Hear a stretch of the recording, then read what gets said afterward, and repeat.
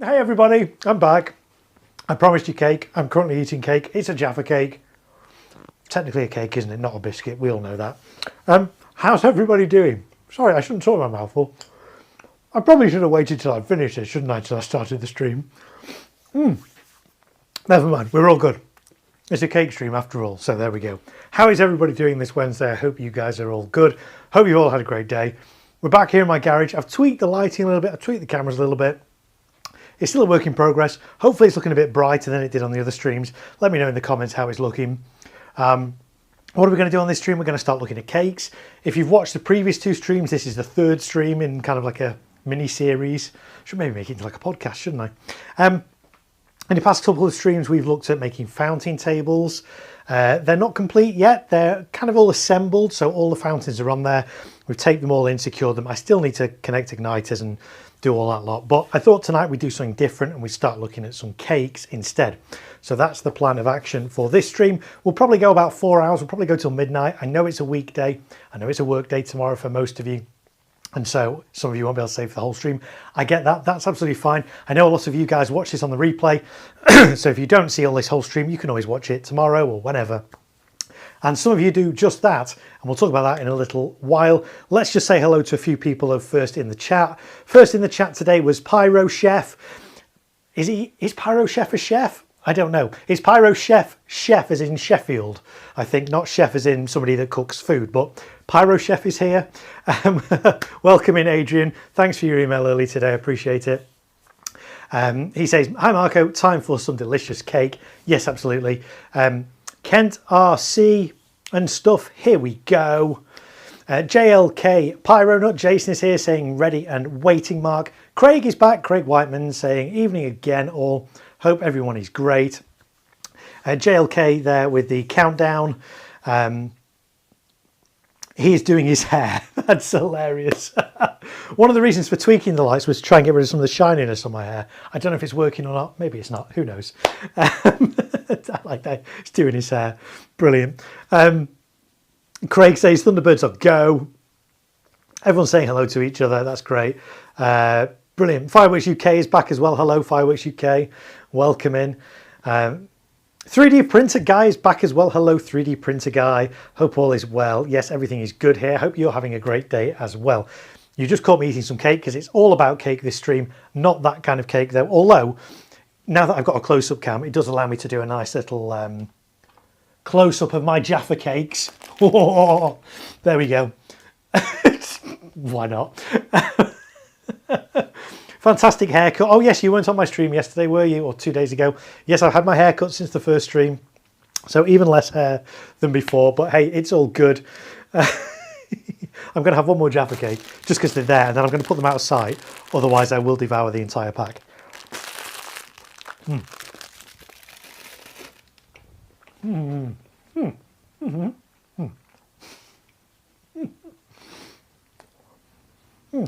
Okay. Yeah, I really should have done that before the stream started. Never mind. Are you using a Stream Deck? I'm using a Go Stream Deck. There you go. It's all very high tech. Yes, we are in the full swing of things now. You've got a cold, sadly. Oh, 3D printer guy. Yes, it's that time of year, isn't it, when lots of colds start going around. I've managed to avoid them so far, which has been good because my daughter there's been a virus going around her school. They did a big film night a week ago. They all were in a big hall, and of course it's a super spreader and everybody gets it. And she was ill and off school, but fortunately I've not picked that up, which is good. So I'm good at the moment. And even if I did have a cold, we'd still soldier on doing these streams because I've still got to prep for show, even if I've got a cold. So there we go. Hopefully it's over in a few days, says 3D Printer Guy. Yes, I hope so too. Carlos is back. Carlos says, thanks for your help yesterday. Welcome back into the chat, Carlos. Carlos emailed me the other day asking for an invite to the forum that we mentioned on the stream. It's not a forum that I run, but it's a forum that I'm active on, the UK Firework Review Forum. And Carlos is now on there, and he was delighted to be able to find posts from his dad from over a decade ago on the forums. So I'm really, really happy for you on that. That's really great. And that's a great thing about the forums. all the posts from decades ago are archived on there, and so there's a wealth of information on there. So it's great to have you on the forums, Carlos. Nice to have you as part of my channel, and nice to see you back in the chat again this evening. Shame we can't all jump in the video and eat Jaffa cakes together. Yes, getting hungry. I don't usually eat on my streams. Of course I do. Most of my live streams when I'm out in my garden feature a jacket potato, as regulars to my channel will know. But I think that's the first time I've ever eaten a Jaffa cake or two on stream. So there you go. I'm back with another exclusive Jaffa cake eating. There we go. Right. Thank you. We soldier on, says 3D printer guy. I should be doing some prep this weekend. So yeah, today I want to start looking at getting my cakes ready, start skimming them. We'll talk about some of the cakes I've got for this display in Liverpool. I've seen posts that were made before I was born. Yes, it does go back a long way. The forum has been going, it predates Facebook and all those kind of things. So it's been around for forever almost, but it's a goldmine of information there. So before we get started on cakes though, I do want to just touch on one thing that we talked about on one of my previous streams, last stream I think it was. I love the fact that you guys do watch these on the replay and do comment. And one of the comments, one eagle-eyed viewer, it was actually Pyro Chef there in the chat, spotted something. Now we talked about these. These are the Conic Fountain 25 or Fontenay mix. There seems to be two different versions of these, and we talked about these and how I couldn't use these because these were different fountains to the one I was expecting. Let's put these on the close-up cam and then you can kind of see what we're talking about. There we are, Conic fountains. Now they are category F2, but interestingly, and Pyro Chef noticed this, if we look at the information, because I showed this on the close-up last time, can you guys spot anything a bit unusual about the information there? Let's go through it. Fountain, category F2, it says in this corner here, category F2. Must be sold as packaged for outdoor use only. Avoid any obstacles overhead or above the fountain. Place fountain upright on the ground. Remove orange fuse cover. Stand sideways so that no part of your body is above the product. Standing sideways, light fuse at its outermost end and retire immediately at least 8 meters. All good so far. And then it says spectators must be at least 25 meters away. 25 meters away for something that's category F2. For a tiny little conic fountain. Yeah, so that's interesting, isn't it? So even though the category F2, according to the information, spectators must be at least 25 meters away, which is interesting, which is unusual. The total net explosive content of this pack is 100 grams, and there's 4 fountains, so 25 gram fountains. Let me just open this pack. Actually, let's go back to the. In fact, let's go to the overhead cam. Oh, there we go. Overhead cam's back. So if I open this up, I need to get rid of this. These are really fairly small, lightweight cones. Have I got my, see if I've got my, oh yeah, then my ruler. Let me just measure the actual kind of height of these. They're like 10 centimeters. So what's that? 1, 2, 3, 4 inches. And there's not a lot of weight in them. They're category F2, but supposedly spectators need to be 25 meters away from that. What? So actually though, it's not the first time I've seen something that's billed as category F2 having a 25 meter safety distance. A couple of years ago, I bought some cakes for this display in Liverpool. Now, those of you who know, this display is quite limited space, so I have to limit everything to category F2 because spectators are only like 15 meters away from the closest kind of fountain. Cakes are a little bit further back, about 20 meters, but I can't get 25 meters to be able to do the big category F3 stuff. So I have to limit everything to F2. Normally F2, the safety distance for spectators is either 8 meters or 15. It's quite unusual. This is only the second time I've ever seen this, an F2 product that has a spectator distance of 25 meters away. The other one was one I bought a couple of years ago with the intention of using it in this display. It's Head Games from Brothers. Let's put it on the overhead cam. There we go. Head Games from Brothers, multi-shot barrage. I'll put it on the, let's put it on the close-up cam if we can, and then we can have a look at the information on the side of this. So again, category F2. And there's all the instructions, but here it says spectators must be at least 25 meters away. despite this only being category F2 here. So I couldn't end up using this on my show. I've had to take it out of the show and I'll use it somewhere else. But a bit misleading because, of course, you go on the retailer's website, it says category F2. Most retailers' websites are very good and they will tell you information about the duration of it and the safety distance. And on all the websites I could find, it said that head game from Brothers was an 8-metre safety distance. So I bought this on that assumption, and it was only when I read the instructions, it's like, oh, spectators need to be at least 25 metres away. Have you guys come across this before? F2 products with a 25-metre safety distance? So obviously for safety, I've not used this one in that display. I'll use it elsewhere. In terms of these little fountains, I think that might be a typo because I can't really fathom why little tiny 4-inch conic fountains with 25 grams of powder in require spectators to be 25 metres away. That's going to look pretty rubbish at 25 metres.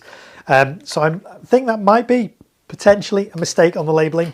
If you follow my channel, you'll know there's been plenty of mistakes on labelling in recent years, and I tend to pick up on most of them and report them back to the brands, and they don't really like it. But there we go. It's not me that's making the mistakes. I'm just highlighting them. So I would be quite happy firing that at an 8-metre spectator distance, but because the safety information on it states spectators must be at least 25 metres away, if something was to go wrong with that at 8 metres, then, you know, technically I could be liable because I've gone against the safety instructions which say spectators must be at least 25 metres away. So I haven't yet flagged this up with the importer. Who's this actually imported by? Ah, okay, yes. Well, we will flag it up with them at some point. But have you ever come across that? Let me know in the chat if you've come across any other category F2 products where the safety information states that spectators must be at least 25 metres away. Those are the only 2 products in all my years of doing that I've come across a 25 metre distance on an F2 product. So let me know, I'm curious. And let's catch up on a little bit of chat. Kent RC is on the forums as well. Oh, Y works on the forums. Okay, I love the fact that so many people from the forums come and watch these streams as well. It's great that we can all hang out in this way. But of course, my streams are open to everyone. Not everybody's on the forum, and I get that. So welcome if you're a forum regular, or welcome if you're not on the forums. Welcome if you're watching on the replay. Leave a comment and let me know you were here.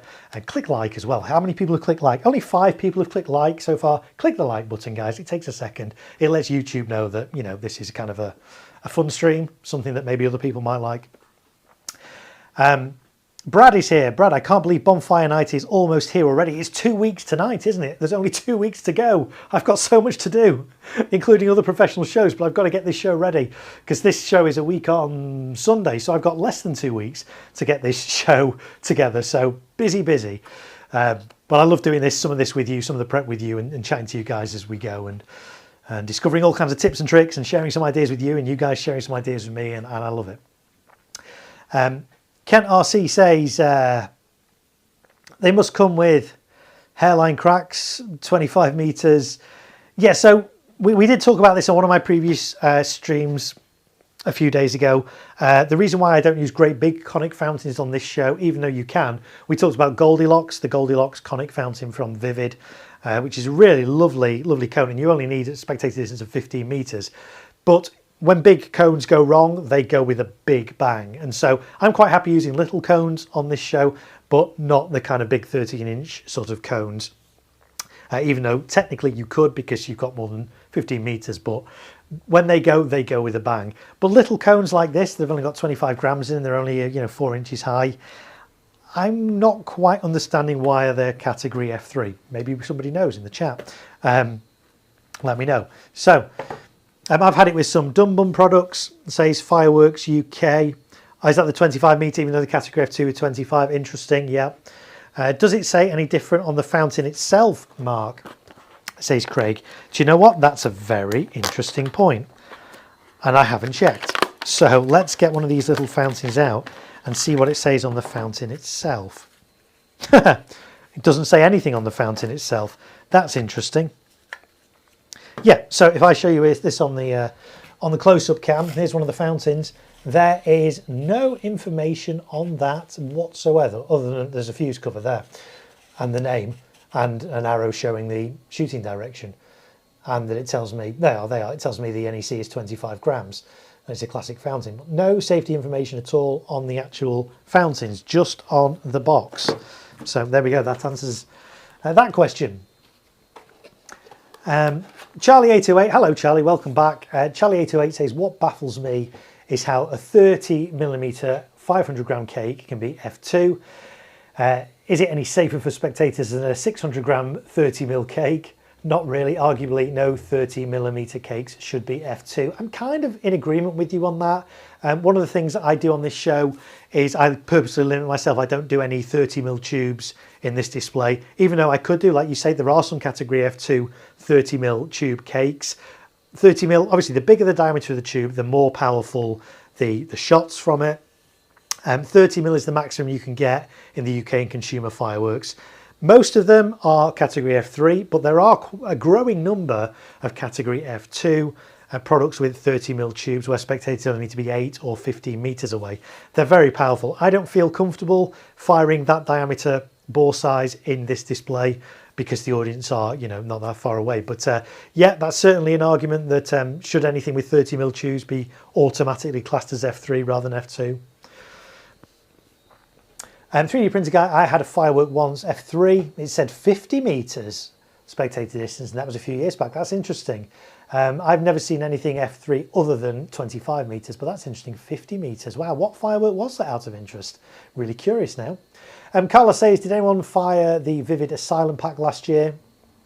Have the effects changed? Saw a YouTube video floating around showing the effects on one of the cakes, not Professor X, I believe. Okay, I think it has changed. Certainly Professor X has changed. It used to have salutes, it's now got crackles. That changed a couple of years back. I don't know if it's changed again for this year.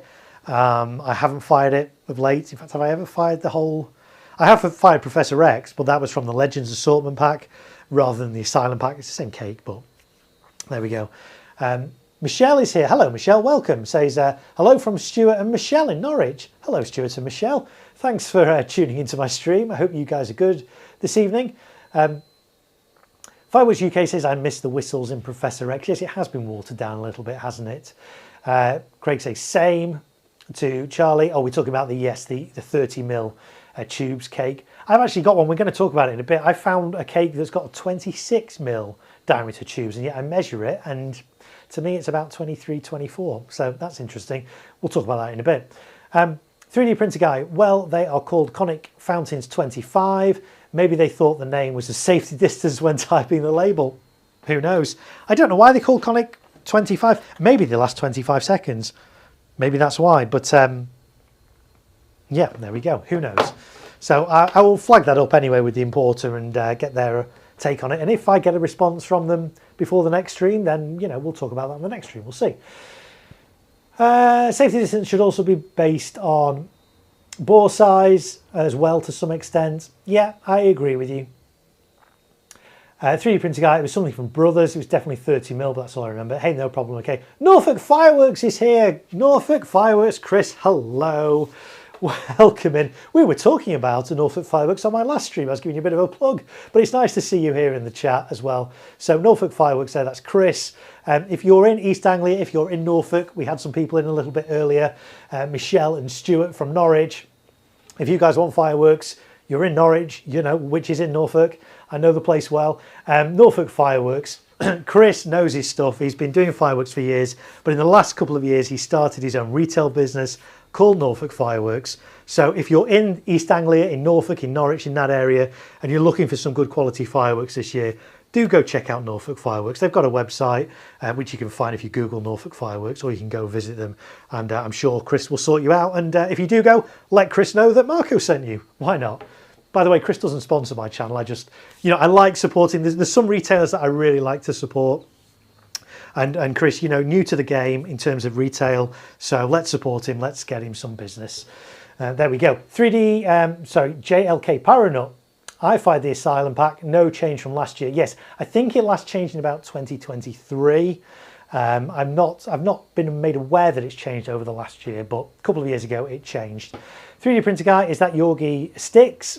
Yes, it is. Wow. Yes, it is the Yorgi sticks with the 26mm tubes that are not 26. Because I say I limit myself to 25mm on this show, and when I was reading the label earlier on sticks, it said 26. I was like, what? So I measured it, and we'll measure it again in a bit. We might even do it on the close-up cam. And yeah, to me, it wasn't 26mm. It was actually under 25, but there we go.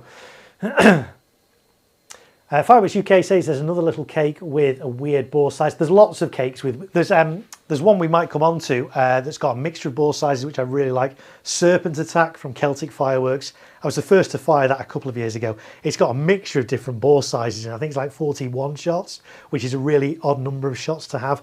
We might get onto that on this stream. If not, it'll be on the next stream, and we'll look at that. So yeah, mixed bore size. There's some little ones in there, some big ones. It's I kind of like it. It mixes it up a bit.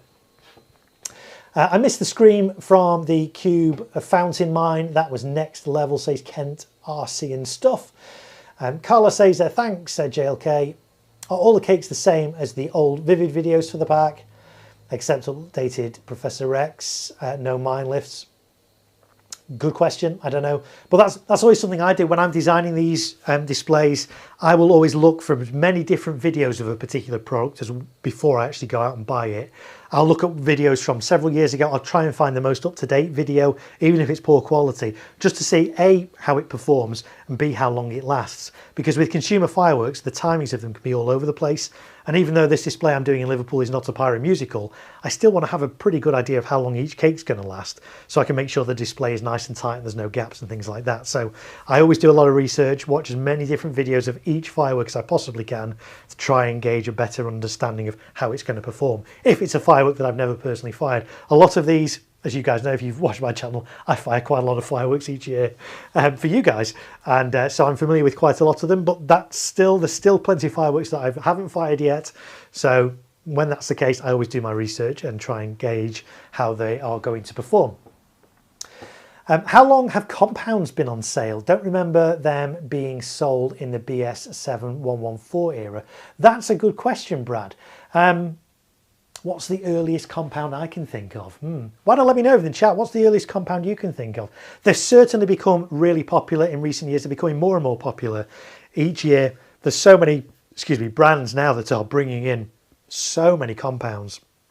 For those of you who don't know what we're talking about, because hey, this channel's available for everyone, you might not know what all these terminologies are, and if you don't, you're absolutely fine to say in the chat, what do you mean by that? What's F2, what's F3? What are you talking about? Very happy to explain. A compound firework, have I got one? I have actually got one, but it's under a load of things that I can't quite get to. But a compound firework is basically a number of cakes, barrages, that are all fused together one after the other. So you light one fuse and you'll get a bigger display because it lights all the cakes in turn. Why do we have compounds? They kind of get around some of the regulations on how big an individual firework can be. It gets very technical and complicated, so we won't go into it too much, but they are very popular. One of the longest ones I actually fired, I think last year, Magnificent 7 from Quantum Fireworks. It lasts a whole 7 minutes. You light one fuse, you've got a 7-minute display. Well, mine only lasted just over 6 minutes, but in theory it's meant to last 7 minutes. So compounds are great. Compounds are really popular on New Year's Eve, where people don't want to faff around lighting lots of different fireworks, just want to light one or two and have, a big 5-minute display. But there are some great compounds out there. You'll find reviews of quite a few of them on my channel. So when did they first become available? That's a great trivia question. I don't know the answer, but if anyone in the chat does, why not chip in and let us know? Northern Fireworks says, appreciate the mention. Always enjoy your content. Thanks so much, Chris. Appreciate it. And I hope you have an amazing season this year, my friend. JLK Pyronut, if anyone is after Celtic golden fountains, Solly Hull Fireworks sell them. I'm assuming you mean the golden shower fountains that are selling like hotcakes. They are. Ever since I did a video on them, I was the first to do the landed footage of those a couple of weeks ago, 3 or 4 weeks ago now. And as soon as I put that footage out, retailers tell me that they are flying out of the door. Well, not literally flying out of the door, obviously, because that would be classed as erratic flight and then they'd be banned. But they are selling like hotcakes. So yes, it's good to see that there are still a few places that have those left. It's a great fountain. I would show you one, but they're all attached to my fountain boards now, so, and all covered in gaffer tape, so I have no more loose ones to show you, but they're a great fountain. They last a whole minute and reach a height of 7 meters, a lovely gold low noise fountain. And the best thing is the safety distance on those is only 8 meters. So great for back gardens and things. Really, really lovely fountain and really good value for money compared to the the Monster Big Brother, which is £60. Ouch. Fireworks UK, I've noticed a lot more this year that are having weird shot counts. Yeah, and that's kind of, I like the innovation that's going into fireworks of late. You know, you used to always get like 16 shot cakes, 25 shot cakes, 50 shot cakes, 100 shot cakes. I like that we're seeing some different kind of odd numbers now, and manufacturers and brands are kind of doing different tube sizes and odd numbers and different angles to try and add a bit of interest. That's one of the things I like about the Serpent Attack cake from Celtic. It's got such a mix of effects and tube sizes in there. So I like the innovation that's happening. There's such a big choice of fireworks available these days. We are generally spoilt for choice here in the UK at the moment. Some mad random person is here. Hello, Alan. Welcome back. Oi, oi, Mark, my boy, says Alan. Hello, Alan. Welcome back. Alan actually sent me a photo of his stash and we put it up on the stream.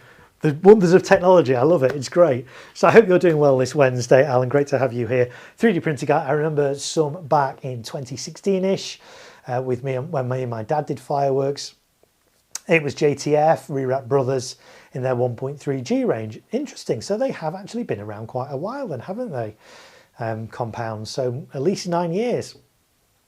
Let's make some cake boards. Good evening, says DH. Yes, let's get on to it because we've talked for half an hour. We've not even really looked at a cake yet. Although actually, no, to be fair, we did, didn't we? We looked at Jaffa cakes and then we also briefly spoke about head games, why it's category F2 with a 25-metre safety distance. So let's move on to some cakes. Let's get those out of the way. So on this display, if you missed my other streams, across the front I have 5 fountain sites. They're all raised up on speaker stands. 5 of those across the front. The rear of the site I have 3 cake sites, 1 in the centre, 1 either side. Most of the time, I think every cake, yeah, so the outer ones are basically mirrors of each other. Some of the stuff will fire vertically, some of the things will cross over on those, on the cakes. And then also there's going to be 3 candle sites as well that kind of correspond with those cake sites. We'll cover candles, I'm sure, in another stream. Well, we will cover them in another stream.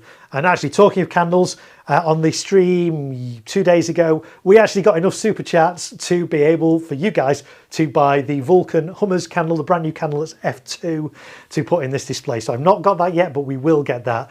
Thanks to you, the generosity of you guys with your super chats. If you're thinking new to this channel, what's a super chat?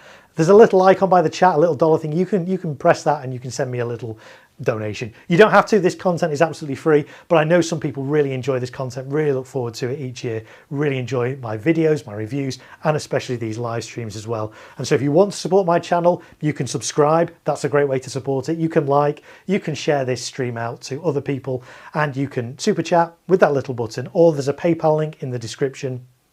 It's paypal.me/thegreatmarko, and anything that I receive goes right back into making this channel even better. If you've been watching my streams for a couple of years, you'll see that like the technology's improved. We're kind of multicam setups, which we'll look at in a minute, and more lighting and radio mics and all those kind of things. So I'm invested in this channel, and if you want to support my channel, that's one way you can, but it's never expected. It's always appreciated though. Right, any public displays this year, Mark, in Manchester? Is this a public display, Mark, in Manchester? No, this is a public display in Liverpool, says Bond. So yes, this is in Liverpool. Have you got any Rikeo Thunderbolts this year? I was trying to get hold of a Thunderbolt 3, which is the Rikeo products are great. They're an offshoot of Vivid. Most of the stuff is F3, but there are the Thunderbolt 3, I think, is F2. Well, one of the Thunderbolts, I think it's 3, is F2. Tried to get my hands on it, but my supplier actually was out of stock of those. So that's fine. It's okay. I used it last year. So yes, it'd be nice to have it again, but I also like to mix it up. So I've just replaced it with other things, and we'll put some more Rikeo in next year. So I think in this display this year, I don't think there's any Rikeo, but there is some funky products in this year, which is the first time I've ever fired funky. So I'm quite excited about that. So yeah, I like to mix it up and do different things each year. Subman Random Person says compounds were first introduced in the mid-2000s. Thanks for that. Good to know. Subman Random Person added a few more things to my stash as well as that selection box. Okay, great. Norfolk Fireworks, Brothers Pyrotechnics were the first to bring in compounds in the UK circa 2015, I believe. Thanks, Chris. Chris knows his stuff, so yeah, I'm going to go with that. So Brothers was the first to bring in a compound. So actually, the compounds have been around for 10 years now, a decade. Wow. They've certainly become more popular in the last, I'd say, 3, 4, 5 years. they've become really popular. More people are bringing them in. There was a time when not a lot of people were bringing them in because the cost of them was a lot and people weren't prepared to spend that money on effectively one firework. Now they've come down in price. There are still some very expensive compounds, but people are willing to pay for that because they don't just want to spend time lighting lots of different fireworks. They want one fuse and have a whole display. So I can see the appeal. There are no compounds in this particular display. We did talk about that on one of my other streams as to why. I like compounds. They have a place, you know, for New Year's Eve. I'm quite happy doing compounds because it's easier. For a public display like this, I'm a little bit more uneasy doing long-lasting compounds. The reason being that I like to be in control of the show. If something goes wrong, if there's an emergency, I want to be able to stop the show as quickly as I possibly can. Now, with a cake, you know, it might last 30 seconds, it might last a minute. I know that if I need to stop the show running within a minute, I'm going to have dark skies, everything is going to have stopped. If you've got a compound that's running 2, 3, 4, 5, 6, 7 minutes and you ignite that, and as soon as you've ignited that, you need to stop the show because, you know, something's gone wrong or there's a medical emergency or whatever, you can't stop that show for 7 minutes. It's going to continue. Once you light a firework, you can't stop it. So for that reason, I don't really favour using compounds in public displays, especially when the audience in this display are relatively close. If I had, you know, 100 plus meters to my spectators, you know, if you needed to stop the show, does it matter if there's still one going off? Well, it's not ideal, but generally, as a general rule, in my public displays, I don't really like to use compounds, but they do have a place. Some mad random person sent you a couple of pics. Okay, let's have a look at, let's see if we can get some mad random person's pics of his updated stash. Oh, here we go. Right, let me see if I can drag this. I've got to remember how to do this now. Drag this over into there, and then we make that big. And then, by the wonders of technology, oh, there we go. Right, let's have a look at these pics. Okay, here we go. So this is some mad random person's stash. I can see you laying it out there, working out where everything is going to go. And that's what I do as well. I work out where things are going. I don't necessarily always lay it out physically. I kind of do a bit of a spreadsheet and kind of work it all out. But some of the things I will actually put on the ground and work out exactly what's going to fit where, how much space I'm going to need for things. So there's the first pick. Let's have a look at the second one. Ah, you've got the magnetism box. There we go. And I like the way you've attached everything. Oh, in ascending height order as well. Oh, that's very organised. I like that. So yeah, that's the magnetism selection box from Lidl. I bought that last year, let that off on bonfire night. There is an unboxing and review of that very same box on my channel. You can see what I think of it. And was there one more picture on there? And a 36 shot barrage from Bad Boy. There we go. That's one of the brands that I like to call a value brand. But let me know how that performs for you. I'd be interested to know. So there we go. Those are some mad random person's stash photos from this year. So thanks for sharing those. Right. Some mad random person. We're just all along for the ride. Yes, Craig. Oh, hi. Alan, recognise your forum name. Yes. Some people on the forums obviously use different names in the chat, but it's great to be able to kind of link you guys up and work out who's who. But it's great to have you all here. Anyway, Sequence Pyro is here. If I use compounds in public display, I tend to quick match the cakes together. Yeah, I mean, that's obviously more of like a professional thing. If you're a professional, you could break a compound down into individual cakes and individually fuse them. And that way you could then control the show a bit better. You can stop the show earlier rather than, you know, after 7 minutes or whatever in the case of the Magnificent 7 compounds. So, but again, that's more of a professional thing. I'm not suggesting that anybody just goes out and breaks compounds down into cakes, but for professionals who know what they're doing, that is an option. What's my least favourite brand, says Fireworks UK. We've spoken about this before. I don't really have a least favourite brand. There's some brands that I don't particularly say are my go-to brands. Bad Boy, I have to say, is one of those brands that I class as a value brand. I don't class them as a bad brand, a value brand. Bad Boy is up there. Diamond is another one that I don't particularly rate, but if you've been following my channel for a number of years, you'll see that I was like, well, okay, let me see if they are as bad as I say they are. I went out, bought some bits and actually used them in one of my displays, and actually they were okay. So I'm sure every range has the odd, you know, at least one good bit, but Bad Boy, not particularly a brand that I personally go for. That said, I haven't fired any Bad Boy for a number of years, because I tend to avoid it, but I wouldn't say it's my least favourite brand, but there's a few brands that are not, you know, high-end brands, should we say, good quality brands. Where are all those kings on those photos? Yes, of course, because in Alan's stash the other day, he had lots of rockets. He's obviously not got around to setting those up yet and things, and that's fine. Don't even think TNT exists anymore in supermarkets anyway, says Brad. So TNT, yes, he says his least favourite brand of all time. Shocking, but supermarkets sell it because it's a cheap brand. So TNT is still around to an extent. It's actually become part of an umbrella organisation called Chestnut Trading. They go by the name CT Pyro. So one of the supermarkets, it's Aldi, are selling CT Pyro fireworks this year. They're effectively TNT. But the CT Pyro brand also covers Cosmic. What is it? Let me see. Let me get it up and work out who it's. Because off the top of my head, I can't remember. But I'm pretty sure it's Cosmic, and it might be like Nightstar, Firestar, CT Pyro. Let's have a little look at their website. CT Pyro. Okay, so I'll show you their website, and we can have a little. Look at that. There's the CT Pyro website. Download our 2022 catalogue. So yeah, they've not updated this in a while, have they? But there's Chestnut Trading. It did used to say on the website who was, which brands were. Oh, there we go. There's the brands. CT Pyro Group brand name. So Nightstar, Scorpion, British Bulldog, Firestar, Astra and Cosmic. TNT used to be on that list. It's interesting that they're not there anymore. But there you go.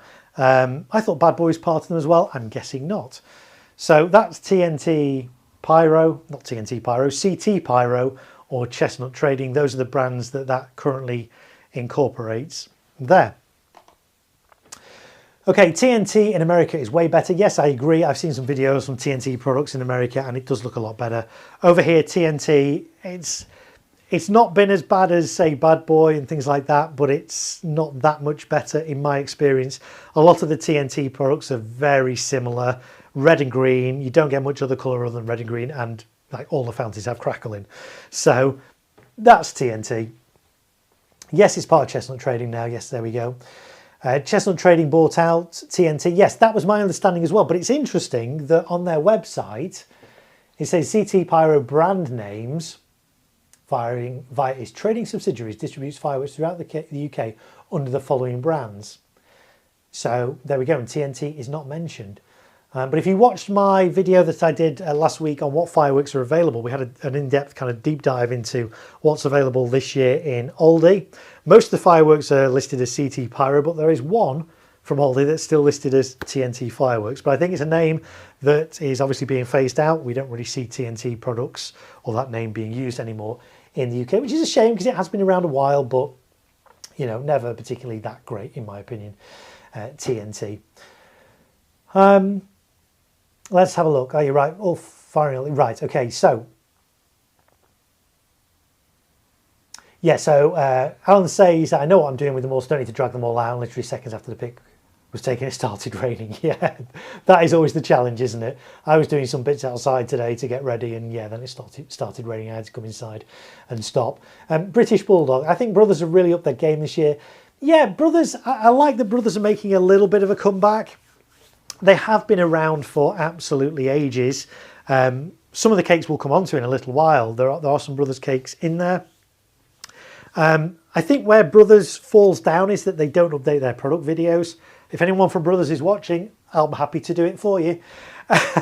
But some of the product videos for Brothers products are decades old, and yet the product's still available, but the footage is so grainy, so poor quality.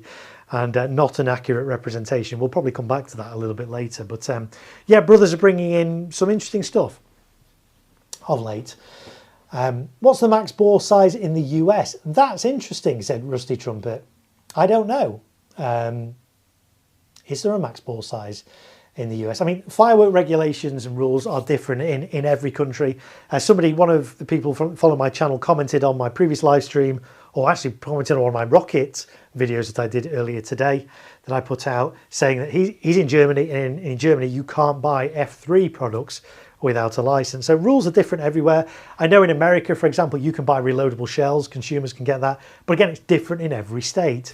So I don't know what the maximum bore size is in the US and whether that is consistent across all the states or whether different states have different rules. I suspect they all have different rules. But there we go. Okay, good evening, Mark, says John. John Surfbum is here. Hello, John. Welcome in. Brad says you get some great fountains here in the UK, but I feel as though the fountains in the US are way better. Their barrages are really bad, though, because they're overpackaged with cardboard. Yeah, and also they have a bit more restrictions, don't they, in terms of the sizes of their barrages. They all have to be, 250 grams or 500 grams and things like that. They can't just be sort of anything in between. They have to be sort of standardised, whereas here we can have different amounts, so we can be a bit more creative. We're talking about where Chestnut Trading are based. 3D Printer Guy says, I think Chestnut Trading are based in Binbrook, the old RF base, only about 15 minutes away from me. And Chris from Norfolk Fireworks confirms that. Yes, they're in Binbrook. We have storage on the same site with Quantum. There we go. It's a similar situation with Standard and Black Cat, all a bit repetitive. Yeah, I mean, when I was growing up, the main consumer brands were Standard Fireworks, Brock's. They were the two main ones. There wasn't a third one. I can't quite recall it at the moment. But Standard and Brock's. Standard always had a really good, solid reputation. British-made fireworks. A few years ago, Standard's factory in Huddersfield finally closed. It's not been manufacturing there for a number of years, but it's now closed. So there are no fireworks actually manufactured in the UK anymore, apart from there's some theatrical pyrotechnics and things that are still made. But consumer fireworks, like Standard, everyone thinks Standard is a British brand, and it is. But it's all manufactured over in China and then shipped over. So Standard Fireworks, the quality isn't the same as it used to be. It's still reasonable. It's not, right at the bottom, but it's also not right up here with, the likes of Vivid and Funky and Rikeo and brands like that. So, ideal for New Year's Eve. Oh, we talked about the Brothers Compound, yeah. Where are you based? Should pop in to see our shop in Swindon. Okay, it's a bit far for me to come because I'm in Manchester, but there you go. Scott Lester. Hello, Scott. Welcome in. 40-minute mark and still no sign of any cakes.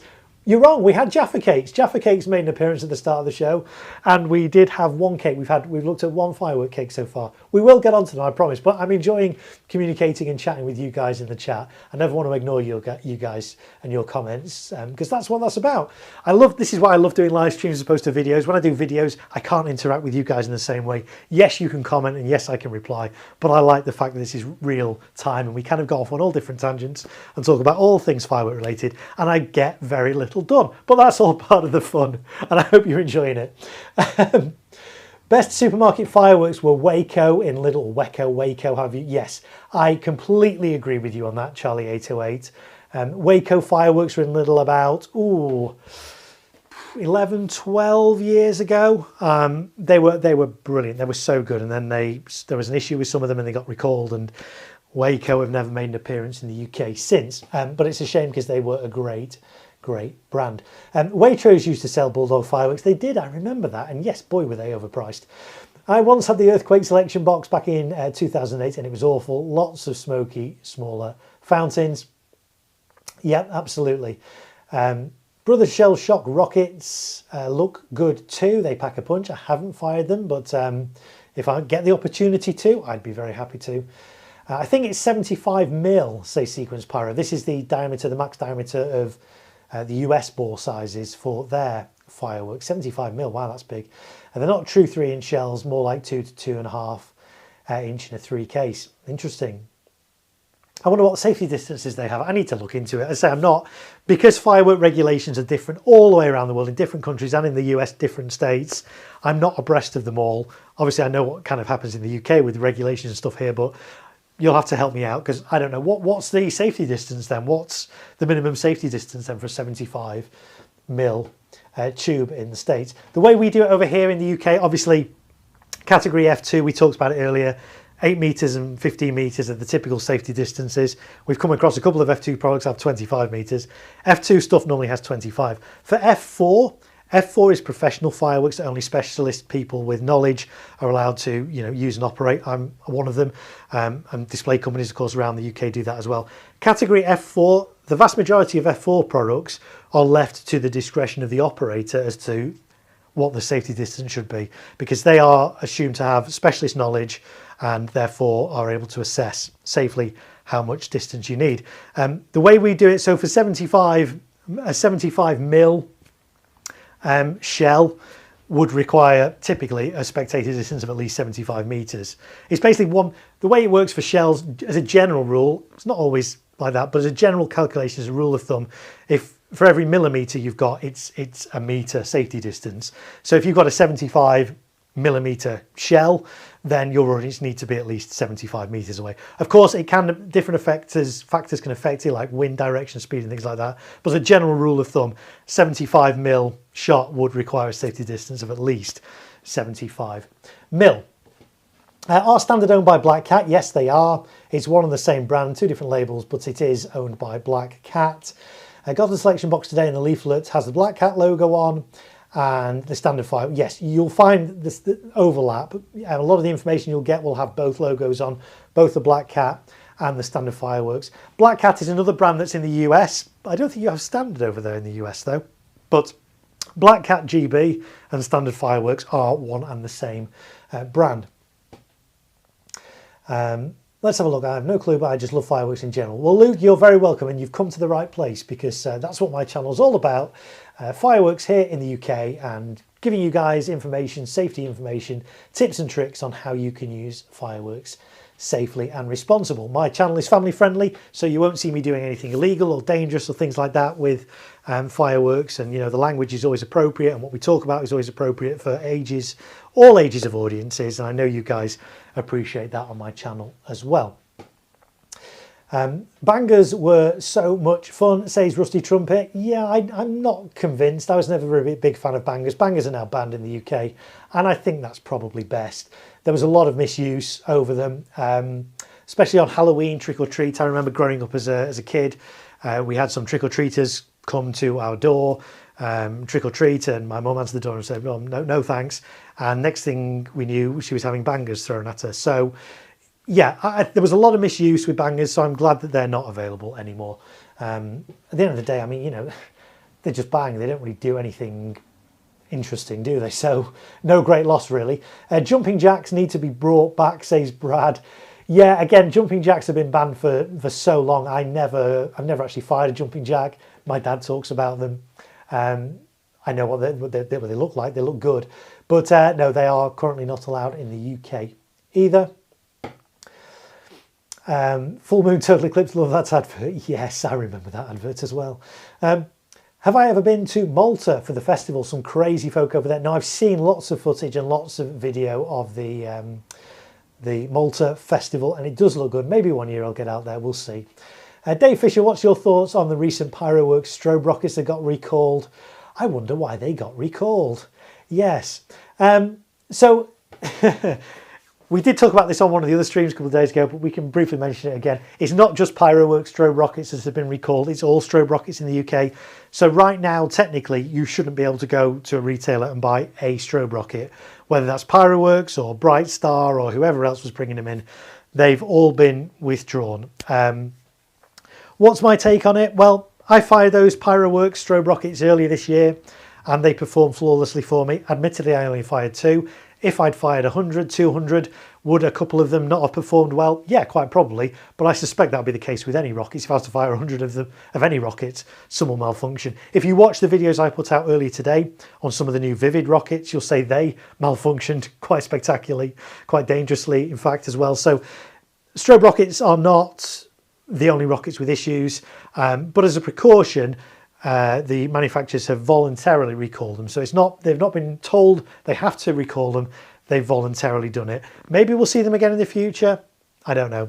I think the issue was some people did have, there were some reports that the performance of them degraded over time. And so if you buy one and use it like now, it'll be fine. If you buy one and put it in your garage and don't use it for 2 or 3 years, it might not lift and it might explode on the ground. So there were some concerns. These concerns were floating around last year because Pyroworks actually were the first to bring in strobe rockets, and they brought them in last year and they were about to go on sale. And then some people kicked up a fuss, and as a precaution, Pyroworks didn't sell them last year and sorted out those issues and put them on sale this year. And some people have had an issue with those and kicked up a fuss, and so they've been recalled. At the end of the day, though, you know, safety's got to come first. If there's an issue with the fireworks safety, it's better to err on the side of caution than it is to ignore that and just plough ahead. That's why I'm a little bit frustrated. If you watch my videos I put out today of some Vivid rockets, I fired them a couple of weeks ago, and normally when I fire stuff, I like to get the footage out as soon as I can. When I fired these 2 weeks ago, they didn't perform as expected. There was very poor lifts on some of them. Some of them exploded very dangerously close to the ground. What I did before I put the footage out, I contacted Vivid and said, look, this is what's happened. These are the batch numbers. Here's the footage.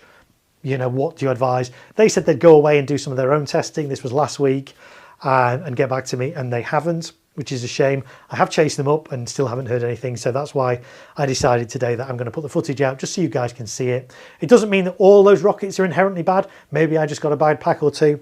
I don't know, but let's put that out there and then you guys can kind of make your own decisions. But, you know, if a firework is unsafe, I think it's best to err on the side of caution. And, you know, so I'm pleased that Pyroworks and the other retailers, the other brands have done that.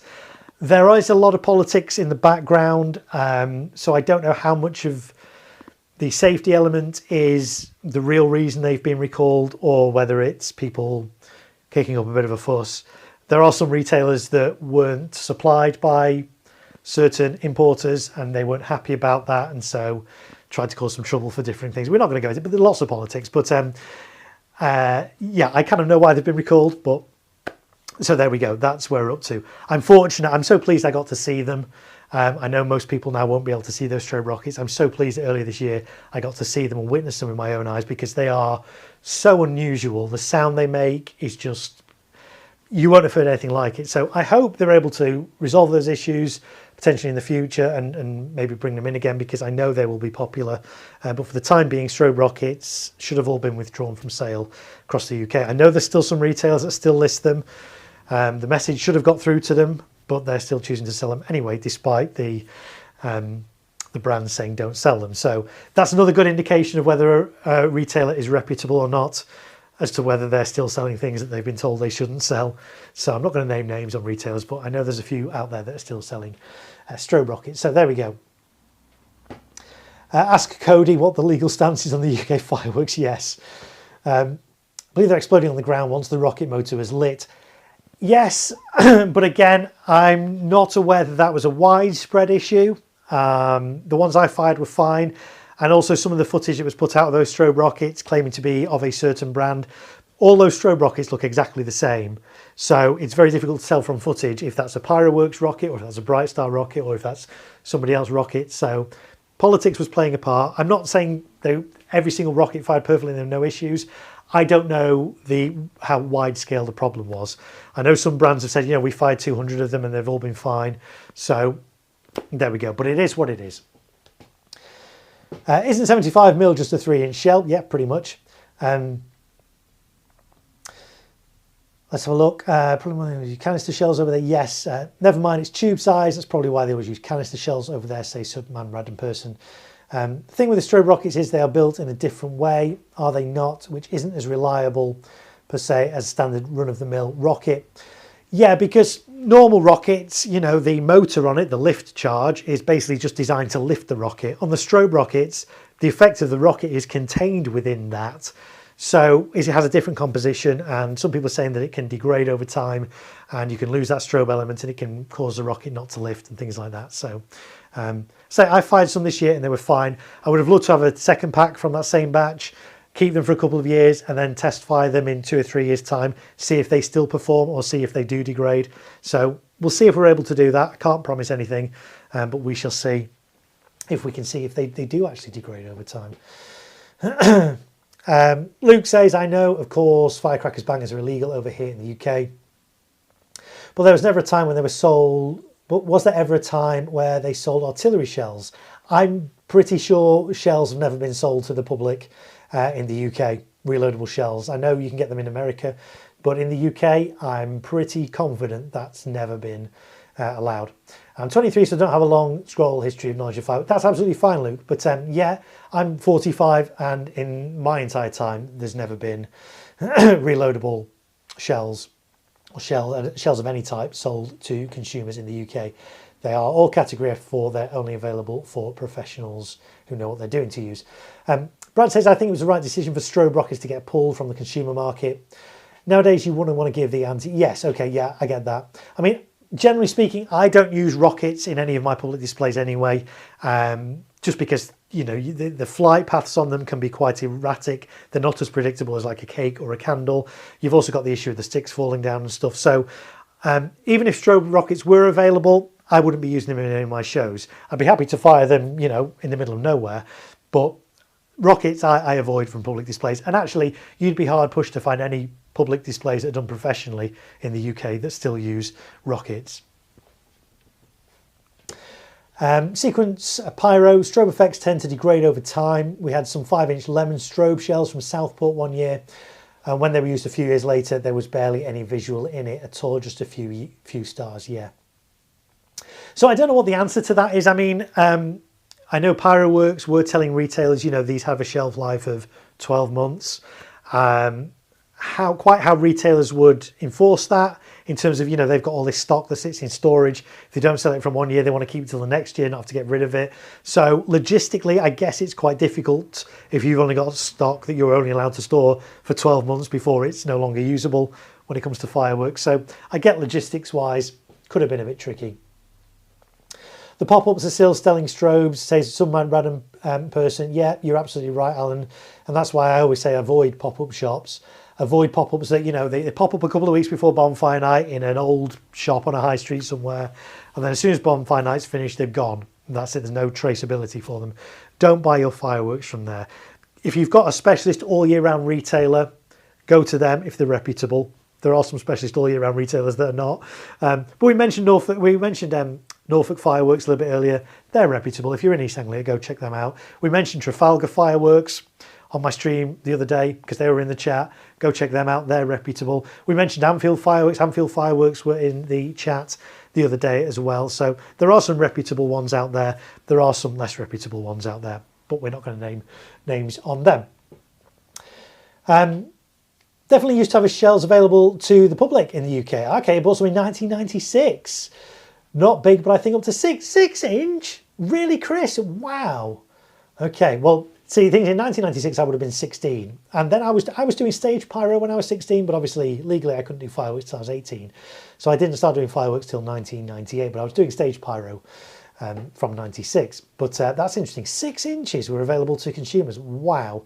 Yes, I'm glad they're banned too, to be honest, as well. There we go. A few people saying, yeah, shells that used to be sold years ago. Around 1997, they got banned and changed to category 4. Well, there you go. You see, so a year before I started fireworks. But it's the right decision. I mean, I like using shells as a person of specialist knowledge. I can use them when I'm crewing for professional display companies. I can use shells legally because I've got the competency. But I'm glad they're not available to consumers because they are very dangerous if you don't know what you're doing with them.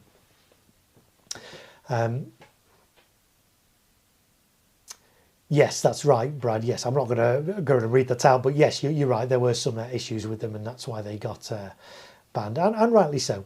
But Luke, you know, if you want to fire shells, get some experience. If you've got a firework company near you, get in touch with them, see if they'll give you some hands-on experience. They might give you some training as well, and that's the way you can get into using bigger fireworks shells and category F4 stuff that way.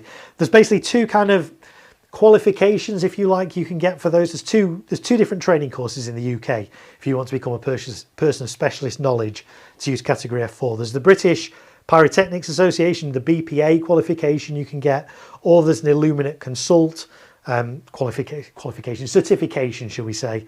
So those are the two ones in the UK that are recognised as being legitimate and giving you that competency to be able to do that. So if you're interested in getting involved in that, contact your local display company, see if they'll let you kind of shadow them on some jobs, maybe get involved. They should give you some training or organise some training for you as well.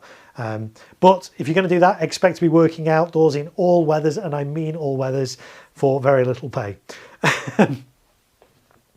Blackpool Fireworks gets my vote every time. Yes, absolutely. Blackpool Fireworks is another one I'm happy to recommend. Neil's a lovely guy. If you're in the Blackpool area, in that area, go check out Blackpool Fireworks all year round.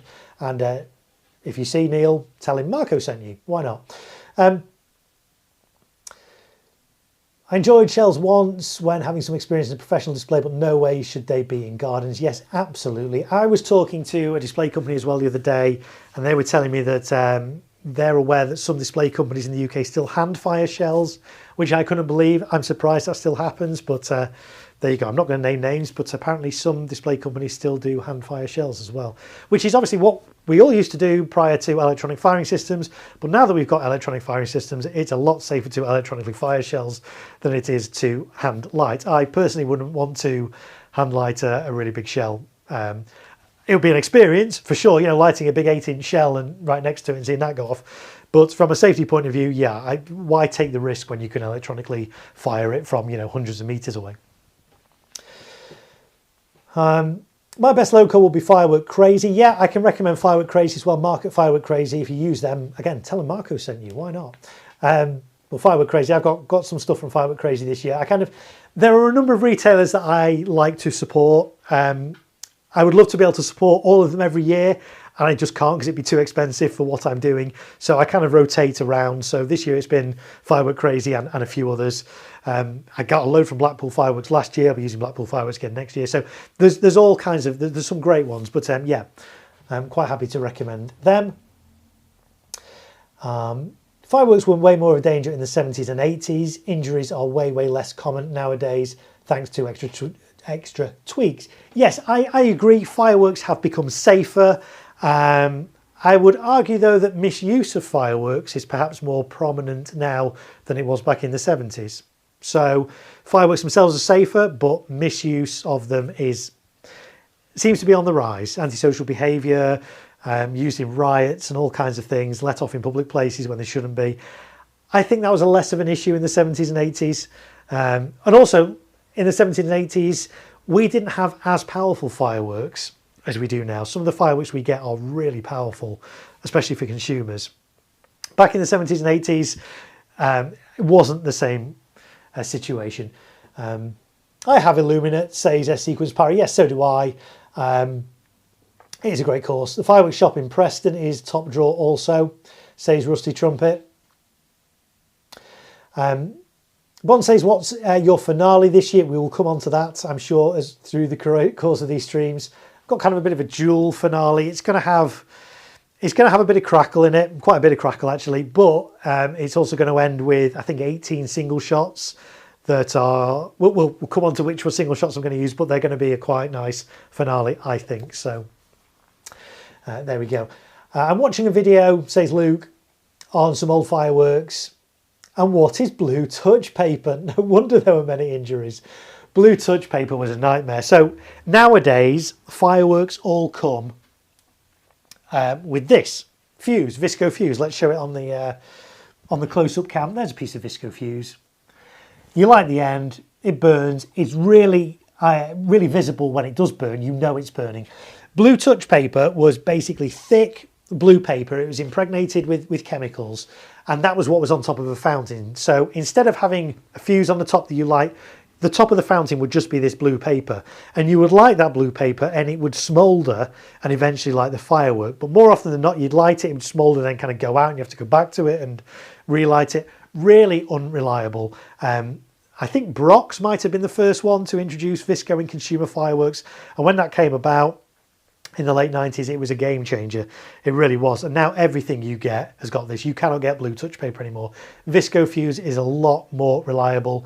It's easy to light. You can definitely tell when it's lit. It burns at a rate of about 1 centimetre a second, giving you plenty of time to get away. So, but that's what blue touch paper was. Still fondly remembered by people. People are very nostalgic for blue touch paper, but you won't find any modern fireworks with that on anymore.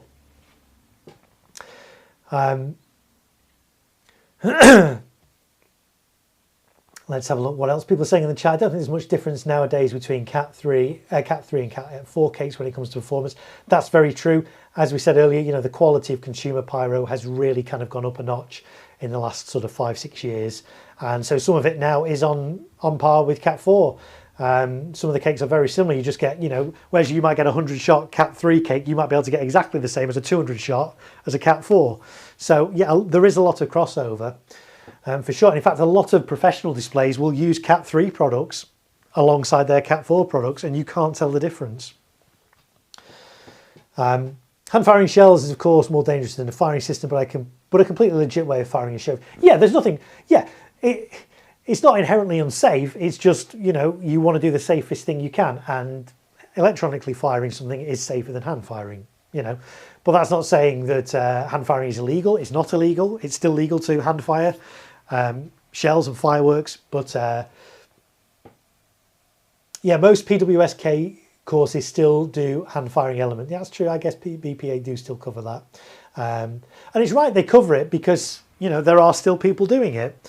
But really, I'm sure they would say that electronically firing is a safer option. If you've got a choice between hand firing or electronically firing, yes, you might get more of a thrill of hand firing shells and being that close to them when they go off.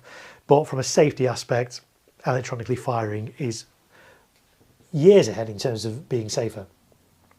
Plus, nothing like the thud of a shell going off a few meters away. Yeah, absolutely. Yeah, I get that people like to hand fire because of the thrill of it and, you know, being that close to shells when they're going off. Absolutely. But from a safety point of view, I would always want to electronically fire. Do I have a compound for New Year's Eve, Marco? I haven't quite got as far as planning New Year's Eve yet. I'm kind of planning this display in Liverpool.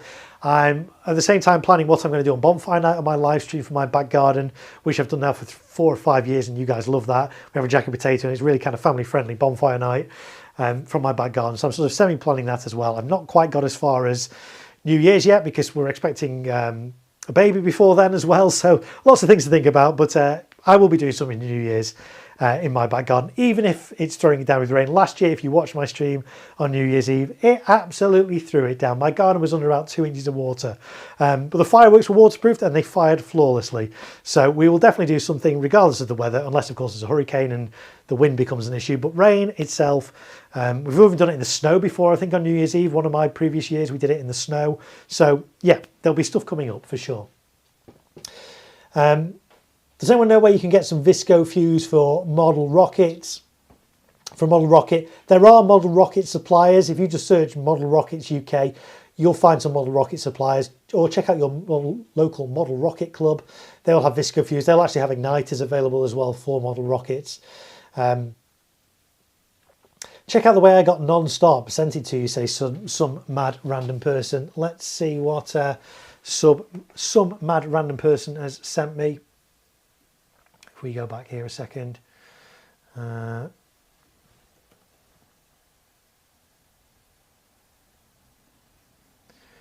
I can't see that at the moment, but let's see if that comes through in a little while.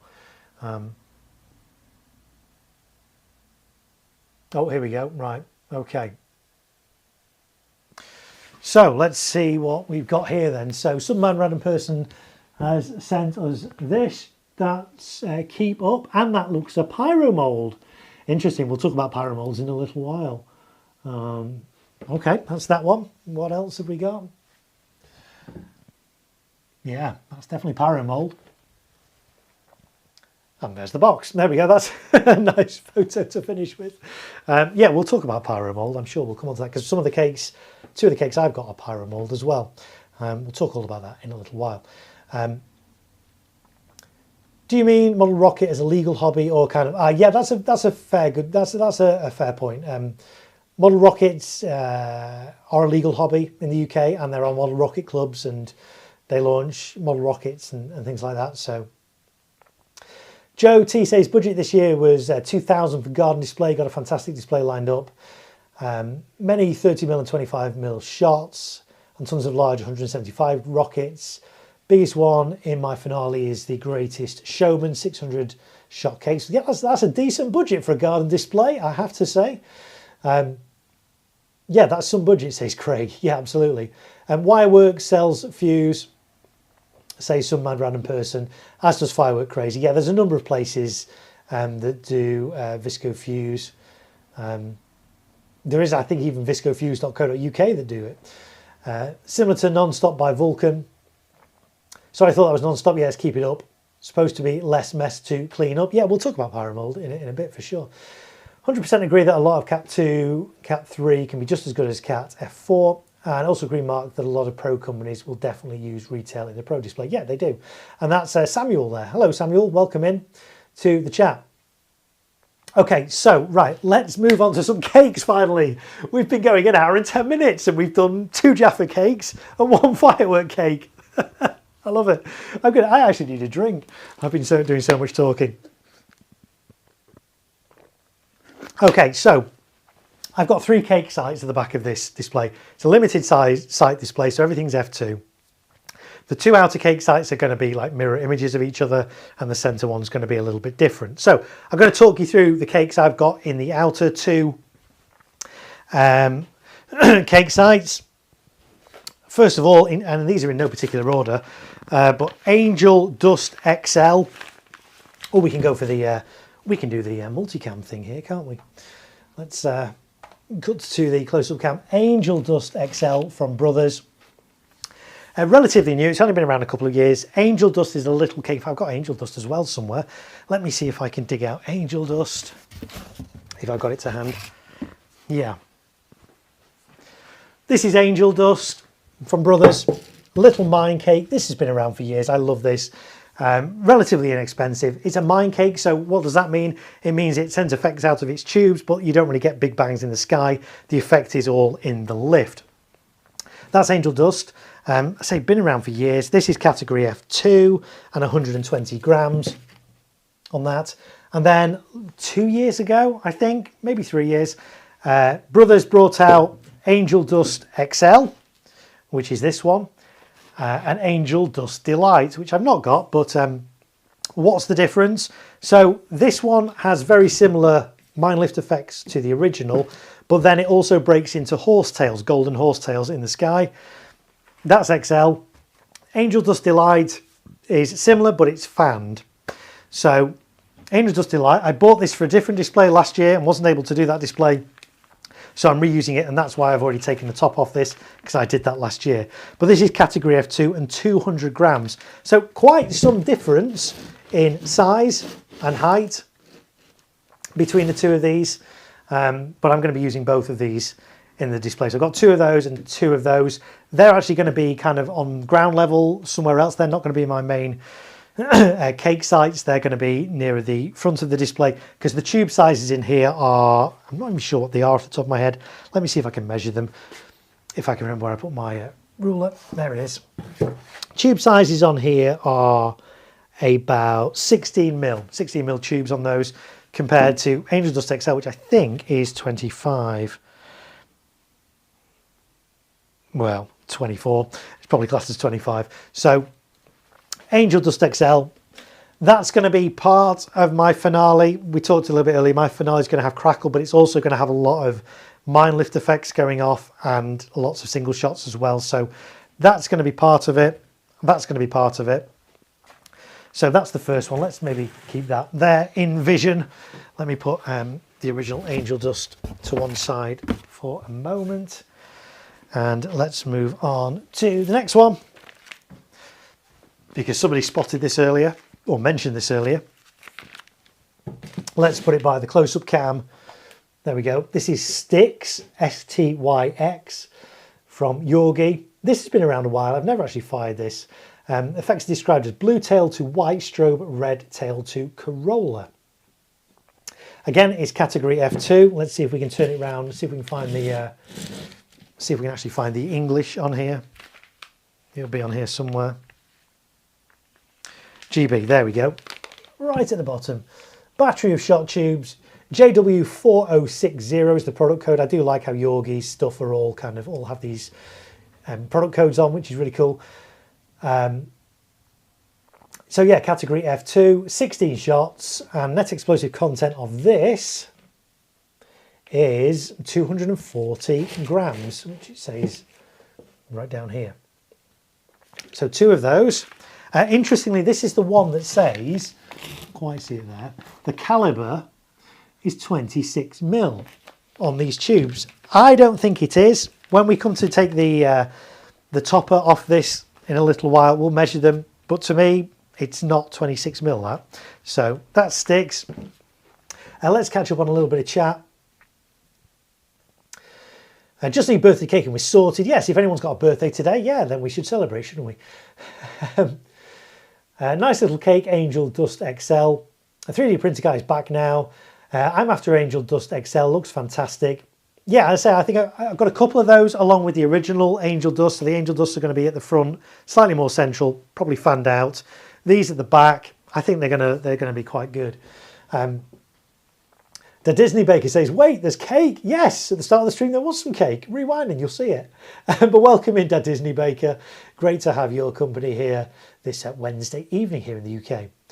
Angel Dust is underrated. Angel Dust is very underrated. It's a tiny little cake with 16mm tubes and you think that's not going to perform very well, but it does. It performs really well. And by comparison, there's a couple of little mine cakes available. Angel Dust is the most common one. The other one, I would say, is Mexican Wave by Kim Bolton. Another little mine battery, as it calls it. Wave of colour changing star mines with a crackle finale. So the performance of these are similar, but actually Angel Dust is a lot smaller. That said, having said it's smaller, Angel Dust is 120 grams net explosive content, whereas even though this is physically bigger and has bigger tubes, this only has 90 grams. So actually this is bigger. This is 20 shots. This is, how many shots is Mexican Wave? Does it say? 12 shots. So less shots, less NEC, but bigger diameter tubes. But they perform quite similarly, but I like this one because it is so small. You think that's not going to perform very well, but it actually outperforms its size. In fact, I'm hard pushed to think of another firework that's so small that kind of outperforms its size, but Angel Dust is certainly one of them. So that's Angel Dust and Mexican Wave. They're going to be nearer the front of my display doing kind of mine lift effects as part of the finale. So they're not on my main three cake sites at the back of the display. Let's catch up on a bit more chat. What's the fanned one again? So the fanned one is called Angel Dust Delight. So Angel Dust was the little one I've just shown you. Angel Dust XL is the bigger one, which does the same kind of effects, obviously bigger tubes, and then it's got golden brocades in the sky as well. Angel Dust Delight is a fanned version, which is quite nice. It'd be quite nice to kind of use all three, but I limited myself because I've got other bits for the finale as well. I didn't want to kind of overdo it with a load of Angel Dust. So 120 grams, what am I buying? Yes, we're talking about cake, firework cakes. Was it Mighty Mouse that was a wee fan cake from Epic? May well have been. Yeah, that name rings a bell. And Traceable or something. Yes, that name rings a bell as well. It's a lovely cake. Sticks, short-lived, but the effects are on point. Yeah, I'm a big fan of Yorgi products in general. I don't think I've ever been disappointed by a Yorgi firework. Meant to reach a height, according to this, of 30 meters and only lasts 20 seconds. You probably can't see that there. Up here, there we go, 30 meters, 20 seconds. So short-lived, but it looks all right. It's one I've not used before. I do like to kind of mix things up and use fireworks that I've not used before, but have been around a while and kind of have a good reputation. So quite excited by that one. So Angel Dust and sticks. What can we look at next? We were just talking about Brothers, weren't we? Because Angel Dust and Angel Dust XL by Brothers. We have another one from Brothers.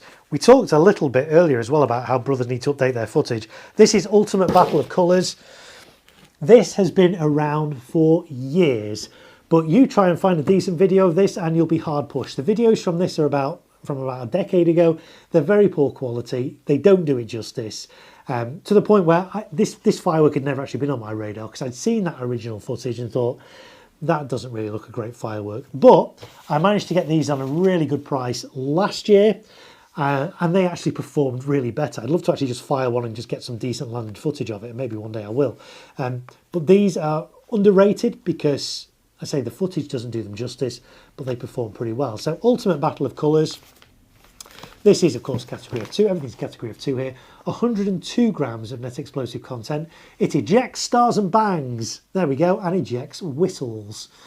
So, performance description down here as well. Whistling tail to red, blue, green, palm with crackling stars. Finale 3 shots, whistling tail to colour palm. So, I say this has been around for a long time, but I only used it for the first time last year. Took a bit of a punt on it, and actually it outperforms what you can see in the very grainy footage from like a decade ago that Brothers put out. I'm surprised nobody's got any landed footage of this. I do need to do that at some point. I'll try and get another one of these at some juncture and do that. So Yorgi Eden was my favourite small cake. Yeah, Yorgi do some lovely lovely cakes. Yeah, the video on Battle of Colours is horrendous. It absolutely is. In fact, I tell you what, let's see if I can dig out that original video, and I'll show you how bad it is. Brothers, Pyrotechnics, Ultimate Battle of Colours. Let's have a little look. Videos.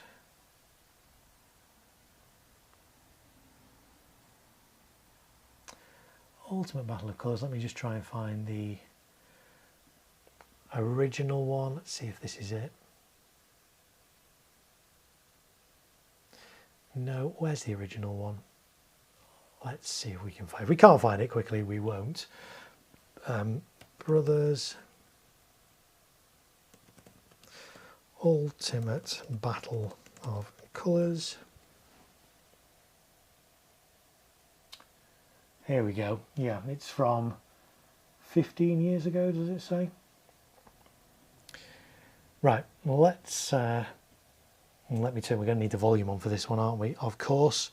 Let's turn this on. Right, this then is Ultimate Battle of Colours. This is the footage that Brothers put out like 15 years ago. So have a look at this.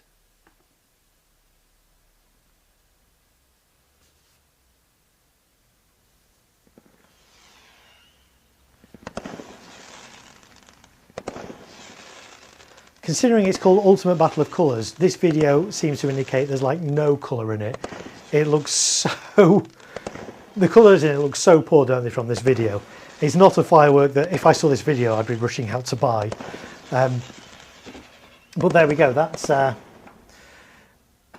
Ultimate Battle of Colours, the video they put out. And as I say, it's not great from that video. You wouldn't want to buy it from that. So I took a punt on it because I could get it for a really good price last year, and I was quite pleasantly surprised with it. So I've got it again for this year. So one of my favourites, say Sequence Pyro. That's my next planned edition. Yeah, as I say, don't go off the video for that because it's a lot better in real life than it is on that 15-year-old grainy video. Most of my fireworks this year are Brothers. Yeah, I've got a few Brothers products this year. I've got various different brands. I don't like to just keep with one brand. I like to mix it up and have a big variety of different brands. I haven't actually totted up how many different brands I've got in this show. Maybe I'll do that before the next stream and let you guys know. But there's a good mix in here. So yeah, that's Ultimate Battle of Colours. So I've got 2 of those in the display. What else have we got down here? Well, we've got another as well. So we're on the subject of Brothers. Here's another little Brothers one. Starring. Little barrage there from Brothers. Again, category F2. 142 grams in this one. Performance is described as silver tail to multicolour bouquet with crackling. So there you go. So another little cake. It's a 16-shot cake, is it? 1, 2, 3, 4, 8, 12, 16 shot cake there from Brothers. So a couple of those. Let's have a look what else we've got in here. Primed. I like primed cakes. They are really punchy. They're really powerful. There's In the Money, 20 shots, 22-second burn time, 20-meter effect height. Let's have a look what it says here. Category F2, 136 grams. Shooting direction, you know, so the shots are going to come out the top. And it's made by Primed. You'll see the website there is Evolution. Primed and Evolution are the same brands. They've recently kind of rebranded under the Evo Pyrotechnics brand, but Evolution and Primed are pretty much the same brand. So this is in the money, really nice and punchy, really nice and powerful. So we've got a couple of those in the display as well. Let's put that, try and get that in shot somehow. Maybe we might have to stack some of these. There we go. Okay, oh, let's get that like that. Right, and then we've got, again, I like to go for little cakes because they're relatively inexpensive. Mix them up a little bit, so different brands and things. Although that said, there are Three Brothers ones there, aren't there? But we've also got Primed, we've got a Yorgi. We're now introducing a little cube, Fireworks Wasp. This is quite a small cake. Battery of shot tubes. Let's see what it says here. 79.8 grams of net explosive content, so under 80 grams.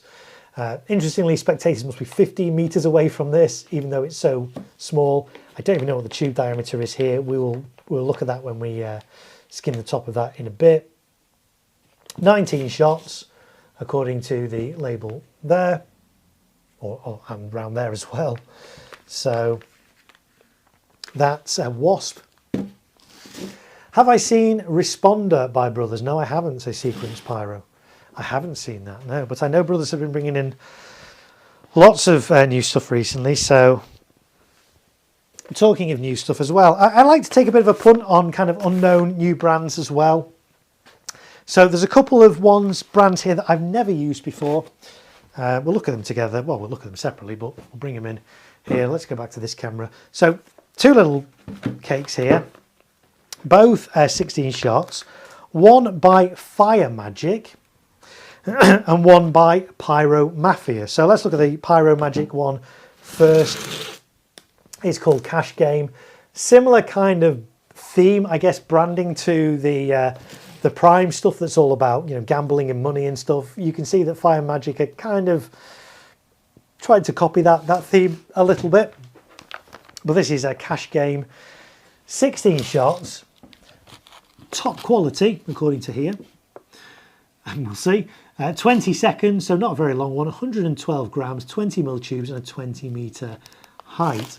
So I've never fired any Fire Magic products before, so it'll be interesting to see how this performs. Again, it's relatively inexpensive, so we're taking a bit of a punt on it. Oh, these are always fun. Let's see if we can work out what these mean. So that first, I'm trying to work out what this little infographic means. What's that? I'm guessing that means light it with, what do you reckon that means, folks? This first one here.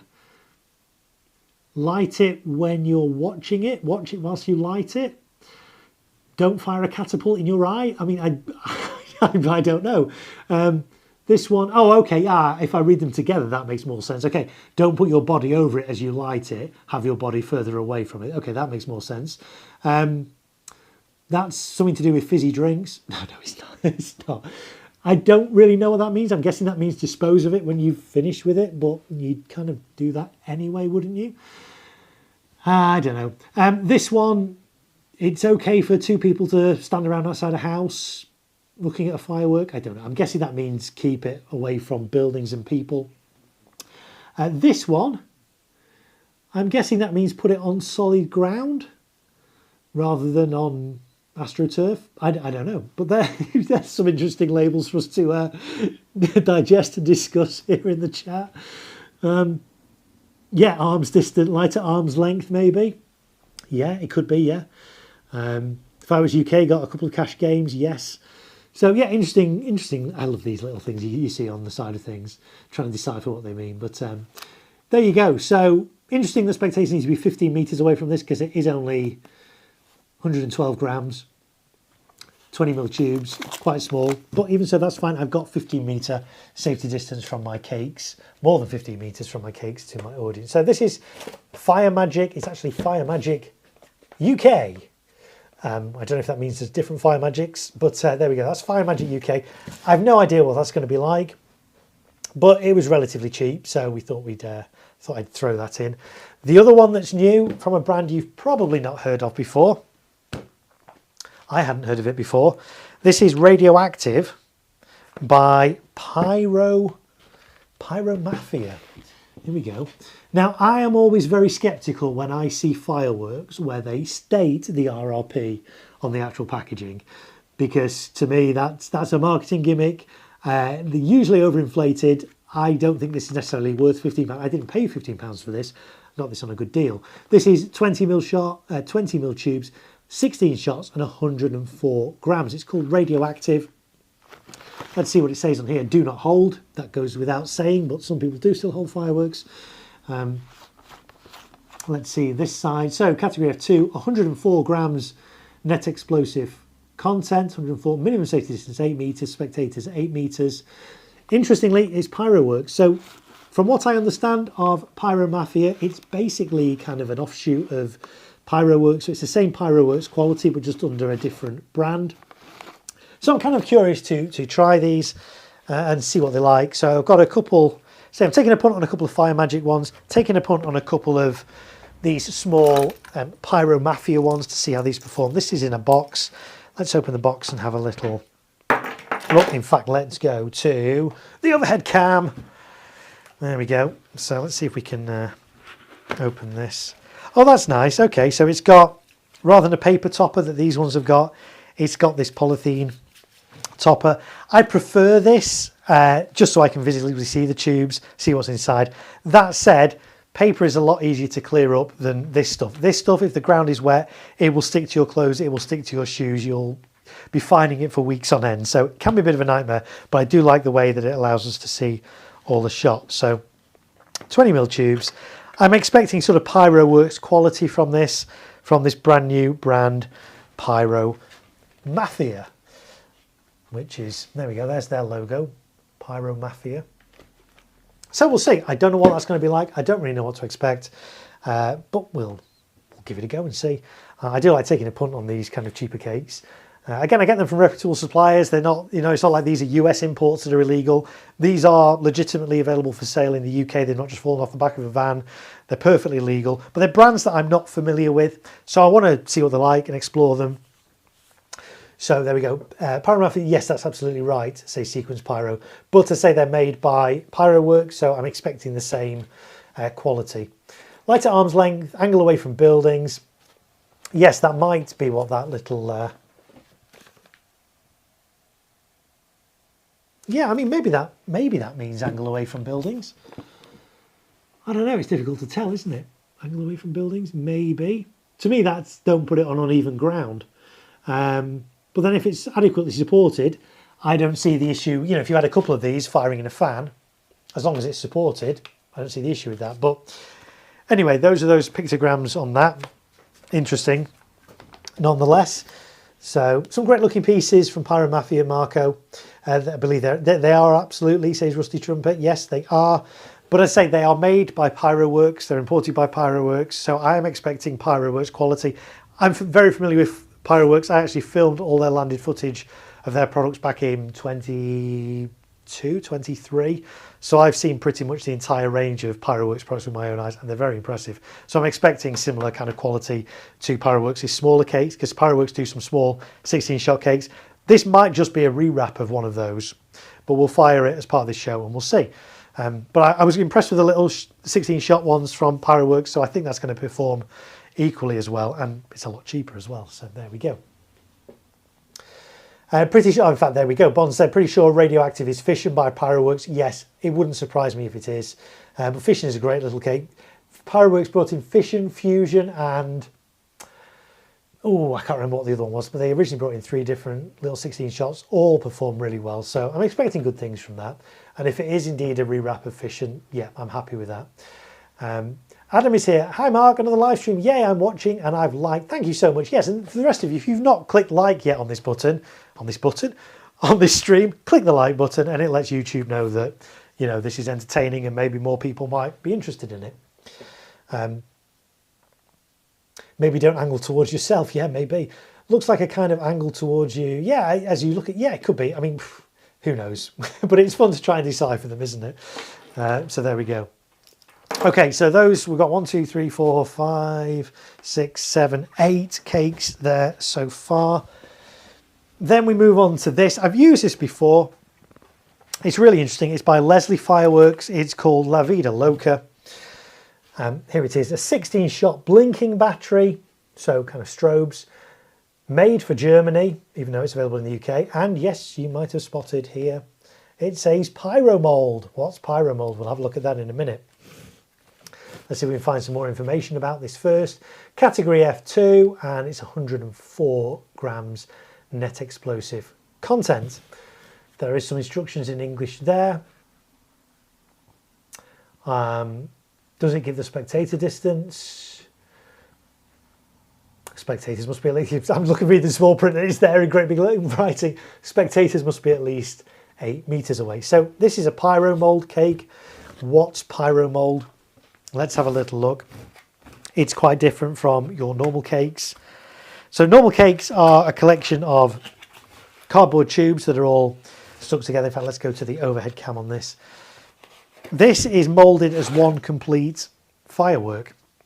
This is a mixture of plant fibres and starch, but it's made like this. It's meant to be more robust in terms of the shots are meant to fire more higher, if you like, than if it was the same effect in a cardboard tube. So pyro mold, fairly lightweight, really interesting. I have fired this before. In fact, I've probably got a dummy one of these we can look at in a bit more detail. Yeah, that was a live one. Here's one that's here's one I prepared earlier. That's one from a few years ago. I kept it because it's so interesting, so unusual having pyro mold. So this is the same. This is that La Vida Loca. So quite interesting.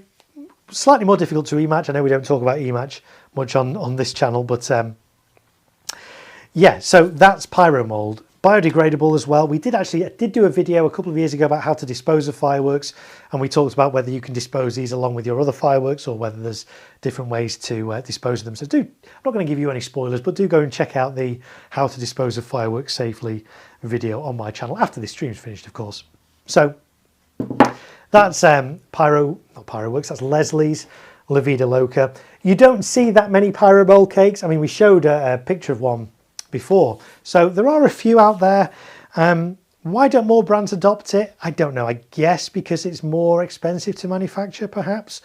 But the performance of these has been really good. You know, with traditional cakes where you've got a number of individual cardboard tubes like taped together, the tubes could kind of move around, dislodge, fall off. Everything is one complete unit with all the effects in, so it's more solid. Performance is meant to be better. It would actually be quite interesting to see. I'd love a manufacturer to be able to make a pyro mold and a non-pyro mold version of exactly the same firework. I'd love to fire them both together and actually let's see if we can compare the difference in performance. But that's pyro mold. Will it not catch fire after they shoot off? No, this doesn't catch fire. I haven't actually tried it. Maybe I'm not going to try it now, obviously, with fireworks. How flammable that is. Obviously, the cardboard tubes on fireworks are flammable, but they don't catch light when a firework goes off because they're lifting out the tubes so quickly that the amount of heat in these tubes and flame is only there for a fraction of a second. So it doesn't ignite cardboard. So if it doesn't ignite cardboard, it's unlikely to ignite this. But because this is plant fibre and starch, is this flammable? How easy does it burn? I don't know. But maybe I'll try that at some point with this old dummy. We'll see. Yeah, Fireworks UK, I really like Leslie. Absolutely. So yeah, that's pyro mold. Quite interesting. So again, fairly cheap as chips. So I've got a couple of those. La Vida Loca. I've used them before. They perform really well. They're nice, sort of strobing, blinking effects in there with a fairly decent hang time and duration. So yeah, La Vida Loca from Leslie. So that's 9 cakes there. There is going to be 12 on this site. So the final 3.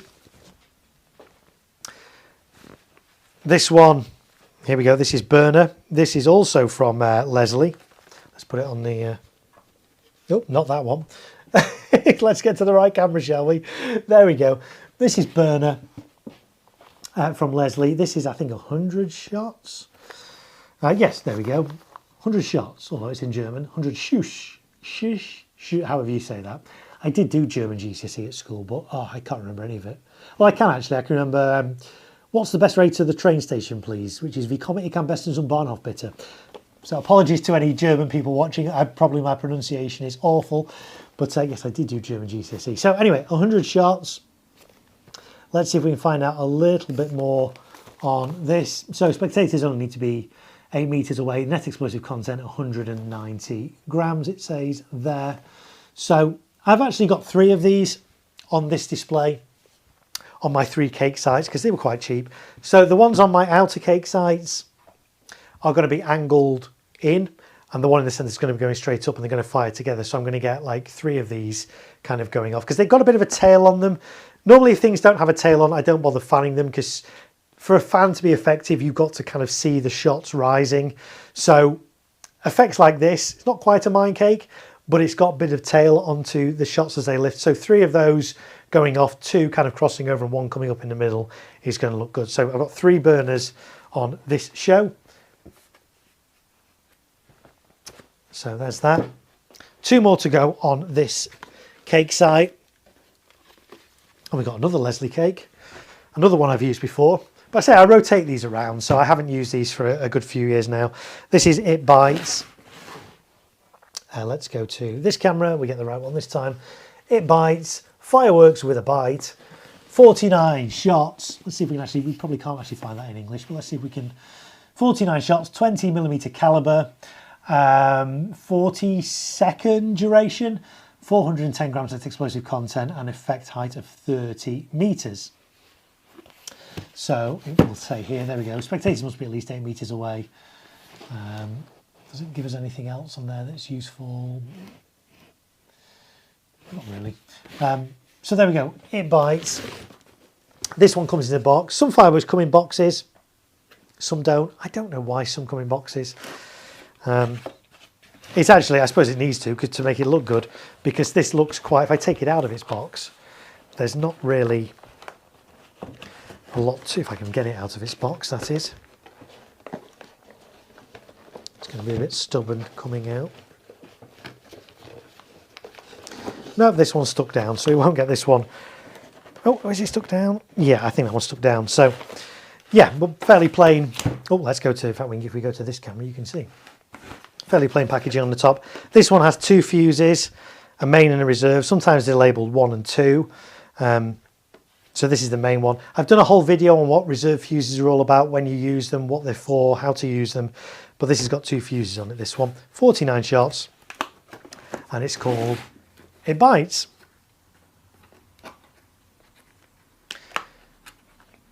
Just wondering, do you fuse shells on site, or are they already done for you? Well, there's no shells in this particular display, but when I am doing shells as part of, you know, professional displays with companies, we fuse shells on site for sure. Some set pieces are fused beforehand, but shells are always fused on site. Mark Sanders says, I just bought Perpetual Motion Marko for this year, 600 shots, 499 reduced, £100 from Pyroworks. Yes, Perpetual Motion is a monster of a compound, so that's a good price. That's a good price for that. Right, so that's It Bites. We've got one more on this cake site, and this is going to be part of my finale. It's kind of a bit of a last minute addition. I only added this in a few days ago. This is a Celtic cake. I love Celtic. They're so reliable, and let's go to that one, and consistent. This is Double Dynamite from Celtic. So I've got 2 of these. This is quite a loud cake, but it's got lots of crackle in, but it's got layers in. So it's got mine lift crackle and kind of crackle in the sky as well. So using that with some of my crackle fountains, if you saw my stream where we were doing the assembling the fountain boards, I've got some Vulcan popcorns and some Leslie Special Forces. There's going to be some other bits that crackle as well. Going along with my mine cakes, the Angel Dust XL and things like that, and this crackle, 2 of these, going to be quite impressive. So this is Double Dynamite from Celtic. The effects there, 25 shot pink, cyan, blue, gold, chrysanthemum, bouquet. It is category F2. Spectators need to be 8 meters away, retire immediately 8 meters. There we go. Actually, so that's retire immediately. So if I'm hand firing this, I need to be at least 8 meters away. Spectators on this need to be 15 meters away. I do like how Celtic put these kind of pictograms on their products. They're not always correct, but according to this, it lasts 25 seconds. Spectators need to be 15 meters away, multicoloured, medium volume, 387.5 grams net explosive content, 25mm tubes, 25 shots, and an effect height of 25 meters. Grimsby Pyro is here. It says, evening Mark, ladies and gents, how are we all? I'm very good, Grimsby Pyro. Nice to see you back in the chat. I hope you're doing well this Wednesday evening. Do you overlap the quick match and cut through, or do you insert the ends of quick match into each other? There's different ways of doing it. As I say, I don't really talk about that too much on my channel because that is more of a specialist thing. And obviously we've got non-specialist people watching this as well, but there are a number of different ways you can do shells, and yeah, that's a couple of different ways you can do them. Craig says, night all, 5 AM alarm tomorrow. Oh, grim. Have a good one. Take care. Craig, thank you so much for being on the stream again. Really appreciate your company here on the chat again, and hopefully see you on the next stream. I hope you have a good night, my friend. Everyone's saying night to Craig. Great. So those are the 12 cakes that I've got on my 2 outer cake sites. So they're going to be mirrored. Everything's going to be straight firing apart from burner, which is going to be crossing and with one in the center. And I might actually do it bites, because I think that's got some nice tails on their lifts. I might do that one as fanned as well. I need to review the video actually and see if that, in fact, do you know what, I'm going to do that right now, and then I can decide whether I'm going to whether I'm going to do that fanned or not. So let me find a video for that. So that's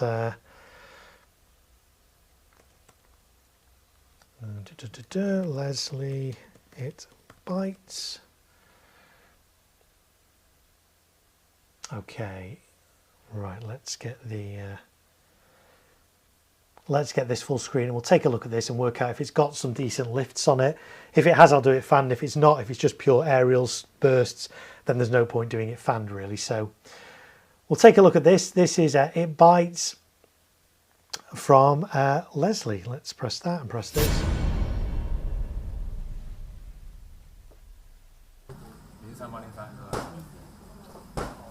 Yeah, so there we go. We've got some nice comets on this. So comets always look really good fanned.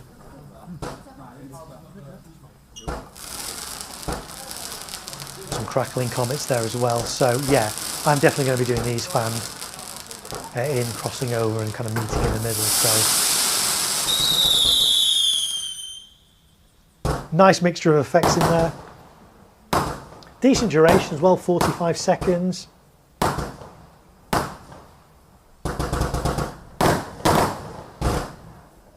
Some nice bursts at the end. But yes, the first half of that cake does have some nice comets and things like that will work really well fanned rather than vertical. So on those 2 sides, that's going to be angled inwards, and It Bites is going to be angled inwards. And then on the opposite side, which is going to be a mirror of this, those 2 cakes will be pointed in the other direction. In terms of the angle I'm going to do on those, not quite sure yet, but we'll decide nearer the time. So everyone's saying night to Craig still. Catch you on the next one, says Craig. Yeah, for sure. Grimsby Pyro, where you shop at, Mark? I have a number of retailers that I use. I don't just use one retailer and get all my fireworks from them. I like to shop around and get a few bits from this one, a few bits from that one, and hand pick them. So a number of different retailers, and also I do rotate around retailers because I can't. There's retailers I'd like to support, but I just can't every year because I would spend an absolute fortune if I was to do that. So rather than just spending a couple of pounds at each, I like to kind of put in slightly bigger orders, but kind of rotate them around, so use different suppliers year on year. So I've rotated around this year, and we'll use some of my other suppliers again next year, but a number of suppliers. Okay, so that's what I've got on one cake site, and I say a mirror on the other. In terms of how I'm going to assemble those, if you've watched my streams before, I'm a big fan of using cake boxes. And I, rather than make them, I use drawers like this. Let's go to the overhead cam. This is a drawer. It's been well used because I used this last year. So if you're getting rid of chests of drawers, fitted furniture, and you've got drawers kind of this size, save them. They're really useful for doing fireworks and keeping cakes together. So what are the benefits of a cake box? Well, one, I can kind of fit a number of cakes in here and then just transport this whole thing with all the cakes in rather than have all these loose cakes. Also, it kind of creates a bit of containment. If one of these goes wrong, hopefully it won't, but if one of these has a malfunction and a tube blows out, this will actually kind of contain the debris and things in here. So cake box is really nice. They really make it quick to set up. So this is going to be one of my cake boxes. And so in here, I can fit 9 of these. Now I've been playing around with these, with the layout. And so I think that can go there, that can go there. That one can kind of go in there. That one can go in there. This one I think goes in there from memory. The little one goes in there. That one goes in here. And then that one in there and that one in there. Like a glove.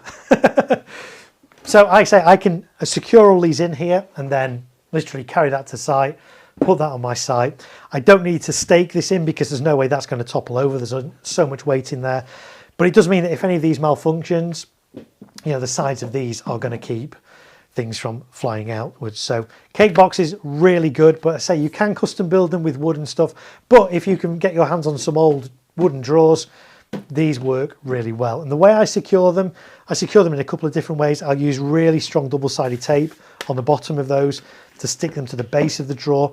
I then also drill holes in the side and put cable ties around each of these as well to stop any movement. So these will all be nicely secured in here. Obviously I can't fit all 12 in, so there'll be 9 there. These ones will be on plinths, so wooden plinths. There's going to be an angled one that's going to have burner on at an angle, and it bites on at an angle, so I may as well just do those at the same angle like that. This one's part of my familiar, is just going to be straight firing, but at the back, but we'll do that on a wooden board. But 9 of those fit in there quite nicely, and then the other 3 next to it. Fireworks UK says perfect. Mark Guitar just popping in the chat to say good night. Its bite done as a V was great. Yeah, it would look good as a V. I'm going to do it as kind of like crossing over from the 2 sides inwards, but doing it from a V from the centre outwards would look good as well for sure.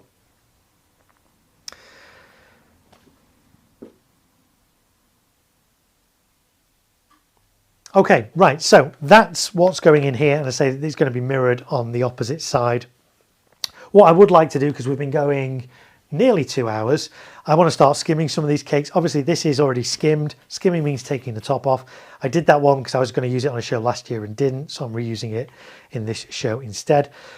Why do we skim the tops of cakes? What's that about?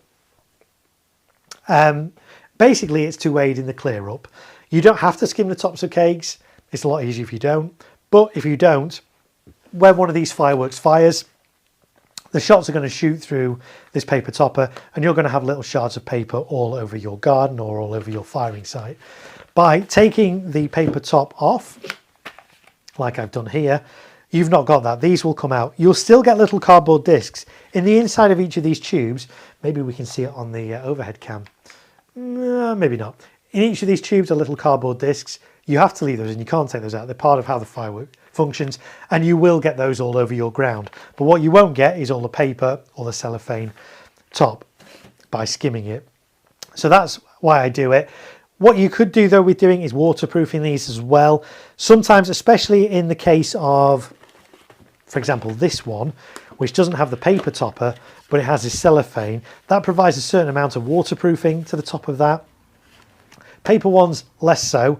Foil ones, less so as well, because it's not really foil. It's just paper that's shiny on one side. The same with the Celtic ones. This is just kind of grey paper that looks a little bit shiny. So waterproofing as well. The benefit, another benefit of doing everything in a cake box is I can, rather than have to waterproof all these 9 fireworks individually, I can just put film, cling film or whatever, pallet wrap just over the top of that, and everything's waterproof together rather than have to do each individual one. These ones I will probably do individually because they're going to be separate. They're going to be outside this cake box. But for these ones, I don't need to bother individually waterproofing them. So to waterproof them, cling film works really well. Pallet wrap is something I've started using the past couple of years, just a little bit stronger. The shots will have absolutely no problem firing through a couple of layers of that, no problem whatsoever. The other thing you can do is get bags, plastic bags. I've seen people where they literally take a cake, put it inside a carrier bag and then zip tie across the handles of the carrier bag to waterproof it. That's another way to do it. It's not the way I do it, but there's nothing wrong with doing it that way. So that's what we've got. So I'm going to start skimming a couple of these cakes. Skimming just means taking the top off. It's something that's relatively safe to do, but again, if you don't feel comfortable doing it, don't do it. You don't have to do it. Your fireworks will perform just the same with or without. And skimming the top of them doesn't actually alter the performance of them. It just aids in the clear up afterwards. So 3D Printer Guy's got work tomorrow again, sadly. Good night, Mark and everyone. See you next time. Yeah, good night, 3D Printer Guy. Thanks for being here. Great for you to drop in and hopefully see you again soon. So we've already got one skimmed. Let's have a look. We'll move this out of the way and we'll skim a few more. Maybe, in fact, maybe we'll go to the multicam. There we go. And then you can see me and what I'm doing at the same time. That kind of works, doesn't it? Okay, let's do sticks first. This is the one that says it's 26mm tubes, diameter tubes. I'm not convinced it is. So we'll have a look. So when you're doing this, you also need to be careful of where the fuse is. Be mindful of the fuses. Most of the time on the cakes, the fuses will be on the side, but sometimes you do get the fuses at the top, like on this one. They will run down the side because all cakes fire from the bottom. Fountains fire from the top, cakes and candles fire from the top as well. Cakes fire from the bottom. So even if there's a fuse on top, it will run down the side and go into a tube down here. But just be mindful of that, because what you don't want to do is obviously cut through the fuse. But on sticks, I can see that the fuse is on the side there. So I know that I can cut across the top and I'm not going to be anywhere near a fuse.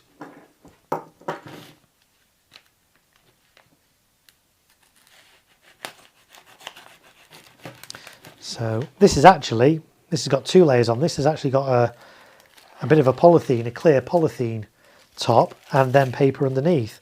So that gives it a little bit of waterproofing.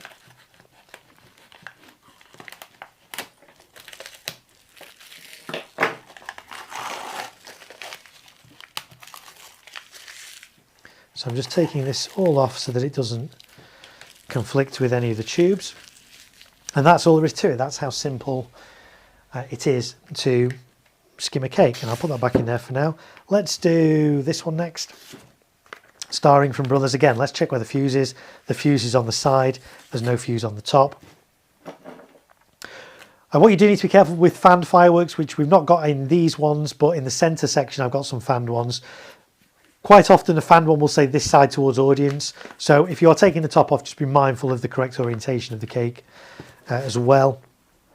And the other thing to be careful of is if something's got two fuses, which some of these have, once you take the top off, you've got to remember which is the reserve fuse and which is the main fuse if it's at the top.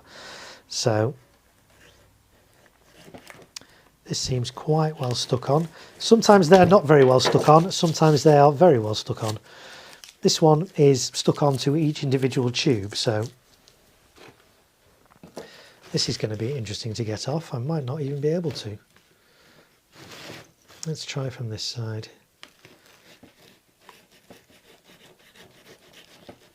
This is really well stuck on this one.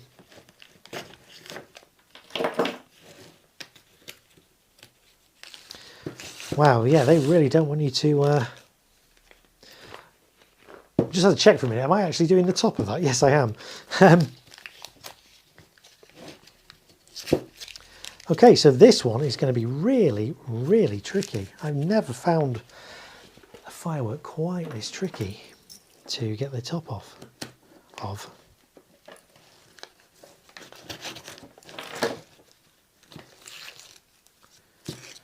Because it is kind of stuck onto every single individual tube. But we'll get there. See if we can get this little bit out here.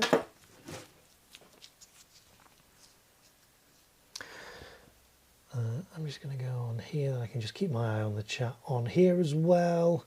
See how many people have actually liked the stream. If you've not liked the stream yet, why not take a moment whilst I'm doing this to click like. 19 of you have liked this so far. Thank you so much if you're one of them. If you're not and you're enjoying this, and finding it entertaining or interesting or both, then why not click like and let YouTube know? A pain that is. Yes, I've never ever, it's fair to say, I've never found a cake that's been this difficult to skim.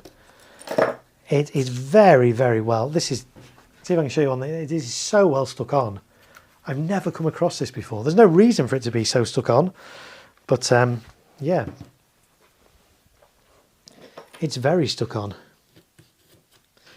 Interestingly, those cardboard tubes are quite near the top as well, so the cardboard discs. I may even come back to this, you know. Let's have a look, see if I can. I mean, at the end of the day, if there's a little bit of paper on my firing site at the end of the day, I'm not going to lose any sleep over it. It's all biodegradable, so it's not a hazard. But it's just, you know, the less I can get on my site, really the better.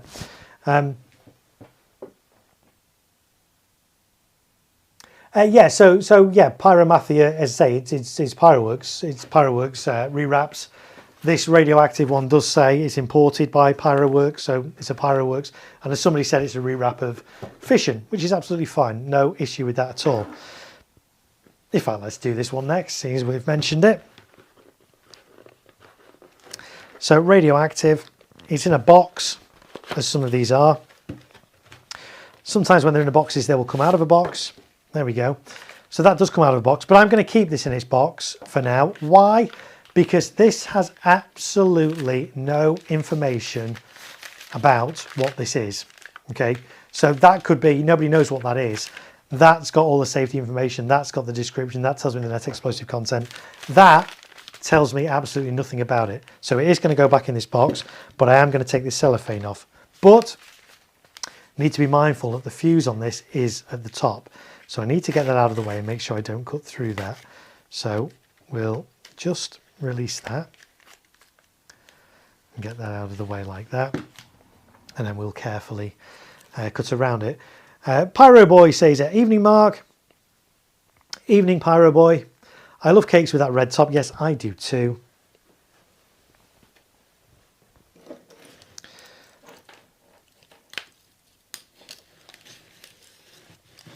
But I tell you what, if you don't take this off, I mean, I've done professional displays where there's been cakes with this red film on, and we don't bother taking it off, and then you come to clear up at the end of the night, and if the grass is wet, this thing sticks to shoes and clothes and everything, and can sometimes be worse than the paper. But I do like it when it's on the tops of cakes to allow you to easily see the tubes. And also it helps because if you're not skimming the tops of your cakes, if you've got a cake where you can see through, you can instantly see if any of these tubes are damaged. If you've got a firework like that, you've just got to assume that the tubes are all intact. You can't see if any have been squished. Whereas with the red see-through transparent topper, you can instantly see if there's any visible damage to the tops of the tubes at least. So there we go, there's that one. It's going to go back in there so I remember what it is. And we'll close its lid and put it back there. Let's do the primed one next in the money. So again, locate the fuse. The fuse is on the side. It's quite high up, but it's not on the top. So I can cut across the top quite easily.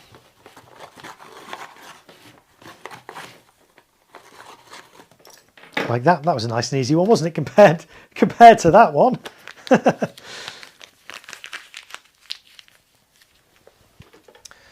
Okay, that was in the money. Let's do ultimate battle of colours. So again, let's locate the fuse. Fuse is on the side going down to the bottom, so the top's clear. And let's take the topper off here.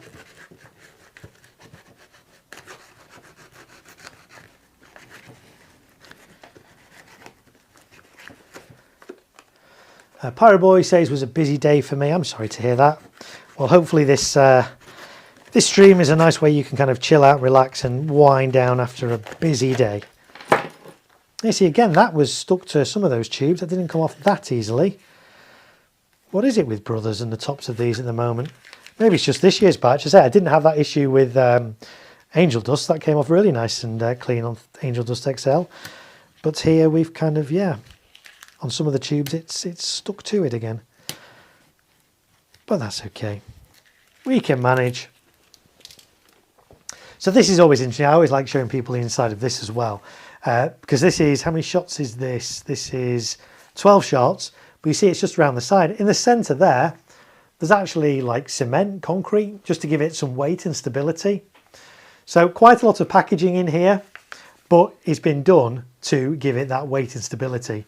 You still need external support for this, but that's what that bit is in the middle. It's just some solid cement in the middle there. You can actually just see it on that camera there as well. So that's Ultimate Battle of Colours. Let's do Fire Magic's cash game. Now this one does have the fuse on the top, so again we've got to be careful. I wonder if circular cakes are more or less stable than normal square cakes. That is an interesting question. I don't know. I think it's not just about the shape, it's about the height of the firework as well. I mean, you can see there's different, these fireworks are different heights. Obviously, the taller the firework, the less stable it's going to be. Shorter fireworks are going to be more stable and less likely to topple over. So I don't know if the shape makes much of a difference when you consider all the other factors that are involved in the stability of a cake as well. But even so, you know, even though that's got some ballast in it, you still need some external support in some way, shape or form to prevent that toppling. And the external support I'm going to have is by having it fixed inside my cake box. There is no way that could topple anywhere inside this box. So, right, let's have a look at this Fire Magic one. I say this is the first time I've used a Fire Magic product, so I'm a little bit curious to see what it's like, what its effects are like, how it performs, whether it holds up against, you know, some Celtic products and things like that. So just be very careful of the fuse here. There we go. So 16 shots, 20mm tubes.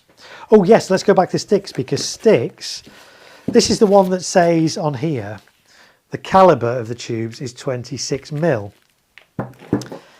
which is an unusual one because normally, you know, they'd be like 25mm. But here, you might not be able to see this on the camera. I might have to lift it up a little bit. But the diameter of the tubes, I reckon, is actually, it's actually 23. Let me see if I can tell you what, maybe I need to go on the, maybe the close-up cam might be better for this one. Let's see if we can get this in place with my ruler and see if we can you guys see?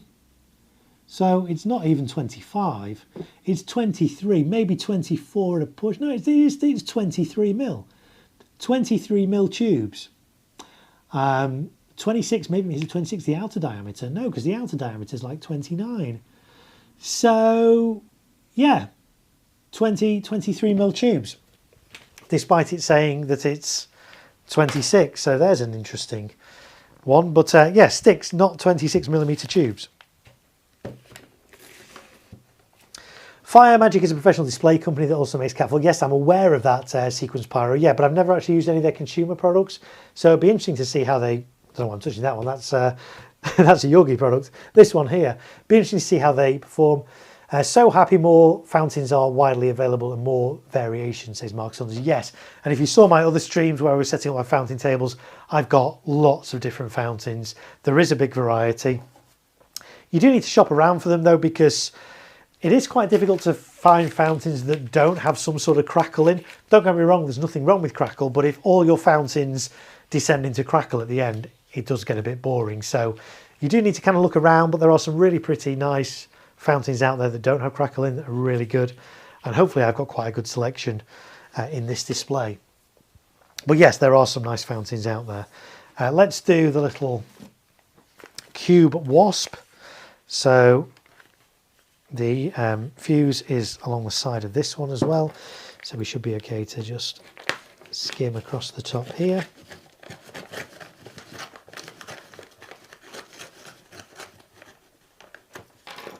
Like so, there we go. So 19 shots. I don't know if did it say what the tube bore size was on here? No, it didn't. Let's have a little measure and see. So I make the bore size on here 16mm tubes. on the little wasp cake. I think it only lasts about 20 seconds, so really small, quite a cheap cake, but just like to throw in little things like that. I say because this is quite a small display in terms of the amount of space I have available, I have to use some smaller stuff, which is why there's no category F3 stuff in here. There's no 30mm tubes, 25 is the maximum I'm prepared to go to, which is why I was a little bit concerned when this morning I looked at this and like, oh, it's 26. My limit was 25, why is this one 26? But I measured it, and as we've just seen, it's only 23. So let me just, I'll tell you what, let's just measure, check my ruler's right. I mean, sure it is. Yeah, you see, Angel Dust XL is 25. But this one only 23. You can actually see it, you might not be able to see on there. The tubes are actually a little bit thicker on this one. If I hold this a little bit closer to the camera, or maybe we'll use the close-up cam again. That's what it's there for. It's difficult to see, isn't it? But the tubes on here are a little bit thicker than the tubes on here. So on the camera, yeah, they look similar diameter, but 25mm, 23mm, because this is a bit thicker. So there we go. Let's put that in there, put that in there. Let's get rid of the ruler for now. Pyro Mafia is also Hallmark rewraps as well, aren't they? I don't know, is the answer to that. But I do know that some of it is definitely Pyro Works. So I'd be surprised if it's a mixture of different brands. But who knows, maybe. Next time I'm chatting to Anfield, I'll ask them. So La Vida Loca, I don't need to skim because there's actually no topper on it. It's just like that. Fuse is there at the side, a little bit tricky to get to because it's kind of in a groove, but that's where the fuse is. And interestingly, whereas on these ones, the fuses usually go into the side of the cake, on the Pyro mold one, it actually goes round underneath the bottom and then up into the bottom tube. So it does make it pretty tricky to e-match. For those of you who are doing e-matching and things, I don't really talk about it much on my channel, but that's because it's a Pyro mold. So a little bit of a different entry point, but you know, it's still the same. This one actually says remove from carton before use. Some of these, like this one, I could fire that from within the box. Obviously I'd have to open the box and take the lid off, you know, and open it up like that, but I could fire that within the box. This one specifically says remove from carton before use. Interestingly, which I will do once it's affixed in here. It doesn't need to be in its box. But for now, again, because there is some information on here. Whereas that radioactive one had no information on the actual physical firework inside the box, only on the box itself. This one does actually have a label on the side, so I could legitimately put that in there now without the box. But for now, I'm just going to keep it in its box.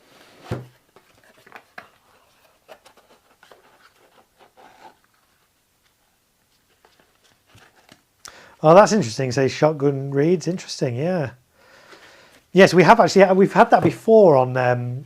We did a teardown a couple of years ago on one of my streams of the Aurora Borealis candle from Pyro Works, which has since been called Big Salvo, but it's exactly the same. But I'd heard rumours that actually if you take the label off Aurora Borealis, there's a completely different firework underneath, and there was. And we did that on a stream a couple of years ago.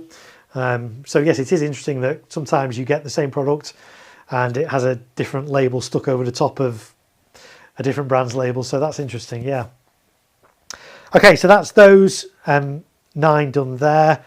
We've got the little Leslie burner to do. This one comes with a nice little plastic cover on the top, and the fuse on this one is also on the top. So let's locate that and get that out of the way.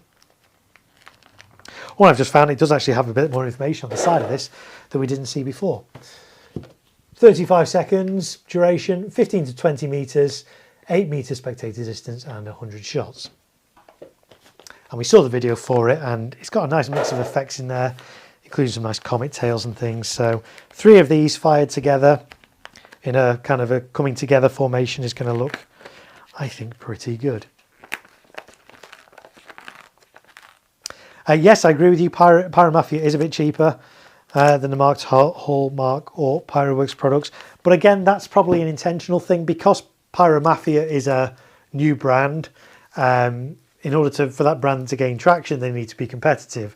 And so if Radioactive is just a rewrap of Pyroworks' Fission, they want to sell these, so they're going to be cheaper than the Pyroworks Fission. So, okay, so we've taken that fuse cover off. I can see the green visco there, so I'm just going to get that out of the way. And then we can take the paper topper off this. I thought that video was of its... It was, wasn't it? You're right. The video I showed before wasn't burner at all. I'm glad somebody's keeping notes and paying attention. But you're absolutely right. The video we showed was of its bites from Leslie. Burner is similar in terms of its comet cakes with crackling tails, I think. In fact, actually, let's just... I've said we've shown the video, so let's make it official and let's show the video of Leslie's burner. Let me just find that. For us. So Leslie and burner.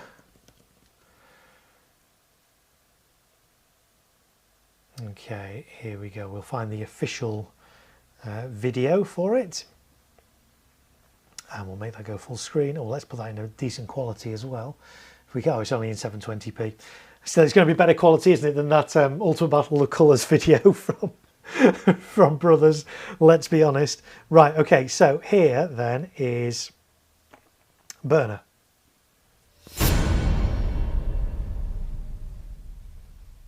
So it lasts a whole minute as well, so a good duration. Right, there's obviously two firing here, but again you can see nice comet tails, nice glitter, bit of noise in there as well.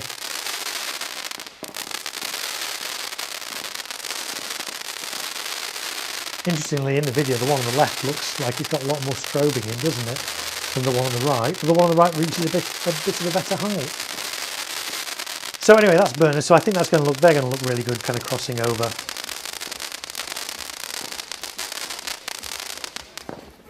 Anyway, you get the idea with that. It is pretty much a single effect cake, but it's nice, it's cheap, it's got a good duration. 60-second duration is good. There's some nice glitter in there. So two of those on my two cake sites, my outer cake sites, crossing over. I think is going to look pretty decent. So that's burner. There we go. We have now shown the video for burner. But thanks for pulling me up on that, Fireworks UK, because you're absolutely right.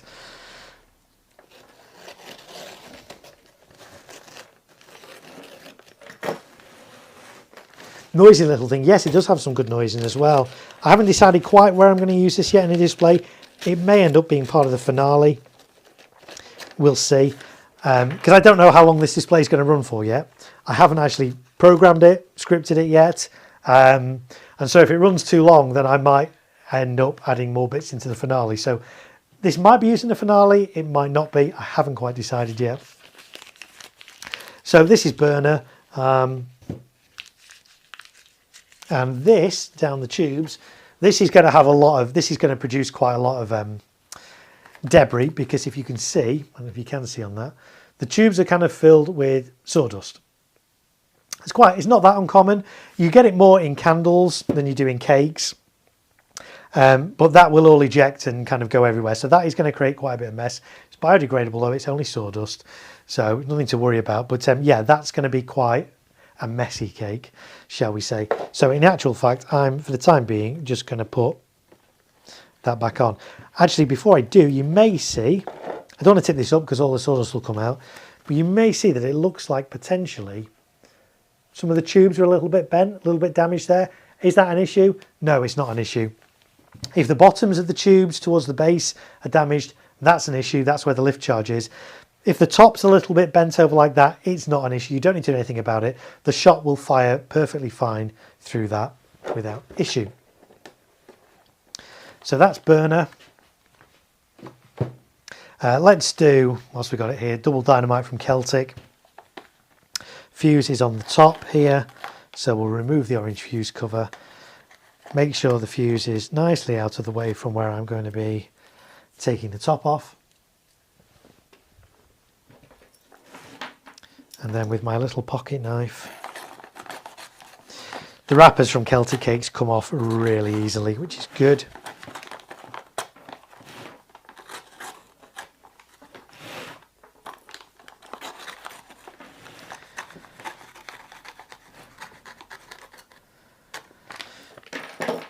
we go. So there's double dynamite.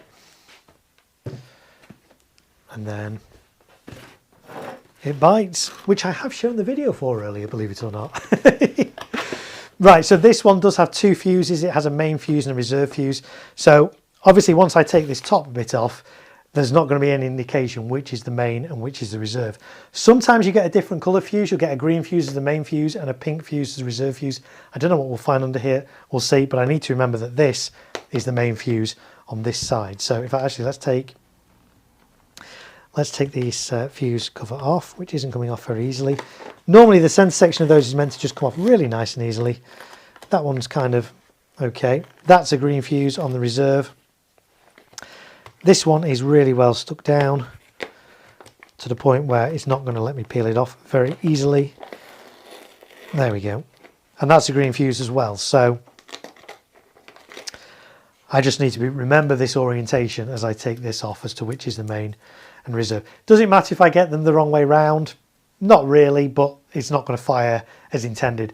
Lots of cakes, well, we saw the video for this. This starts off with comet tails, and ends with kind of big bursts. If I like the reserve fuse, he's going to do the comet tails last and the big bursts first.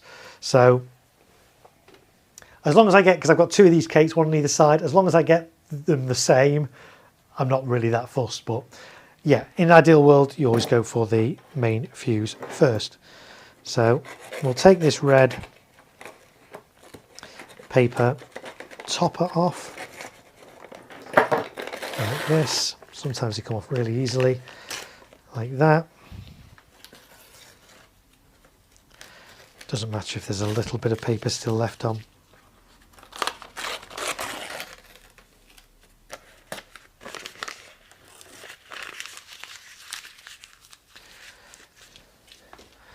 Right, so yeah, those two fuses look identical. Very difficult to tell without the paper on which is the reserve, which is the main.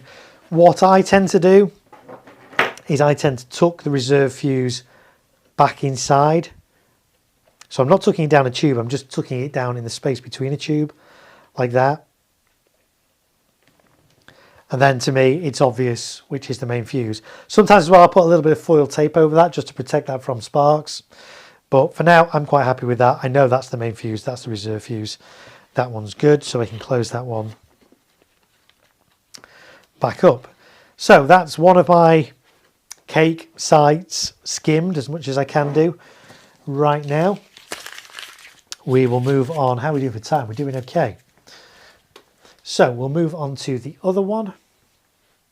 We'll move all this out of the way though first to give a bit of space up here.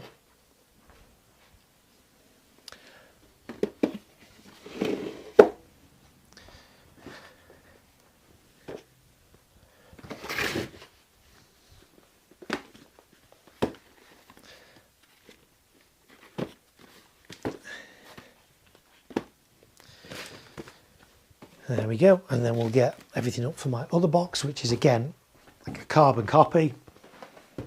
So the same fireworks, so we'll kind of rattle through these ones quickly, skim the tops of these, and then we'll, if there's time, we shall move on to the central cake firing site, which is different again. So let's bring these all up here. These happily are already in the drawer, the wooden drawer, the cake box. So again, exactly the same as what we've just seen. So we'll rattle through these and skim the tops of these. We'll do the little cube one first. And so at this point, let's just say welcome if you're just tuning in, thinking, what's all this about? Who's this guy? My name's Mark. I'm in the UK. I'm in Greater Manchester. I do fireworks. I do them professionally. I do them as a hobby. And my channel here on YouTube is all about fireworks. And I'm all about promoting the safe and responsible use of fireworks. So you're not going to find anything dangerous or illegal to do with fireworks on my channel. Even though that gets views and subscribers, that's not what I'm about. My channel is family friendly, so it's suitable for all. So yeah, so if you like what you see, why not subscribe? And also, if you're going to subscribe, enable all notifications. And that way, whenever I do go live, because I don't go live on a schedule like some streamers do, It's just as and when. So best way to find out when I go live is to be subscribed and then enable all notifications. And that way YouTube will send you a little ping like 30 minutes before I go live. And then when I do actually go live as well. And if you've not clicked like on this stream yet, 23 of you have. Why not take a second whilst I'm doing this just to click like, and that way YouTube knows that people like this and might share it out to more people.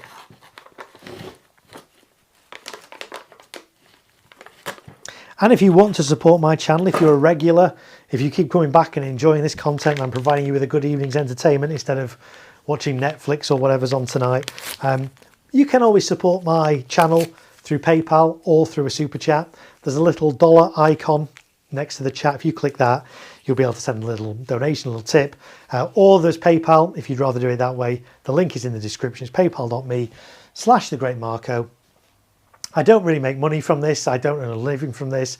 I'm passionate about this and I want to impart some passion and knowledge and things to you guys. And if you appreciate that, that's one way you can support my channel.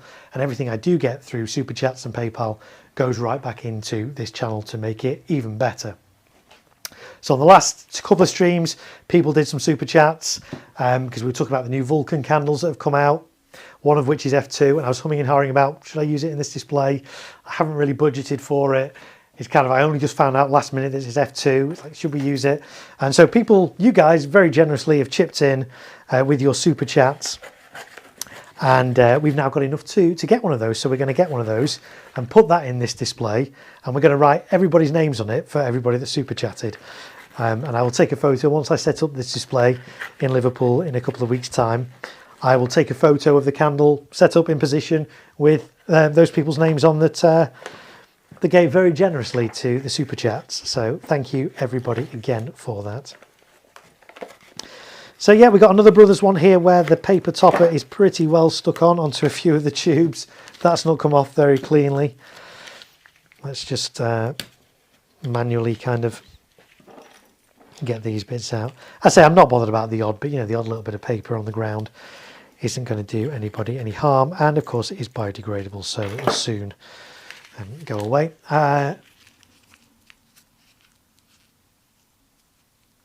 So Jaden says, I know you don't like talking about this, but isn't there an argument to be made about having a port for eMatch already in cakes, like Vulcan have with the candles? I'm quite happy to talk about that. I think there is a case to be made for that.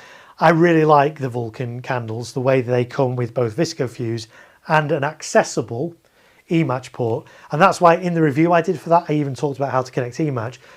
Connecting eMatches is not something I particularly talk about on my channel, only because it's not that easy to do if you don't know what you're doing. But if something's got an eMatch port on that's accessible, i.e. not hidden under wrappers and things, but accessible like it is on the Vulcan candles, I am all for that. I would love to see eMatch ports on more consumer fireworks and them to be readily accessible. Some do have them on, but are kind of hidden. You've got to kind of take the wrapper off or kind of cut down the side and access it. Not ideal, but the Vulcan candles, they're readily accessible eMatch ports.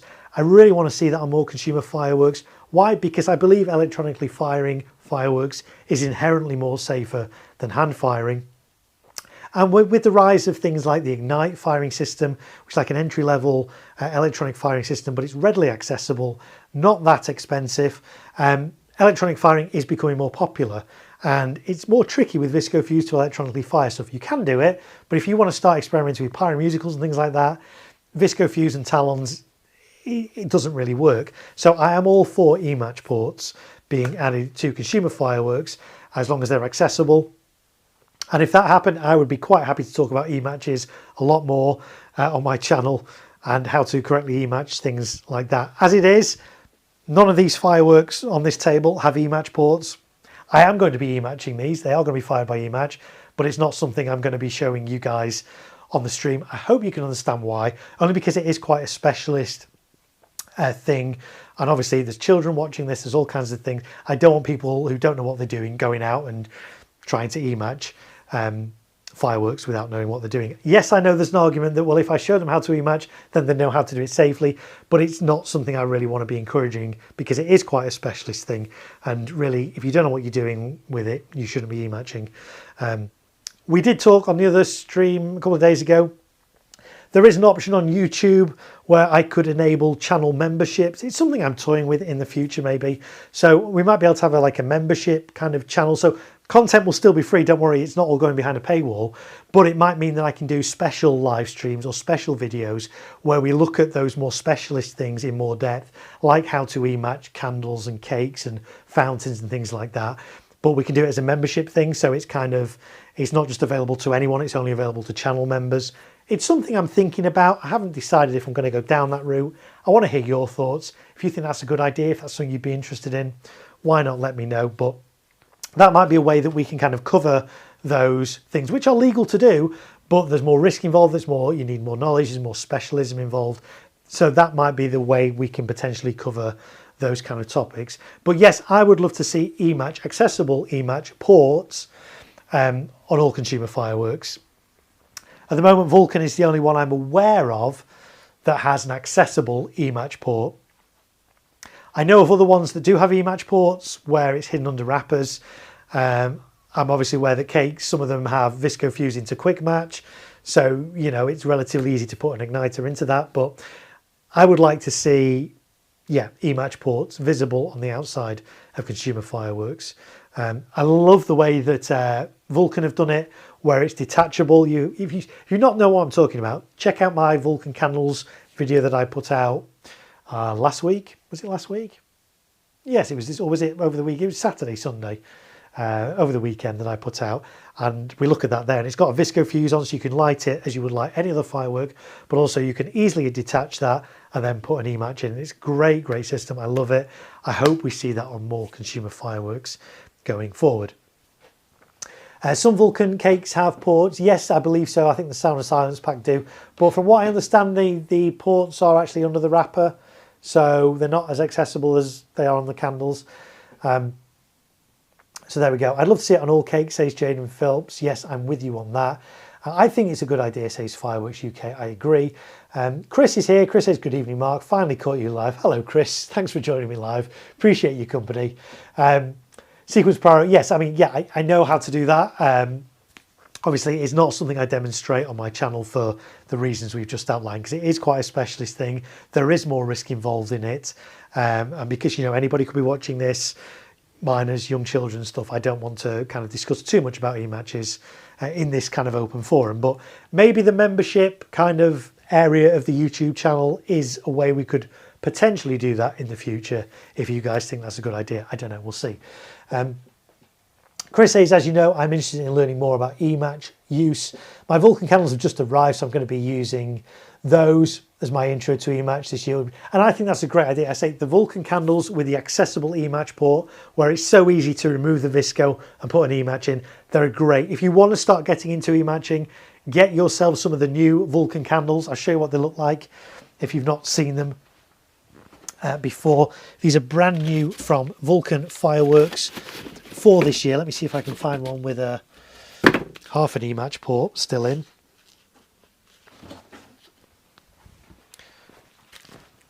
So these are the candles, not much to look at, but they're really good. They come with a Visco fuse in this plastic case like that, but the Visco fuse goes into this little plastic adapter, and this plastic adapter is like a plug. It plugs into a socket. That's how it comes plugged into it, but you can easily unplug that, pull it out, and the hole you're left with will fit an e-match perfectly. So if you're new to e-matching, this is a great way. This is a great starter for trying your first e-match. So I really do recommend that if you want to get into e-match, get one of these Vulcan candles. Now, these are not cheap.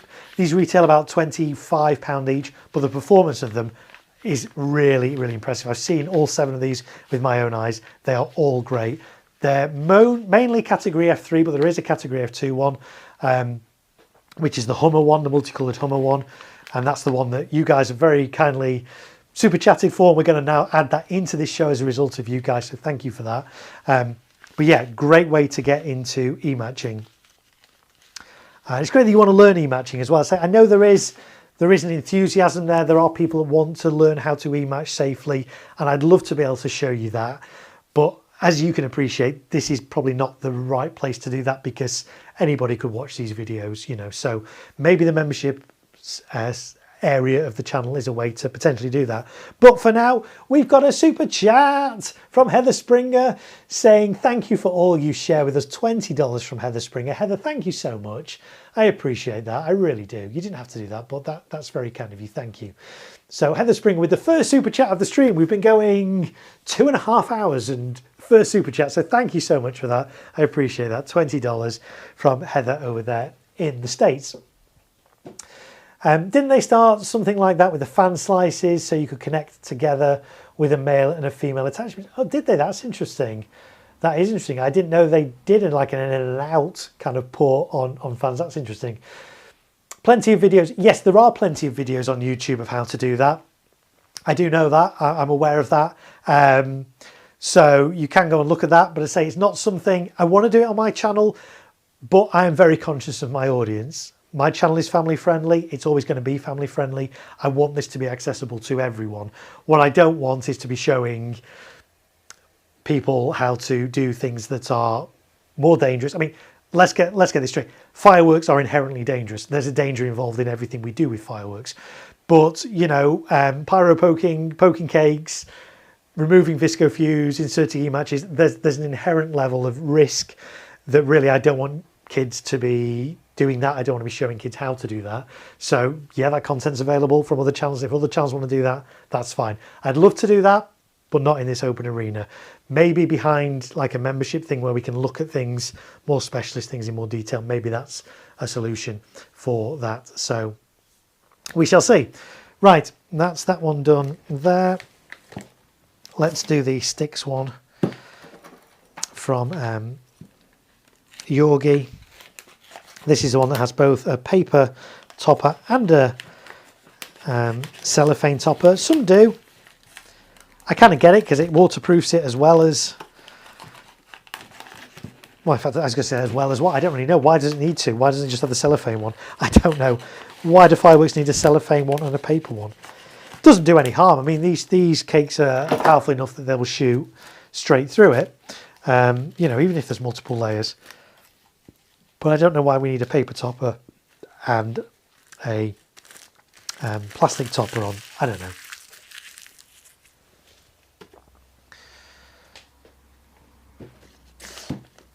Yes, I know a few people have done one. I've seen retailers that have put out videos of how to e-match consumer fireworks. I don't personally think that's a very responsible thing for retailers to be encouraging their customers to do.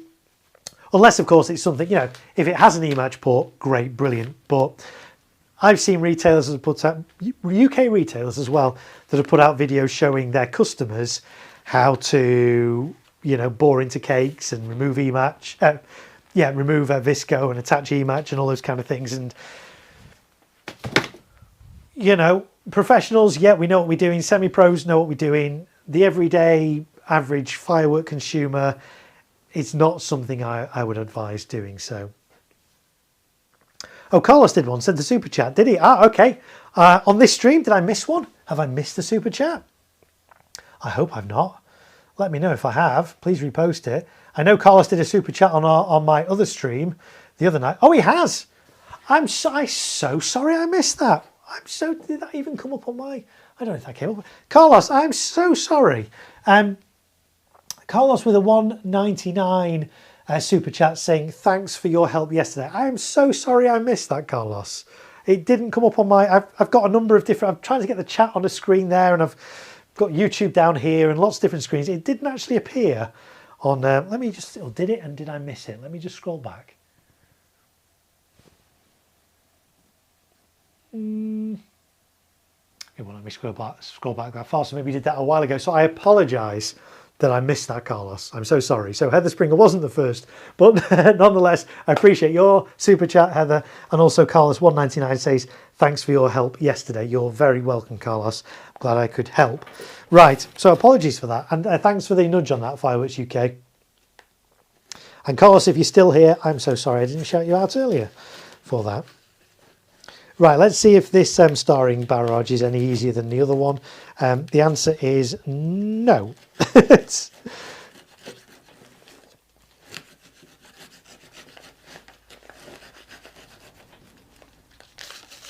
Yeah, so These are so well stuck on. I don't know why. There's no real need for it.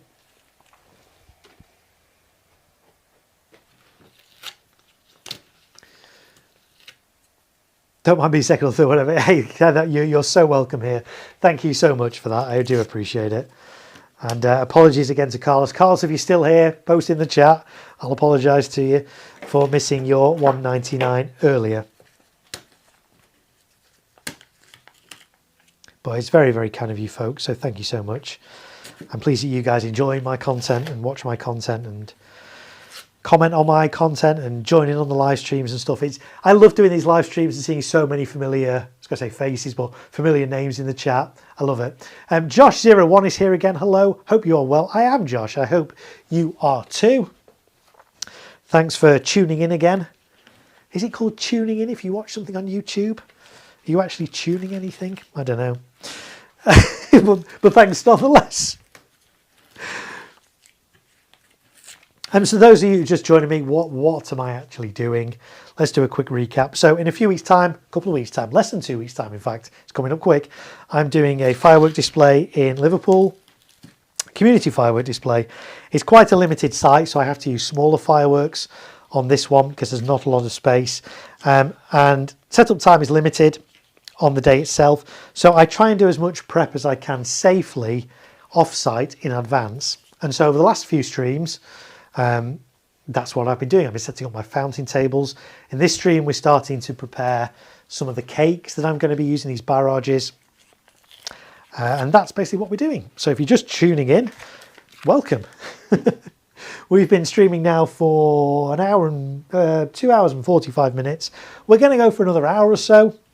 My cut-off time is around about midnight, only because I've got a 4-year-old daughter who wakes me up at stupid o'clock every morning. Despite being asked very nicely not to. She's only 4. She doesn't get it. But there will be more streams. This won't be the only stream this week. If you've been following my channel, we did a stream 2 days ago. We did a stream 2 days before that, both of which were nearly 4 hours long. This one's going to be nearly 4 hours long. There'll be more streams coming up, probably maybe Friday. I think we'll do one on Friday. Will there be one tomorrow? Well, I don't know. We'll see. There won't be one on Saturday because I am actually working. For those of you who don't know, I do professional fireworks as well. I crew for a couple of different companies, and so I'm doing a display with one of these companies on Saturday. So there won't be a live stream on Saturday because I'll be doing actual fireworks. There will probably be a live stream on Sunday evening again, I would think. So there's going to be at least 2 more live streams coming up this week. There'll be some more live streams next week as well. So it's that kind of season. I know you guys look forward to this. You've been telling me all year round, are you going to be doing the streams from your garage again in the run up to bonfire night? Well, yes, because I love doing these and I love interacting with you guys. It's so much fun. JLK Pyronut, Jason is back. Says, hey Mark, hello Jason. And Carlos is back. Yes, Carlos, no need to apologise. Tinkering my display spreadsheet now. Great. And I'm so sorry I missed your super chat earlier, Carlos. But it's very kind of you to do another one. So thank you so much. A Sequence Pyro says, is it a public display? Yes, it is a public display. I'm doing in Liverpool. In terms of how many people are going to be there, I don't know. It kind of keeps going up each year. I think last year there's about 700. I think they're expecting about 750. They want to try and limit it to 750 because it is a very small site. So yeah, there we go. Josh says, good, yeah, I'm good. Not long now until bonfire night. What are your views on the Masters of the Air 2024 batch, not the 2025 batch? So yeah, there are 2 different versions, 2 different batches of those. They came in originally, these are the Pyroworks strobe rockets. They came in 2024.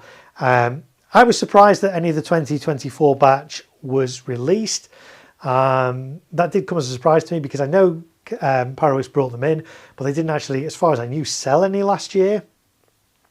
And so they were being sold this year for the first time. So it is interesting that there's 2 different batches because, well, it's interesting. But I fired a 2025 batch and they performed fine. I've heard that some of the issues that there have been with the 2024 batch, but I've also heard anecdotally people claiming that there's issues with the 2025 batch as well. We talked about this at some depth earlier on in this stream, so at the end of it, go back and watch again from the start, and we did talk about strobe rockets in depth and where they're up to and all the politics and stuff behind the decision that's been made to withdraw them from sale this year. Do I have my own public liability insurance? So when I'm crewing professionally for display companies, they have insurance. For this display, it's taking place at a church, and the church have insurance which covers this, and I have checked that. I've been doing this display for a number of years there, and their own insurance. It's a Church of England. There's different, so like schools, some schools in the UK, their insurance company covers firework displays. Church of England, churches in the UK, if they're insured with a firm called Ecclesiastical, which does basically Church of England churches, that policy includes fireworks as well. So it's, because this is taking place in church grounds, it's covered by that. So there we go. What's everyone's favourite colour crossette? Cakes available this year. Sunday Split has nice colours, but I prefer quieter breaks on crossets. Yeah, so Celtic have a few. They have Sunday Split. They also have colourful crossets, which to me wasn't that colourful because it's just red and green. Yeah, I guess there's two colours, but red and green is so common and a little bit boring in fireworks.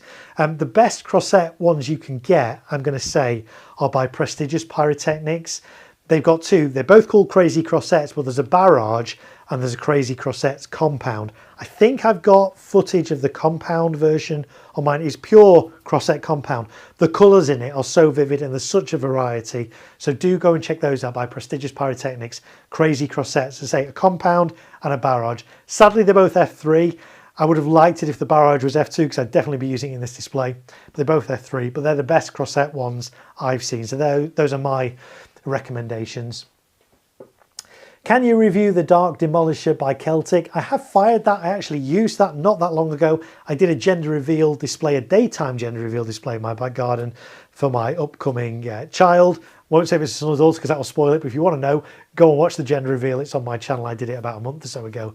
And that was during the daytime, so I used daytime fireworks, coloured smokes and things like that, but I wanted to add a bit of noise into it, and I thought Dark Demolisher would work really well, so I've put Dark Demolisher in that and it was good. So I do like Dark Demolisher. Maybe I'll do a proper review of it at some point, we'll see, but that is a good dump cake.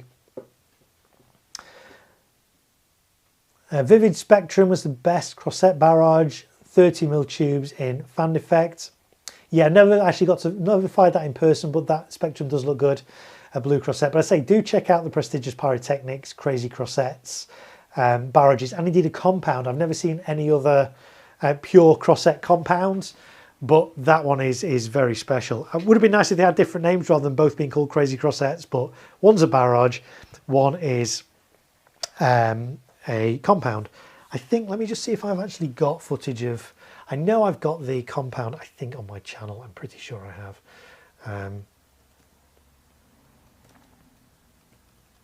Crazy Crossettes by Prestigious.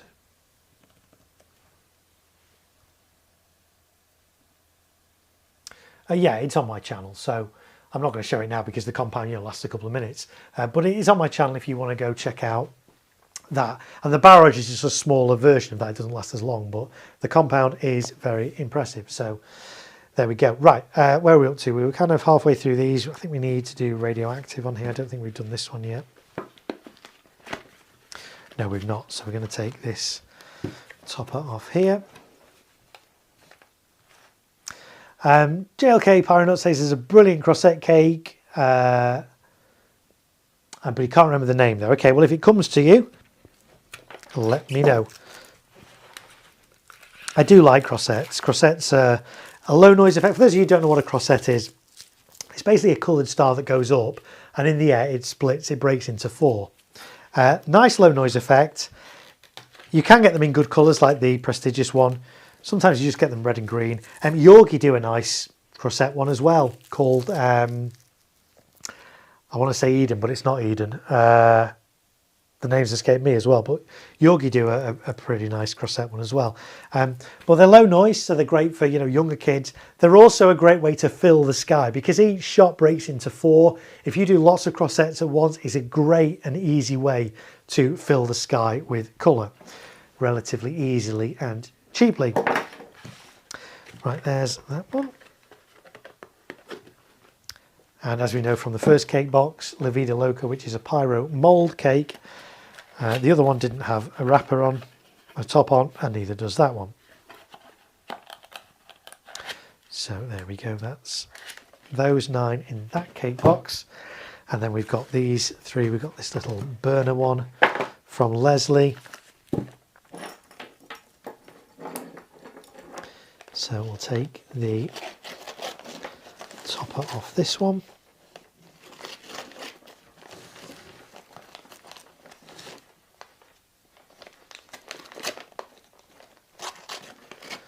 JLK says, mail you in the morning. Yes, if you've got some more information for me there, by all means email me. You have my email address, Jason. That's absolutely fine to email me.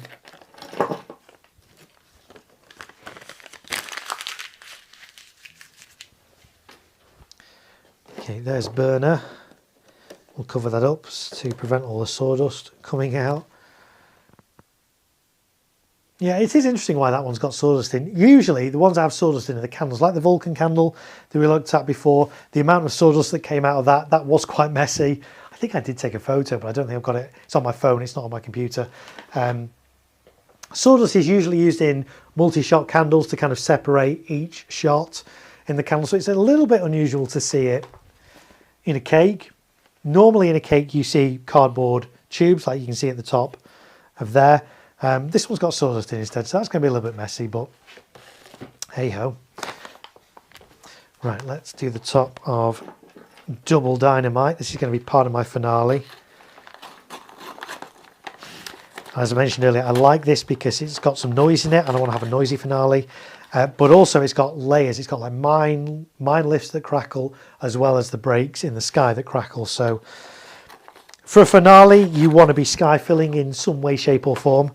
And that doesn't just mean sky filling high up, it means sky filling all levels. So as part of my finale, we're going to have those little angel dust cakes. They're going to be on ground level, doing some minor effects at ground level. They don't go very high, but you know, 5 or 6 meters maybe, but from ground up, they're going to be good. There's going to be stuff on my fountain tables that are going to be like 1.8, 2 meters off the ground doing stuff. Then we've got these like angel dust delight. There's going to be doing some mine stuff and some golden horsetails and things. So lots of different layers. So they're going to hopefully be quite sky filling in this finale. So these were kind of a last minute addition. I hadn't planned on using these. I was going to use some low noise evolution cakes that I had left over from last year in here, but I've actually got a different low noise section now. It's going to last like 2 minutes. So they were a little bit surplus. I like doing little low noise sections. I don't just want to do all the same noise throughout a display. I like to kind of start, you know, big, then go quiet, do a nice low noise section just before the finale and build up to a big finale. So my low noise section I know was already 2 minutes. So like I don't really need any more low noise cakes in. Don't really want to spread it out too much. Given that the whole show itself is only going to be about 12-13 minutes. A couple of minutes of low noise kind of seemed about right. So I took those out and was like, what can I substitute? I kind of want something a bit more noisy for my finale. So yeah, I've added in a couple of these Double Dynamite cakes from Celtic. 25 seconds, 25mm tubes, 25 shot, 25 meter height, 387.5 grams net explosive content, and a lot of crackle.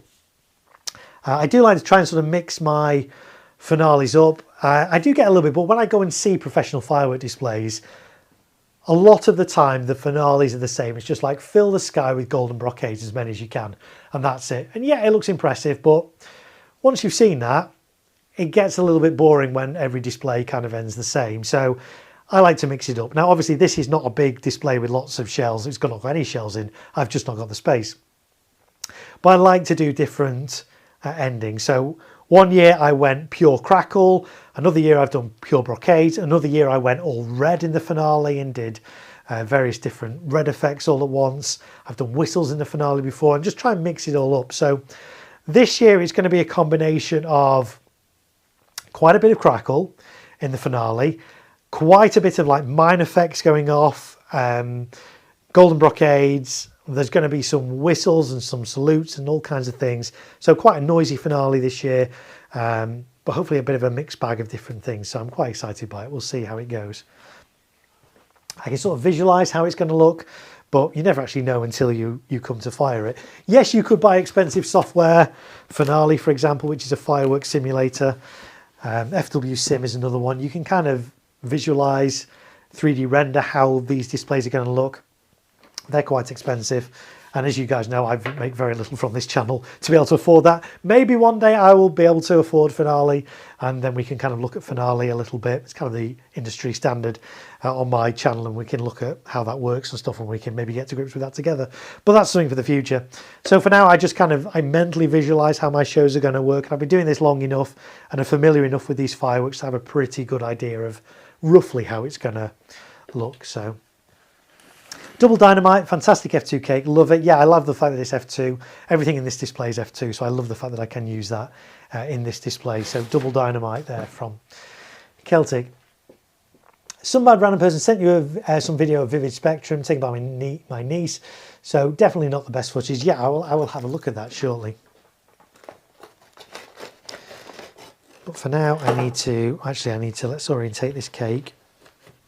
This one did come out of the box because I took it out of the box earlier. The other one was a little bit stuck. But there we go. This one, again, it's similar in terms of the this radioactive one. When we took this one out of this box, it had no label on the inner firework, just on the outer box. This is the same. No label, no information. So if you came across that, you would have absolutely no idea what it is.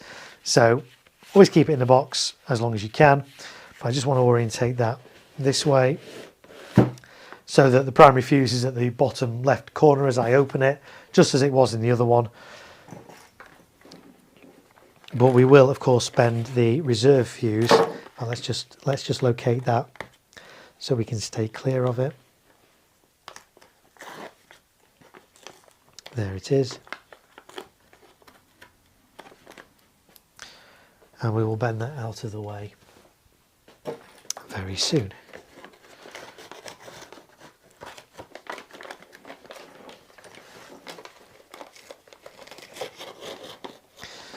So yeah, really nice kind of multi-effect cake this It Bites. It would have been nice if this was actually fanned itself. Given that it has those, it starts with all those different comets. That would have been quite nice fanned. But I have got some fanned cakes in this. I know we've not covered them yet. These are my outer cake sites. My central cake site does have a lot more fan stuff in.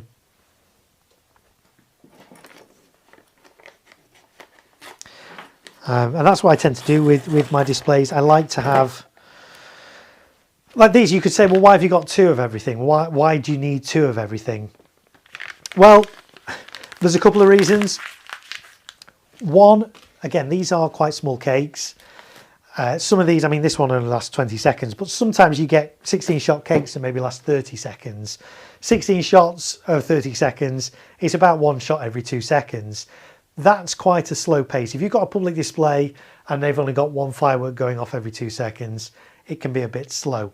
But if you double it up and have two going off together, you've got twice as many in kind of the same length of time, so there's more going on. It also means that if one of these cakes doesn't ignite for whatever reason, you've not got dark skies because the other one will still be going off, so at least you've still got something going on. So there's a couple of reasons why it's always good to double up on cakes where you can. Obviously the bigger cakes, it's not that practical to do because it becomes more expensive, but when these little cakes are quite cheap, it's not that much more expensive to be able to double them up. So that's one of the reasons I do that. Let's have a look. Sequence Pyro CC0476, one of my favourite crossette cakes. Indeed. Jaden Phelps, the USA is on the sky. It's not in the sky, some sort of...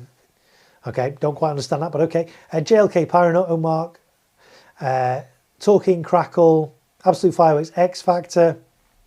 That's a fantastic Roman candle F2. Interesting, I shall look into that. Yeah. Okay, so we're going to just put the reserve fuse, bend that out of the way so that's well out of sight and I'll know not to use that. Right, there we go, there's It Bites. So there we go, that's my two outer cake sites kind of skimmed, ready to go. What time are we on? We're on 11 o'clock. We've got an hour left, so we can start taking a look at what's going into the center side. So I'll just get these all out of the way.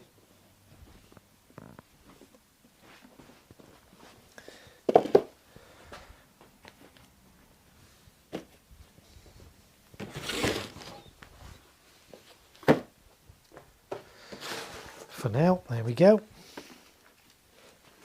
And let's see what's going in my centre sight. So again, there's going to be candle sights as well, and we'll cover that maybe on the next stream. But there's going to be some stuff going up in the centre. So let's talk through some of the cakes we're going to have in that.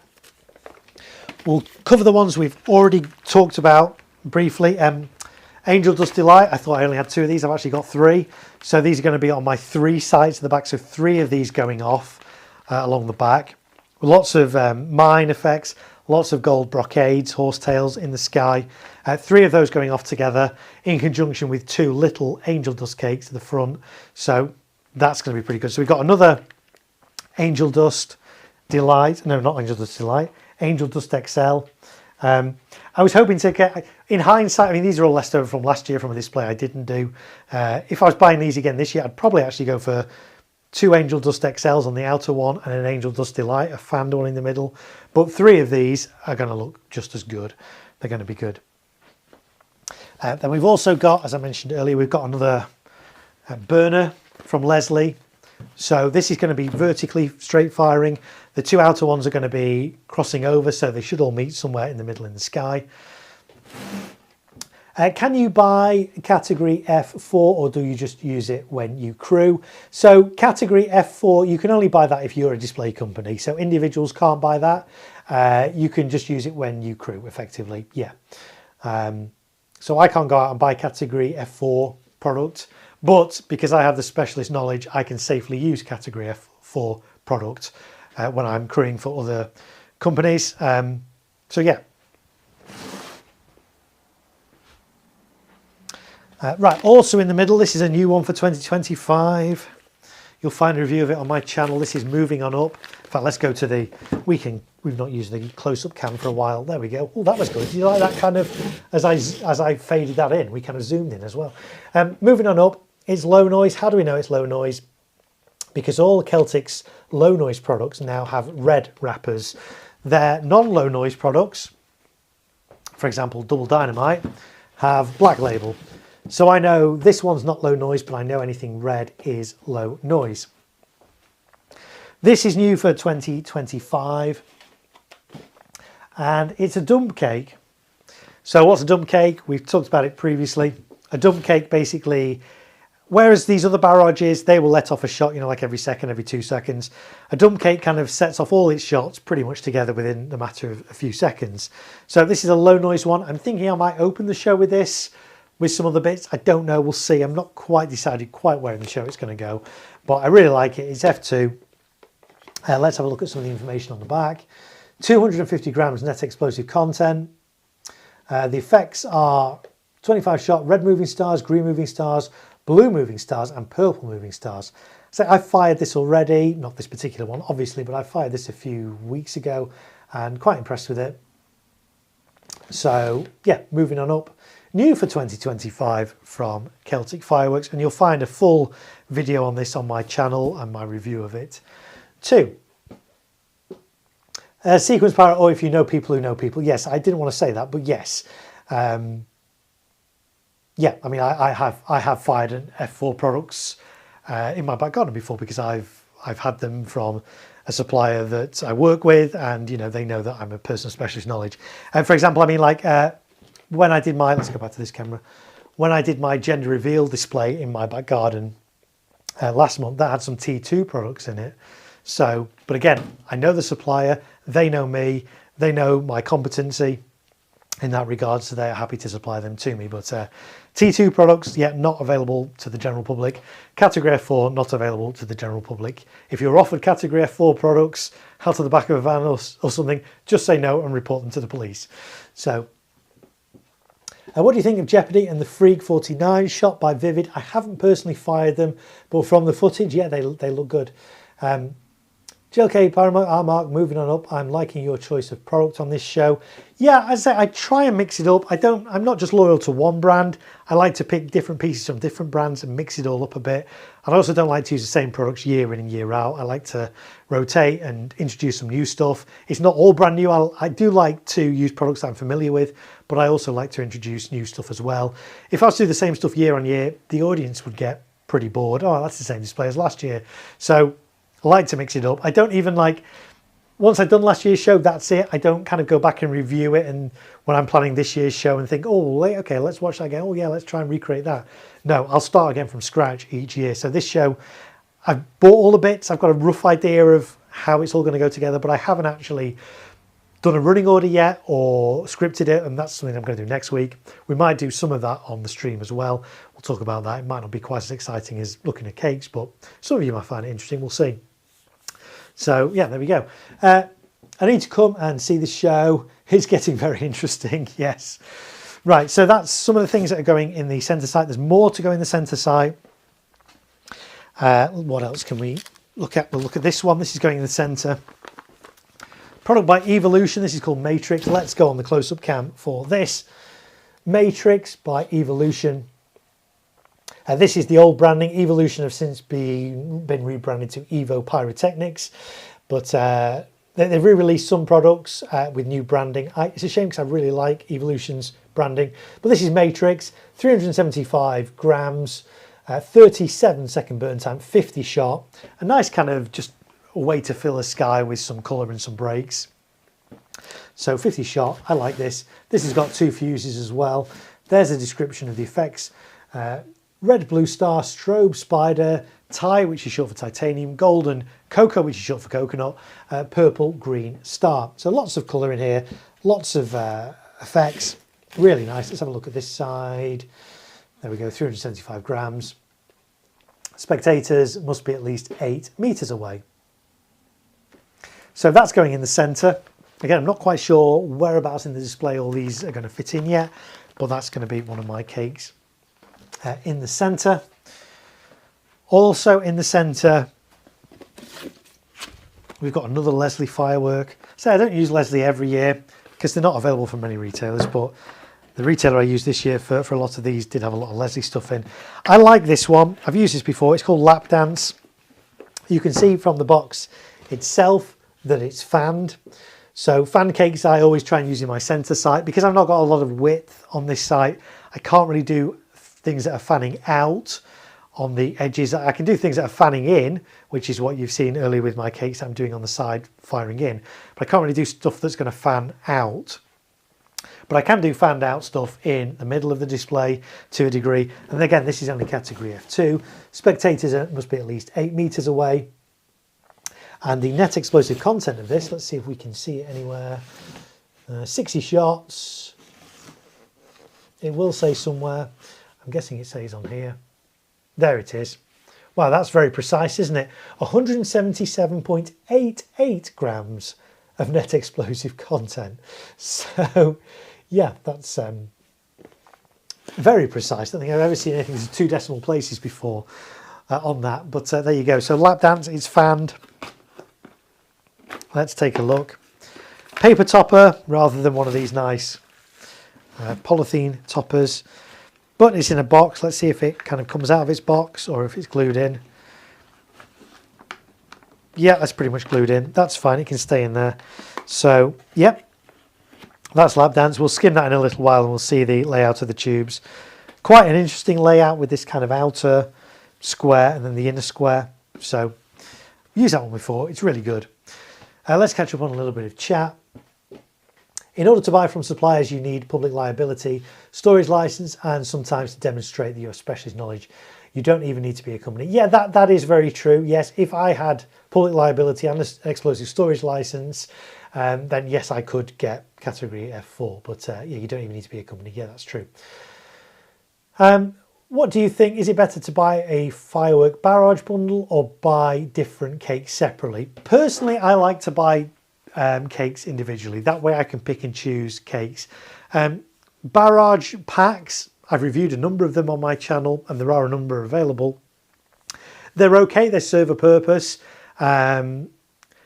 Sometimes you can find that the effects in the barrages are quite samey. So, you might get a barrage pack that has 6 cakes in. That same effect might appear in 2 or 3 of those cakes. So you don't always get variety. That's not always the case. Sometimes you do. Some barrage packs look really good, like the Sound of Silence pack from Vulcan. Looks a really nice pack. I'm really keen to get my hands on that and fire that. I did Celtic's Low Noise, the quiet ones, a year or two ago. Let's see if I've still got the, might still have the box for that to show you. Here we go.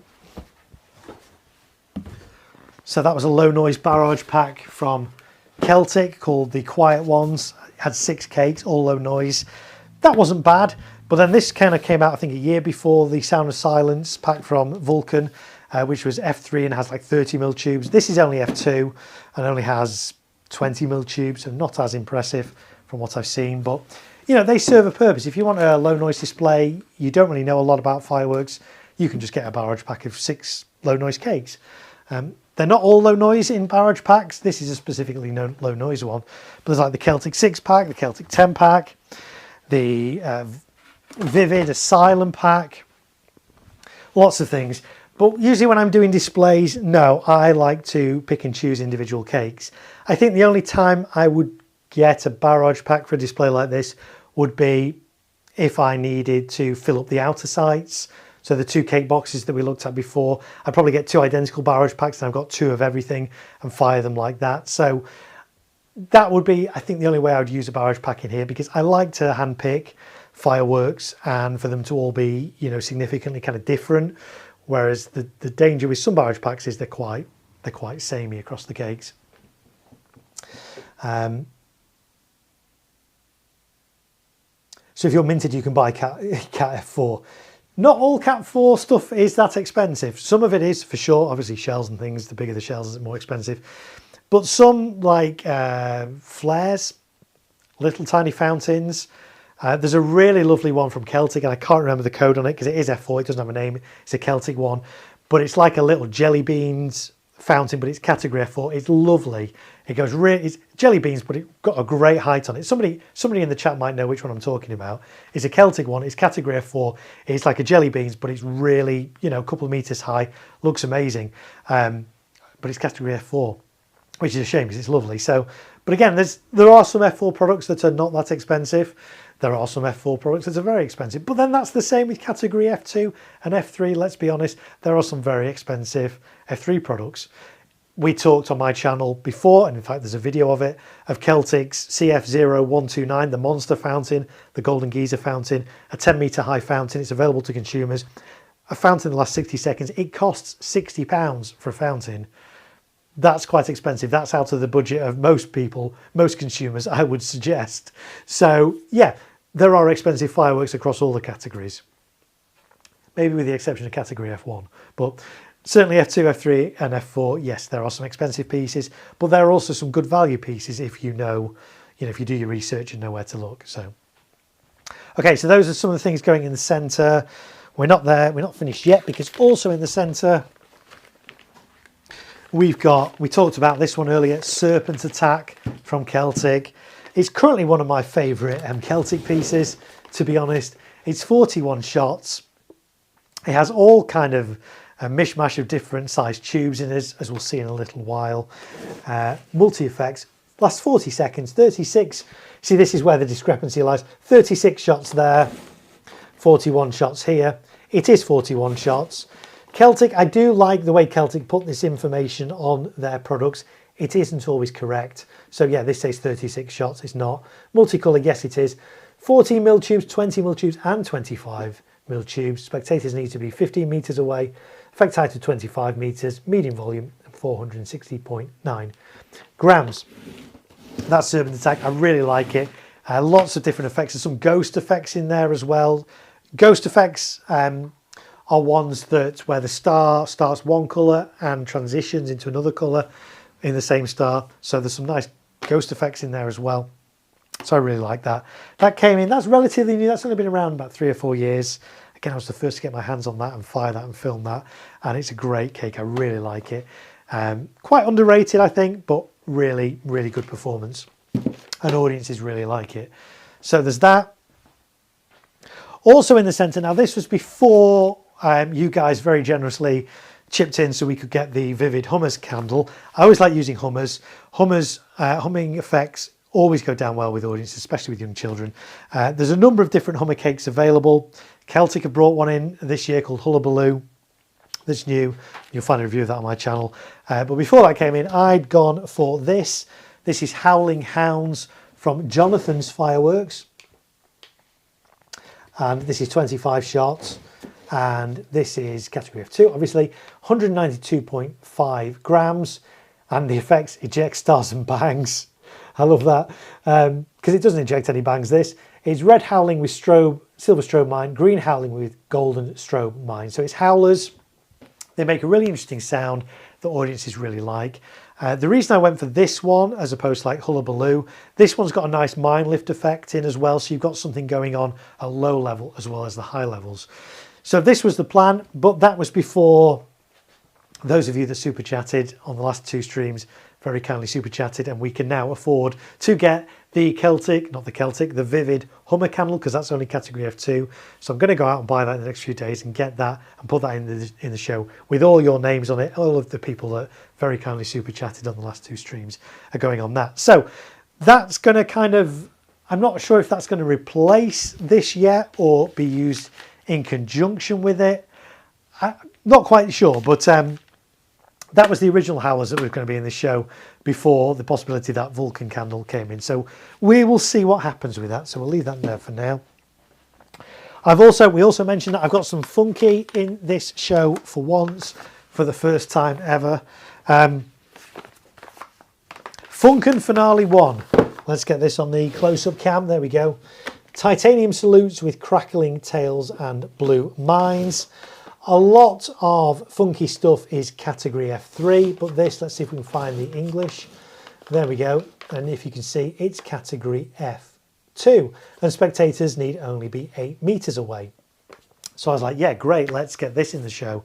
Because I've never fired any funky stuff. I've heard great things about it. I've seen footage of it, of funky products, and it looks really great. Until now, though, there's only been literally a couple of retailers that you can get funky products from, and they're not necessarily retailers that I use. It is becoming more available now, and hopefully in the coming years we'll see more retailers stocking it. But this is Funky's Funkin Finale 1. Really excited about this. This was originally going to be part of the finale. I don't know if it's going to be part of the finale or maybe part of the opening or somewhere in between. Not entirely sure yet. We'll work that out when we come to script the show, but I'm really pleased that we've got some funky things. This isn't the only funky piece. It's the only funky cake I've got in here, because again, most of the funky products, the cakes, are F3, but I have got some funky fountains in here and some funky single shots as well. So that's all going in the display. So a little bit of funky for the first time ever in one of my displays, which I'm very excited about, and seeing how it performs and whether it lives up to all the marketing and the hype that certain retailers put out for it. So we shall see. So those are some of the cakes I've got in the middle of my display. Let me show you what else I've got, because that's not all, folks. There's more. So I mentioned earlier about my low noise section in the middle, and the way I'm going to do that is with 2. Yes, that's right, 2 of these. This is Anti-Venom from Vivid. Let's zoom in on that. Oh, that's probably not the best side to show you because the label's all rucked up. Let's spin it around the other way. There we go. Anti-Venom. So these came in last year from Vivid Pyrotechnics. I think it was last year. A set of 200 shot cakes. They're only F2. There's Venom and Anti-Venom. Anti-Venom is the low noise one, and then there's Venom. Out of the 2, I preferred Anti-Venom. So I've seen them, I've fired them both. There's footage of that and a review on my channel. But this is a really nice low noise cake. It lasts 2 minutes. The tubes, as you can see, 20 mils diameter, 100 shots, 120 seconds, and just under 500 grams of net explosive content. So I really like these when I fired them last year. I really wanted to get them into a display. It was a little bit too late to get them into my display last year, but I thought 2 of those in the middle fanned out, so in a V formation, would look pretty good. So I've got 2 of those this year. They'll both fire together in that V formation in the center, and that should give me like a 2-minute section of low noise effects. Mixed low noise effects. There's some really nice stuff in there. So that's Vivid's Anti-Venom. So really excited about that. So there's a couple of those in the show. What else have I got cake wise in the center, because there's more. These are ones I had for a different show last year, which didn't happen, so I've already skimmed the top of these. This is really quite underrated as well. This is Triforks from Brothers. Let's get a bit of a close-up of that.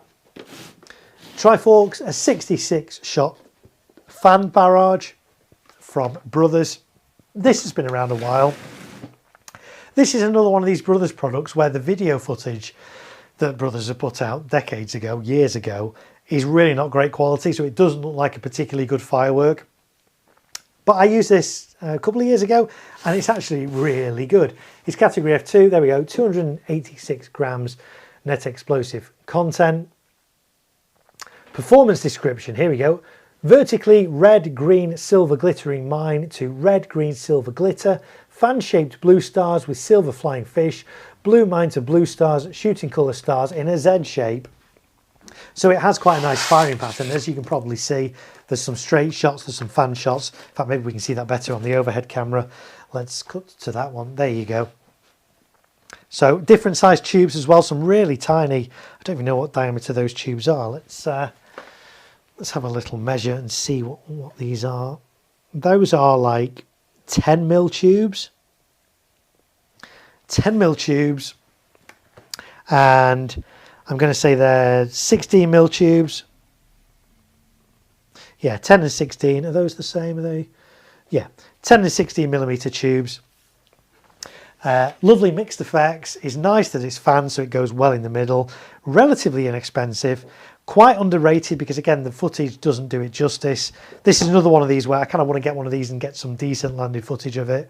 Maybe I will in the future. And if you guys do super chat and contribute to the stream, then with tips and PayPals and things, then I can then go out and buy things like this and review them and get good footage of them as well. So that's going in the middle of the display. That's Triforks from Brothers. What else have we got fanned in the middle? We've also got a slightly bigger fanned one. This is from Zeus Fireworks. This is Night Tracer. Let's see if I'm running out of a little bit of space here. Let's see if we can move some things around. Night Tracer. Let's get a shot of that. There's Night Tracer. A fanned cake with some nice colouring. There are two different versions of Night Tracer. There's one with colour and there's one with crackle. I've got the colour one, all being well, hopefully. That's the intention anyway. Let's see if we can find out a bit more about it. NEC, there we go. 465 grams. Spectators must be at least 15 metres away. Oh, we've got some pictograms. Oh, these are always fun to look at. They are duration plus or minus 25 seconds. Height 30 metres. Right, let's see if we can work out these. Okay, this one, I don't know, no water sprinklers, no dandelion clocks. I don't really know what that means. No stargazing, no constellations. I don't know. Maybe suggest something in the chat if you know what that one stands for. I'm guessing that means, does that mean it's low noise or does that mean it's noisy? I don't remember this being particularly noisy, but also I don't think it's low noise. I don't know what that means. This one, looks like he's praying, doesn't it? Oh, that'll be no leaning over the firework yet. No holding the firework. No throwing flashing white squares at cats. I guess don't throw the firework at cats. I don't know. This one. What does that one mean? I don't know. Any thoughts in the chat on that? What does that one? What does that one mean? I don't know. Down here. Oh, there's all sorts. Let's just see. Let's see if anybody's in the. We're still in the chat. Let's just reload this. Check we're still live. I think we're still live. Nobody said anything in the chat for a while, so hopefully we're still live. If you're still there watching, why not say hi in the chat and let me know. It might just be that my oh, hang on, there we go. Yeah, it's probably because my computer's running out of memory. That's interesting. And it's paused it. Okay, that's fine. No worries there. We can sort this out very quickly. Bear with me a second, folks. Yeah, your system has run out of application memory. That's interesting. Let's force quit that. And let's see if we can, that's using a lot of memory. Let's force quit that. And see if we can, there we go, get this working again. Oh, interesting, that's using a lot of memory. So yeah, this laptop that I'm using is kind of doing like a number of different screens. It's doing my chat screen, it's doing an output into my mixer, it's doing all kinds of weird and wonderful things. Keynote's running apparently using 1.18 gig of memory. Why, I don't know. Okay, let's see if this will allow us to resume, or maybe we've got to do that. Let's do that. Say hello in the chat, guys, if you're still there, and then I'll know you're there. Oh, actually, you probably are then. You probably are chatting. It's because my computer's frozen that I can't read the chat. So we are going to do something about that so that I can see chat again. Because I'm sure you... I think it's very quiet. Nobody's saying anything in the chat. Am I talking to myself? But no, you guys are all still there. It's just that my computer has froze. So we will reload that and we will get the chat back up and running hopefully within a moment or so. Restore pages. Yes, I'd like to restore pages, please.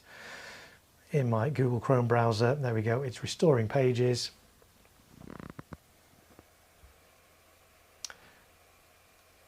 And we are very nearly there. Let's see which one I was on here. I will be with you guys very soon, I promise you. Right, that's now reloading. That's good.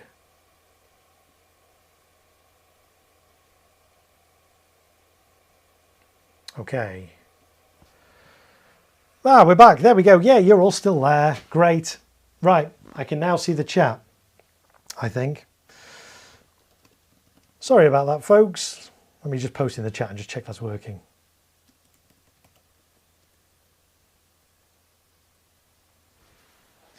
Yes, that's great. It's working again. Fantastic. Okay, so let me catch up on the chat that we've missed, because I don't know how long ago it was my computer crashed or hung because it ran out of memory. Right. Okay. So right. Let's see. Where did we leave off in the chat? Let me go back to. Okay. Right. So.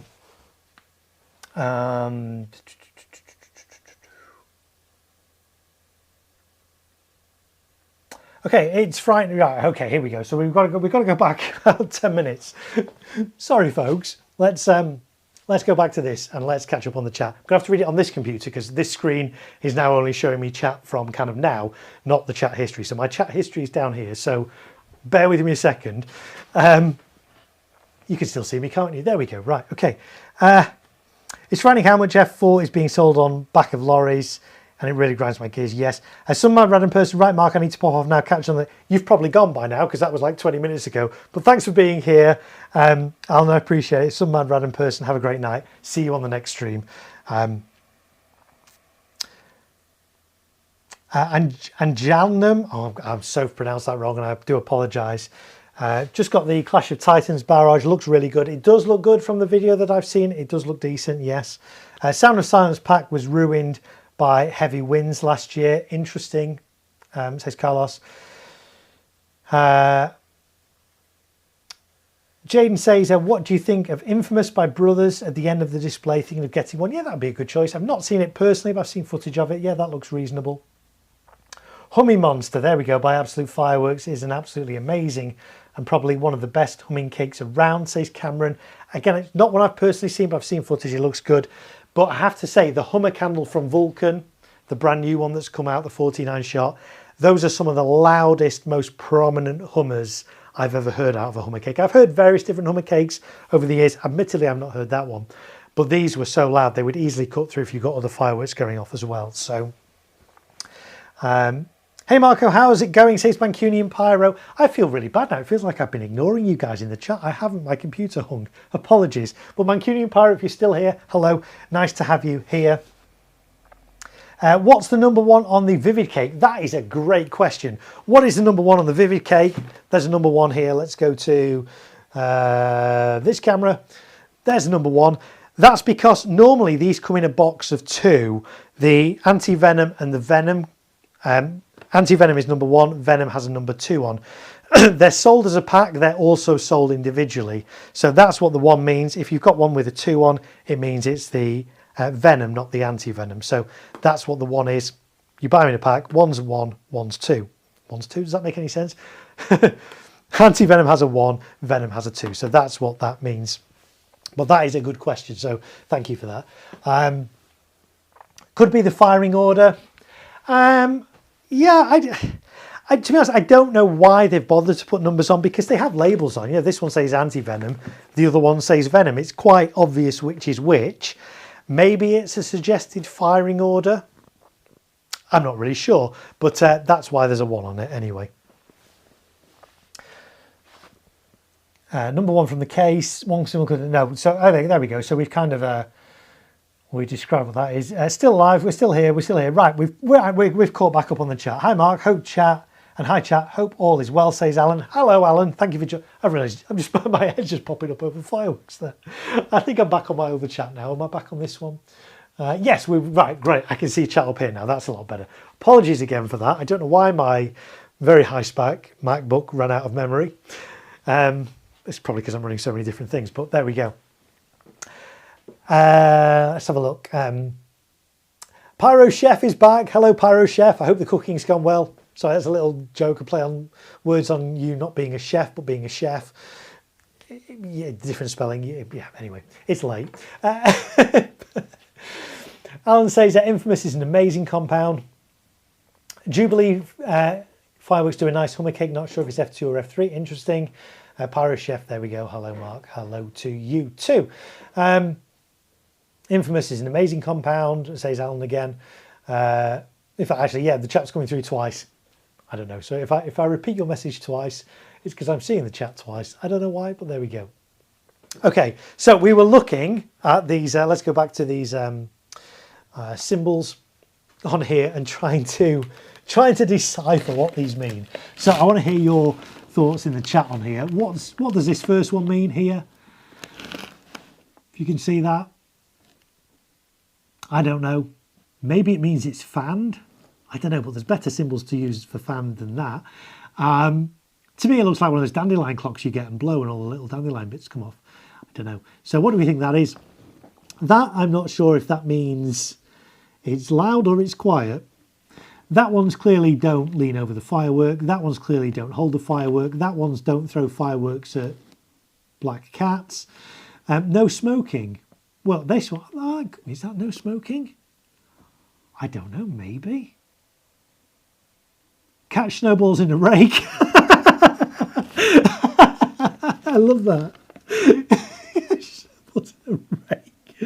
Brilliant. I love that, Pyro Chef. That's made me laugh. Thank you. Alan says we're having a big clean up of the shop tomorrow. Can't wait. The dust from the building work is doing my head in. I saw a photo from inside the shop on socials earlier today. It's looking really good, Alan. So I'm looking forward to visiting at some point. First one ejects stars. I don't know, maybe, unless it ejects snowballs.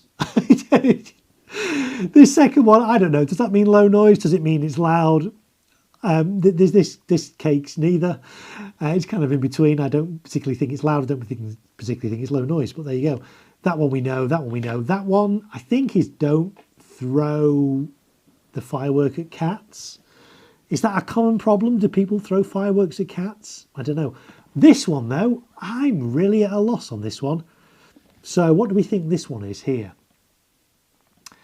Don't stand 2 glasses of milk next to each other.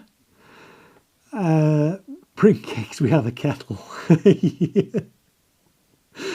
I have no idea what this one means. Any ideas? Let's have a look down here. So that one's... I think that probably means no drinking alcohol when you're using fireworks, but to me that also looks like no glassware. Don't know, keep glass away from fireworks. Eating cakes, not firework cakes. Yes, I gathered that. Yeah, why would I bring firework cakes to a fireworks shop? But cakes, yes. Don't fuse together. Maybe, but then this isn't a compound. This is just a cake. Don't fuse together with what? But it could be. Or maybe it's don't put too close. Don't stand it next to an adjacent firework. I don't know. People are suggesting maybe that means don't fuse together. Okay. Maybe it is. I don't know. Reese is here. Reese says it's been 5 years since I bought fireworks. Always been obsessed. Got some for this year, so I'm very excited. I'm pleased for you, Reese. That's great. So yeah, don't drink around fireworks. That must be light at arm's length. That one, I'm guessing, is read the instructions on the fireworks. That one's spectators need to be 15 metres away. This one, I don't know. Hoover up after you've finished. I mean, I don't really know what that one is. That looks like a Hoover hoovering up breadcrumbs or something. I don't know. These are fun though, aren't they? I love trying to decipher what all these mean. Don't place together could make sense against fan. Ah, yeah, okay, yeah, so it could, yeah. Maybe it means that. It's not the clearest symbol for that, but yes, maybe it means be careful, it's fan, don't put anything too close to it that's taller that the shots could go into.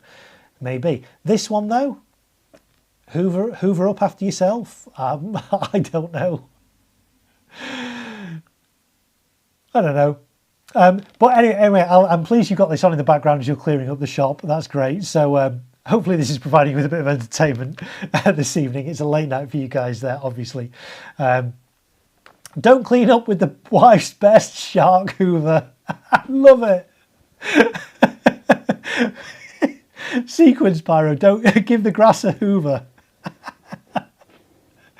Who knows? I don't know. But oh, that was a lot of fun. Thanks for entertaining me there, guys. I like that. There's a description of the effects. So there, 42 shots, Z firing colour cross set. So there we go. This is a cross set one as well. So in which case, maybe it is low noise. Maybe that symbol, oh, here, maybe that means low noise because it is just cross sets. I thought it had other things as well, but maybe it's just pure cross sets. So there we go. That was fun. Thanks for that, guys. I enjoyed that. So yeah, so that's going in the centre of the display. What else have we got? Is that it? No. We've also got, this is an unusual one. I used this last year. This is from Classic. It's quite a big one. Screaming UFOs. Let's get a close-up on the close-up cam of this if we can. It's quite big. It might not actually fit in the field of view of the close-up cam. There we go. Screaming UFOs from Classic there. What do we know about this? 66, well there, that's in, is it 66 shots? I can't remember. Let's see if we can find some information in English. That's not English. Is the top bit English? No. No English on there. Is there English on the other side? There we go. Battery shot tubes with 2 fuses. This firework contains 2 fuses. Production date 2018. It was produced quite a long time ago. Interestingly, there we go. It does have an expiration date on it. We were talking a little bit before about expiration dates on the Pyroworks strobe rockets. It's unusual to see expiration dates on fireworks, but this one here, 2028. So 10 years after it was manufactured. That gives you an idea of kind of shelf life of fireworks. But that's interesting. You don't often see that on consumer fireworks, an expiration date, but there we go. Although I have just noticed on this one as well, I might have to take this one out of my show because I've just noticed spectators must be at least 25 metres away. That's interesting. I will raise that with the importer, just like I will with the other one, because there's only category F2 and you retire at least 8 metres, but this one says spectators must be at least 25 metres away. So I'll try and get some clarification on that for the importer, because technically I can't use this one, even though it's F2. So there we go. We were talking about this at the top of the stream, about F2 fireworks that have a 25 metre spectator distance. And up until this morning, I was only aware of one, which was Head Games from Brothers. It was brought to my attention from an eagle eye viewer watching my last stream that the little classic conic fountains that I had said 25 metres on them. And now I've just discovered that what I thought was a category F2 8 metre or worst 50 metre spectators I've now discovered that here it says spectators must be at least 25 metres away. Again, there's only 20mm tubes on here. I don't quite understand why. So yeah, that's annoying and frustrating, and I will chase that up with the importer and see if I can get an answer before the next stream. But I wouldn't hold my breath. We shall see. Us pyrotechnicians are as mad as a box of frogs, Mark. You should know that you've got to have a laugh. Absolutely, yeah, no, I agree. Mark, did you ever fire any of the cube mines from Cube? So Alan, Cal did give me a couple of them. I've yet to fire them, but I intend to fire them. Obviously not in this show because they're category F3, but I do intend to fire them and get some decent landed footage of those, maybe even review them as well. So it's on my to-do list. I think I've got two of them. It'd be nice to kind of get the whole set and fire the whole set, but I'm pretty sure I've got Mine of Fire and the Ice one. I think I've got the Fire and the Ice one. So yes, I do have those. Cal very kindly gave them to me, and we will get those fired at some point. But yeah, that's really frustrating about Screaming UFOs, how that is 25 metre spectator distance. So technically, if that's the case, I'm not going to be able to use this. I'm going to have to take it out of my display. But I'll contact the importer and see if we can get some clarification on that. I wonder, because this has got it in so many different languages as well, does it say 25 metres in all the different translations? Or is it just the English one that it says that? I can see it says 25 metres in the Polish one.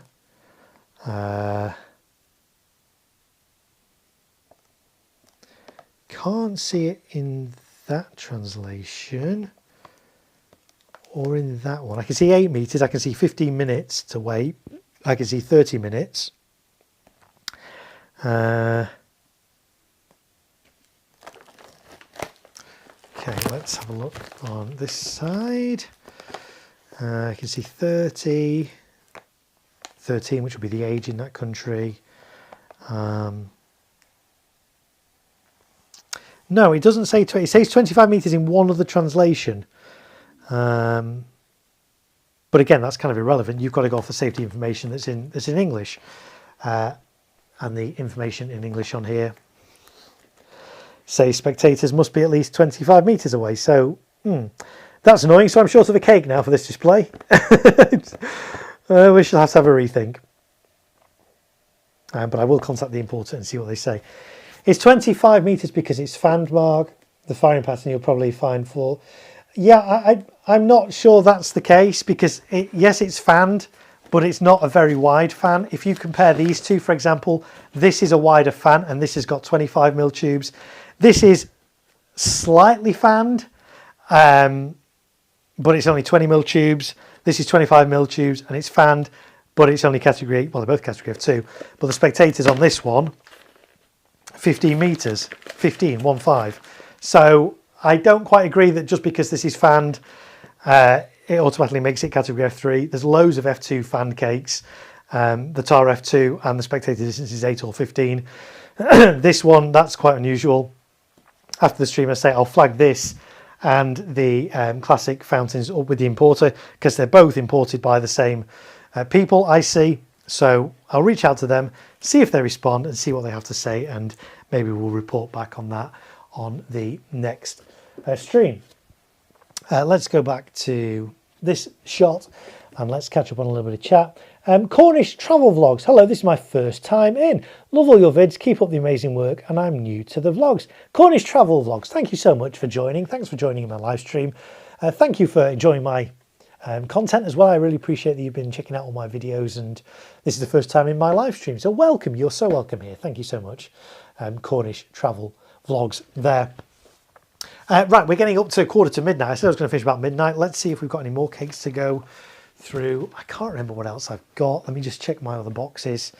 That might be it for the main central section for cakes. I think it is. I'm just checking my other boxes. Yeah, so that's going to be kind of what's in my central cake area.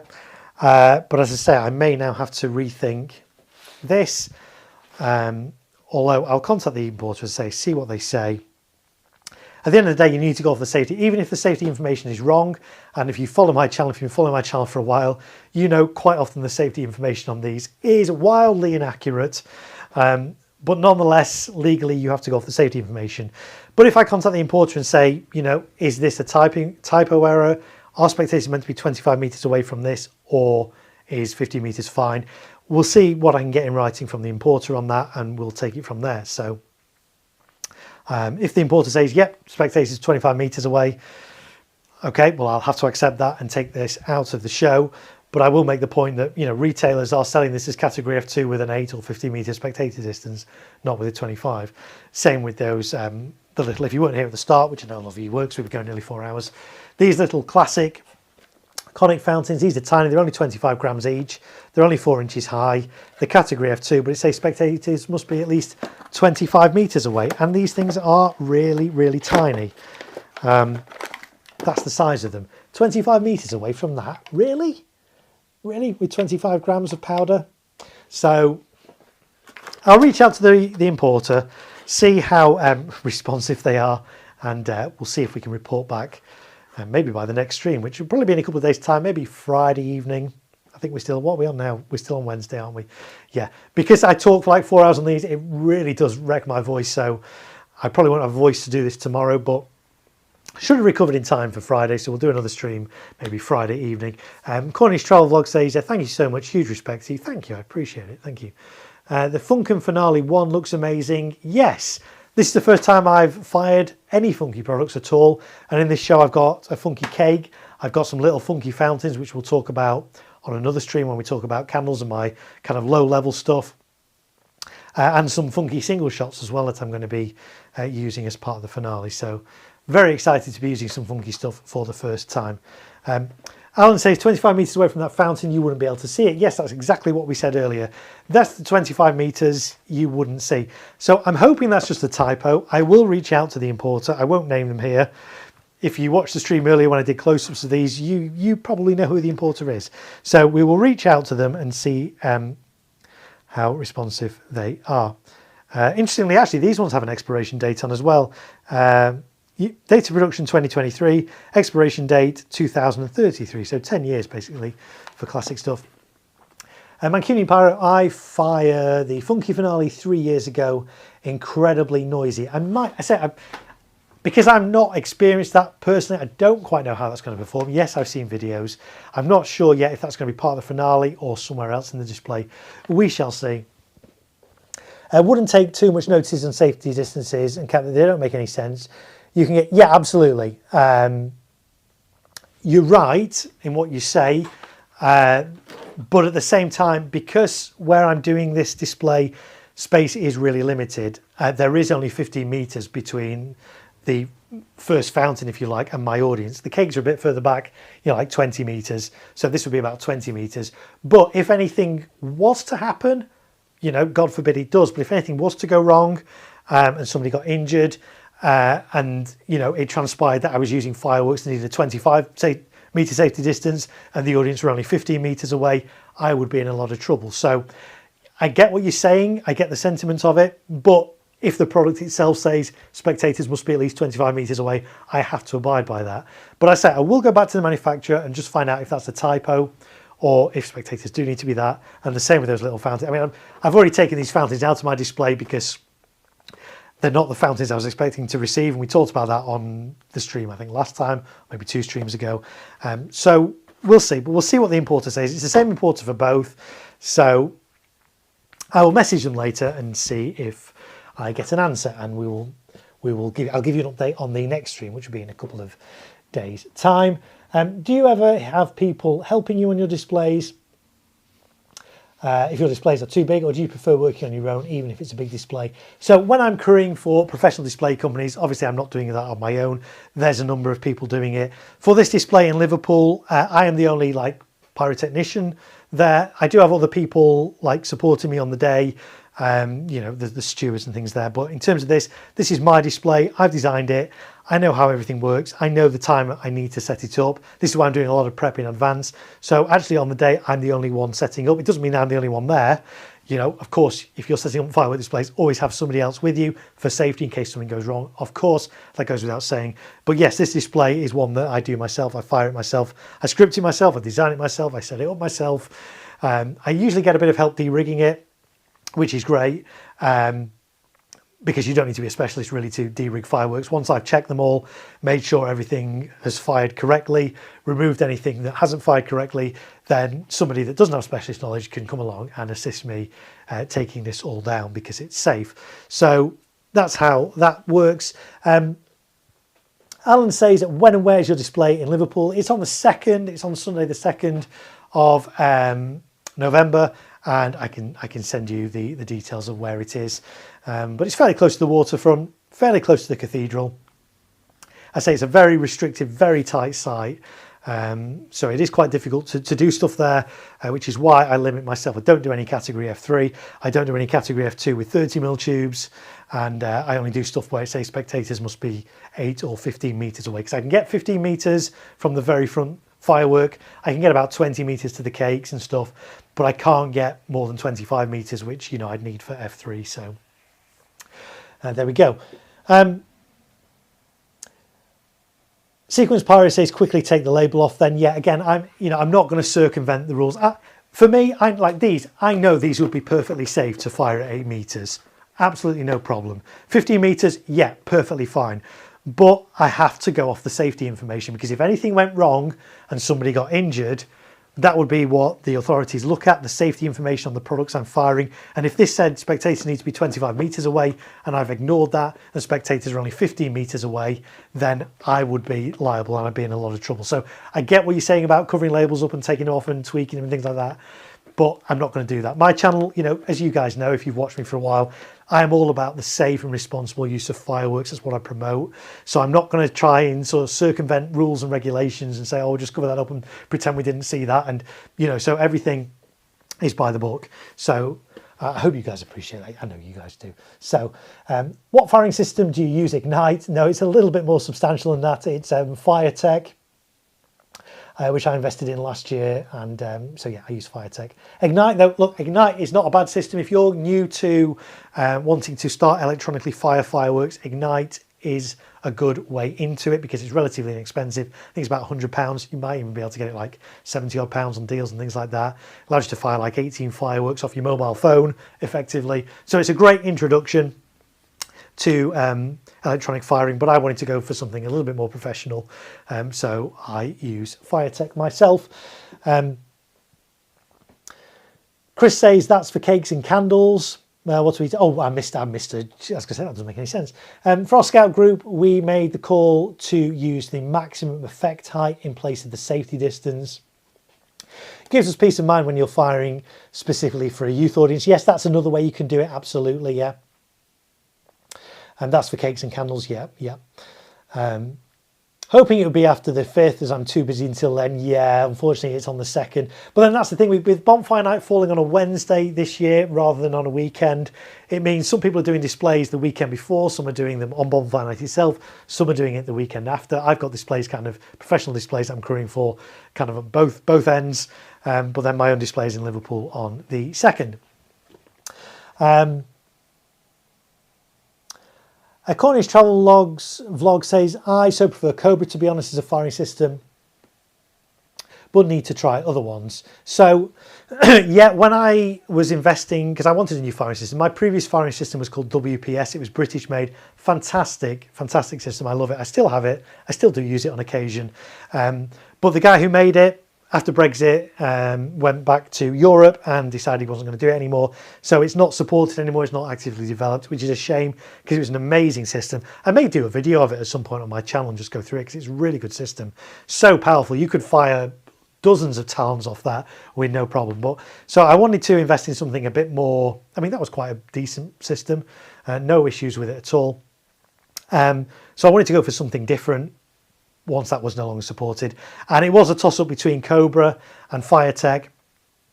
I did hum and haw. I did a lot of research on Cobra, which I know is very popular in the UK as well, and a lot of research on FireTech, and in the end I went for FireTech because it worked out better price per Q and had more features than Cobra.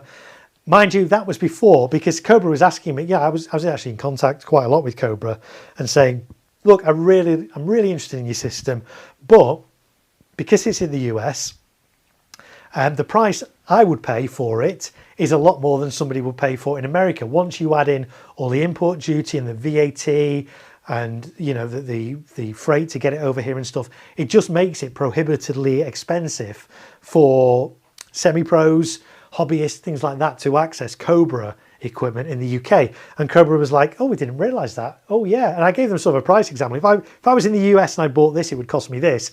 If I buy exactly the same equipment in the UK, it would cost me this. And they're like, whoa, okay, that's not fair. So as a direct result of those conversations I had with Cobra, they've since introduced a special UK pricing for their equipment, and actually I'm really pleased they've done it. Sadly, it was a little bit too late to me, because by that time I'd already weighed up the costs and decided to go for FireTech. But I'm pleased that Cobra listened to their UK customers and have introduced this special rate for their products now to the UK, which makes it a lot more accessible. So and no qualms with Cobra at all. A great system. I know a lot of professional companies use it. More and more professional companies now are using FireTech as well. We talked about this on the last stream. What are the most popular firing systems that professionals use in the UK?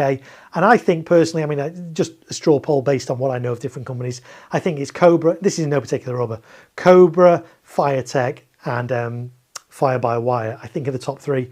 Fire One is probably the fourth most popular. They're the main ones that display companies in the UK use. So, and what makes it good as well is that one of the crews I crew for use FireTech as well. So because I've got my own FireTech stuff, I kind of know it inside out, back to front. I've actually been working with the developer of FireTech bug fixing and doing a lot of stuff working with him. So that's been a lot of fun to do. And of course, I've done a load of FireTech videos as well on my channel. So if you want to know more about FireTech, there's about a dozen or so videos where we look at the different components of the FireTech system, all on my channel. Which rockets do you have, says Mark Archer? So I don't use rockets in any of my public displays. I do fire a lot of rockets. There's loads of rocket reviews on my channel. I fired all sorts of stuff, including the new strobe rockets, which have now been withdrawn. I'm not going to talk about that again. We've spoken about loads. So I do fire a lot of rockets, but in my public displays, and indeed in most professional displays you go to, you won't see rockets. They're just too unpredictable in terms of their flight path. And of course, you've got the falling stick that could fall on somebody. So, and some of those big rockets as well, not only do you get the stick, you get a whole plastic carcass as well that can fall out of the sky. So yeah, I don't use rockets. There's no rockets in this display. I know audiences like them. They like the whoosh of something going up.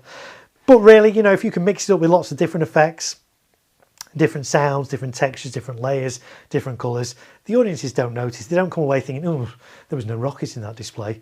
You can make a good display without rockets. So what's the NEC of the Funky Finale 1, asks Bonds. The NEC is 306 grams, 306 on that, and it's F2, which I like. JLK says, I used to have fire-by-wire, but now use pyro short. Interesting. Okay, yeah. Fire-by-wire, I've used, one of the companies I crew for use fire-by-wire. It's a horrible system. I hate it. In this day and age, I don't know why people are still using wired systems. Yes, I know fire-by-wire brought out some radio wireless stuff recently, but doesn't always play nicely. And yeah, wired stuff is just a nightmare. That's why I like Cobra. That's why I like FireTech, because it's wireless. There's a lot less clearing up to do. You don't have to go around and coil up cables that have been laid in muddy fields and all that lot. It's a lot easier. So Mark says, fair enough. Yeah, that's about the rockets. Yeah. So no rockets in this display for those reasons. But yeah, I don't have a problem with rockets, but I just won't use them in any public displays. Happy to use them in my back garden. I did on New Year's Eve. I always do a live show from my back garden on New Year's Eve where we see in the new year. And a couple of years ago, I built a big rocket rack in this garage. I did some live streams actually whilst I was building it. A massive rocket rack for like 60 big, large rockets. We set them all off in the space of like 2 minutes on New Year's Eve. It was amazing. So I do rockets, but I say not when there's public around, not for public displays. It's not worth the risk. Yes, I agree with you, Jason. Yes, the radio stuff isn't great from fire-by-wire. Can you show us a close-up of the Howling Hound, says FS John. Yes, I did earlier, but I'm happy to do that again. Let me move that out of the way. Let me get Howling Hounds up on the close-up cam for you. And let's cut away to that, or fade away to all the way to that. There's Howling Hounds from Jonathan's Fireworks, 25 shots. Warning, fire and projection hazard. Keep away from heat, sparks, open flames, hot surfaces, no smoking. In case of fire, evacuate the area. That's probably the more useful side. Battery shot tubes, category F2, 192.5 grams, net explosive content. Spectators only need to be 8 meters away. It ejects stars and bangs according to that, which I think is kind of tongue-in-cheek because there's no bangs in this. Red howlers with silver strobe mine, green howlers with golden strobe mine. So not much colour, just red and green, which I guess is a bit of colour, but it's quite common colours. I like to see other colours. But what I did like about this is that there's a nice strobing mine lift with it as well, which you don't really get with Hummer cakes. Hummer cakes are all about the sound usually. Quite often I fire Yorgie's Wolf cake, which is a nice Hummer cake that's been around for years. That's red and green as well, but there's not, visually it's not really anything to look at, but it makes a nice sound.